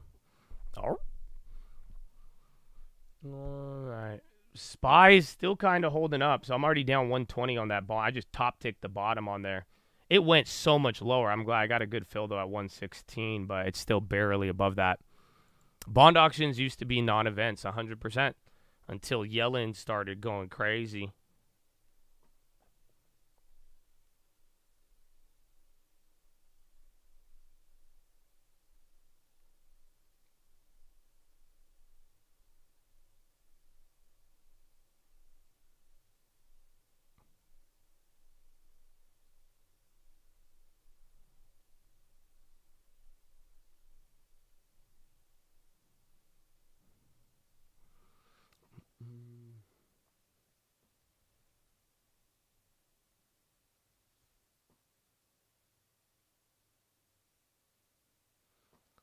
The belly of the curve's going up means the yields haven't bottomed. We'll see. Okay. For now, though, kind of a small reaction. I was expecting a little bit more, but now we still have how many more hours? 3, 10, 11, 12, 1. Yeah. So we're kind of good. We are kind of good fun now. The belly of the beast. Steel stocks are rising. Oh, yeah, we had that earlier with United Steel. Again, fetch, that came down a little, but still up 14. Again, rumor to go private. Bonds are holding. Again, they gave up a lot from the top, but bonds are staying up magnificently. So I'm down to hold that play for a little bit. We will see. I said watch IEF because IEF is the 10-year.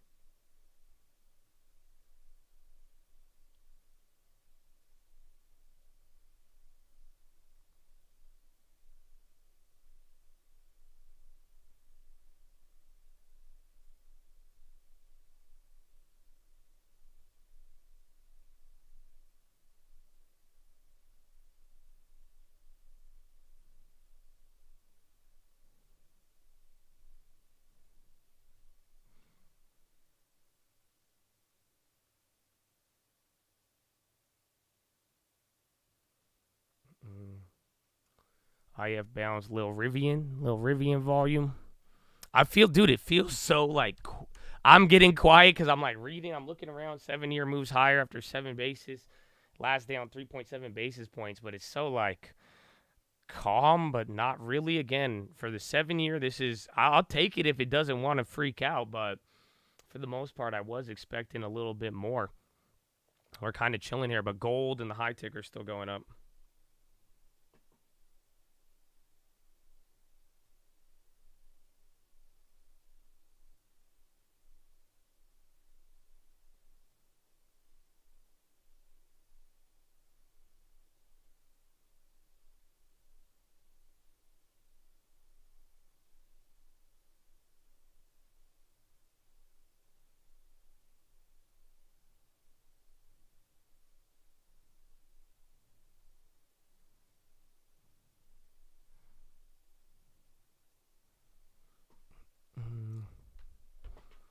What happens if you hold fetch? Nothing. I mean, if it comes down, you'll just get clapped.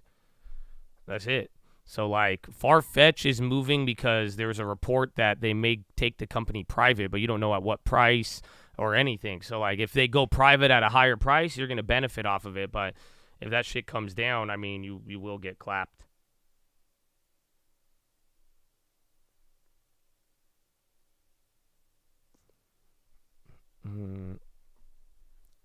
Thanks, Soul.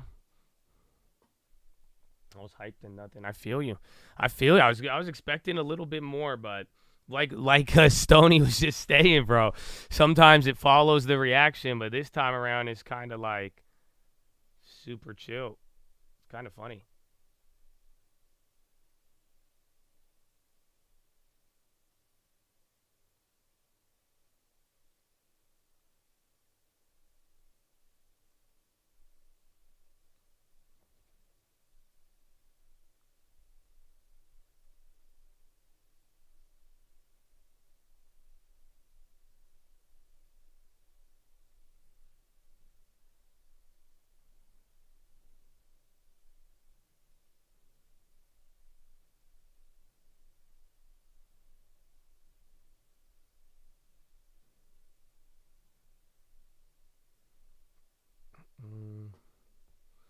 Clap with no chance of recovery on what? The bonds or in general?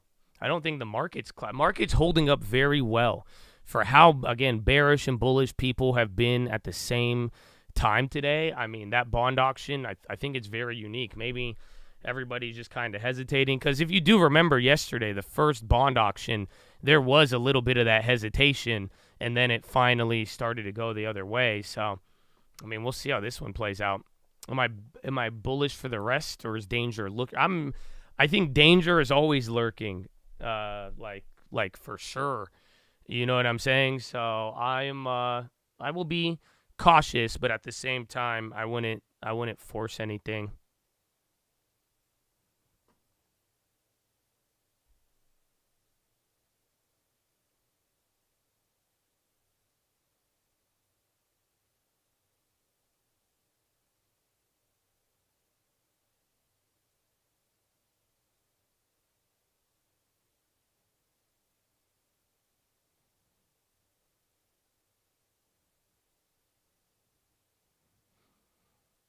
Your ZQ, that started to drop. That one's fine. Because then the same way, if we have the ZB now too, those rate hike odds start. Now the fucking bids are coming in on that. That thing was dead. But then we'll go from there. But if we hold the bond short too, that could work out well. So it's starting to come down now.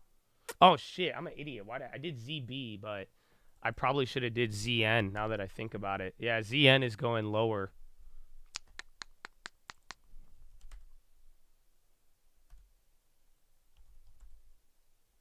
Yeah. Oh, wait. Maybe I'll go for a ZN if that bounces again. That noise, I think that was me making that noise.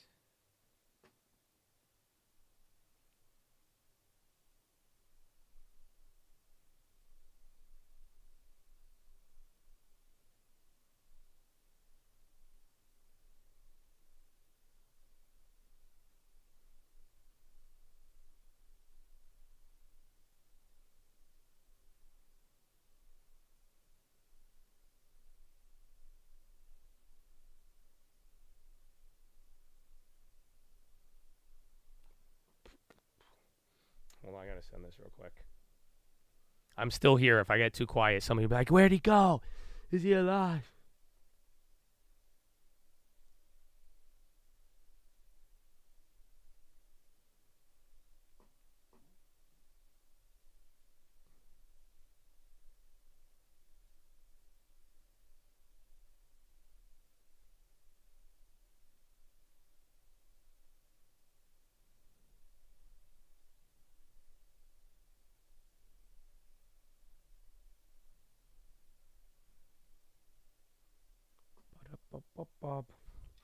You get quiet too when looking. I was looking, then I had to send a message out here. Got end of the year properties. We got 1 month remaining. All right, there you go. Now bonds are starting to work down. You got to be patient. S&P Economic Research Outlook, U.S. Quarter 1 24, cooling off but not breaking. CFPB orders Bank of America to pay $12 million for reporting false mortgage data. CFPB. KHC. I saw them moving earlier. They were quite interesting.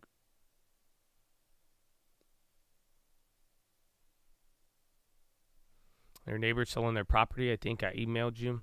If it's already listed, I mean, especially in this market, it's like that's what kind of sucks because like once it's listed, it's kind of already a death sentence. Unless I'm gonna like really, really lowball them. Like I've been saying, you've been able to get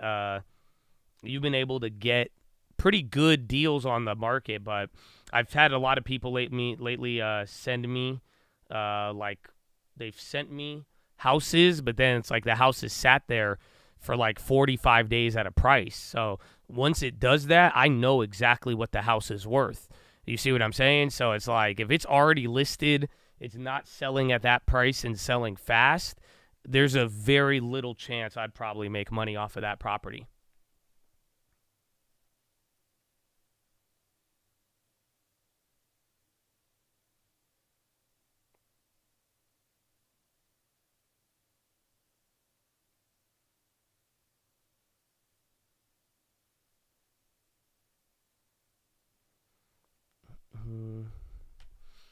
Meta seems the weakest. I mean, depending on how you want to look at it, but it's held up strong. And we're coming. I'm glad I sold out that MES here today too. That worked, but the bond play ain't hitting as hard yet. So we're coming back to break even on that. But you are going a little lower since the auction. So auction has taken you down about a point on the SPY. We will see.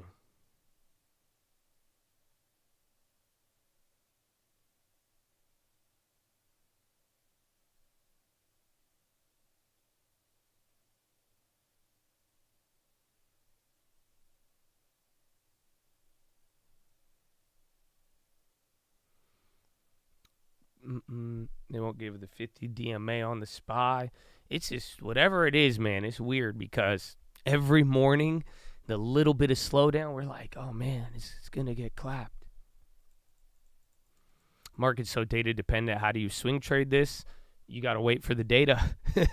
Bond auctions, other things, and even then, it's still really not even a guarantee. Merits. Well, we are in a weird catalyst vacuum. Again, the catalyst vacuum, if you don't recall, it's where like we have like big events in the next couple of weeks, but in the meantime, we don't really have anything. So the market might get pulled. You know, it's like a river, the tide, wherever it kind of pulls us. But I don't know if it's been bullish or bearish, right? You know, you've kind of went down, but like you're still holding up. So it is pretty weird. Merck declares quarterly dividend. They raise it. Oh, let's see, a little bit off the bottom. Again, bonds holding. Bond play went break even, but if it bounces here, clapped.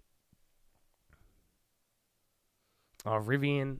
I put up Farfetch. I put up Rivian for a little bit. Troy called that out earlier, but it's only up 2. It's not like news. There's a couple names that have been running, but some more than others. Like Farfetch, that one just keeps running off of those headlines, and it still keeps going. You're up 3K on Baidu. What would you do?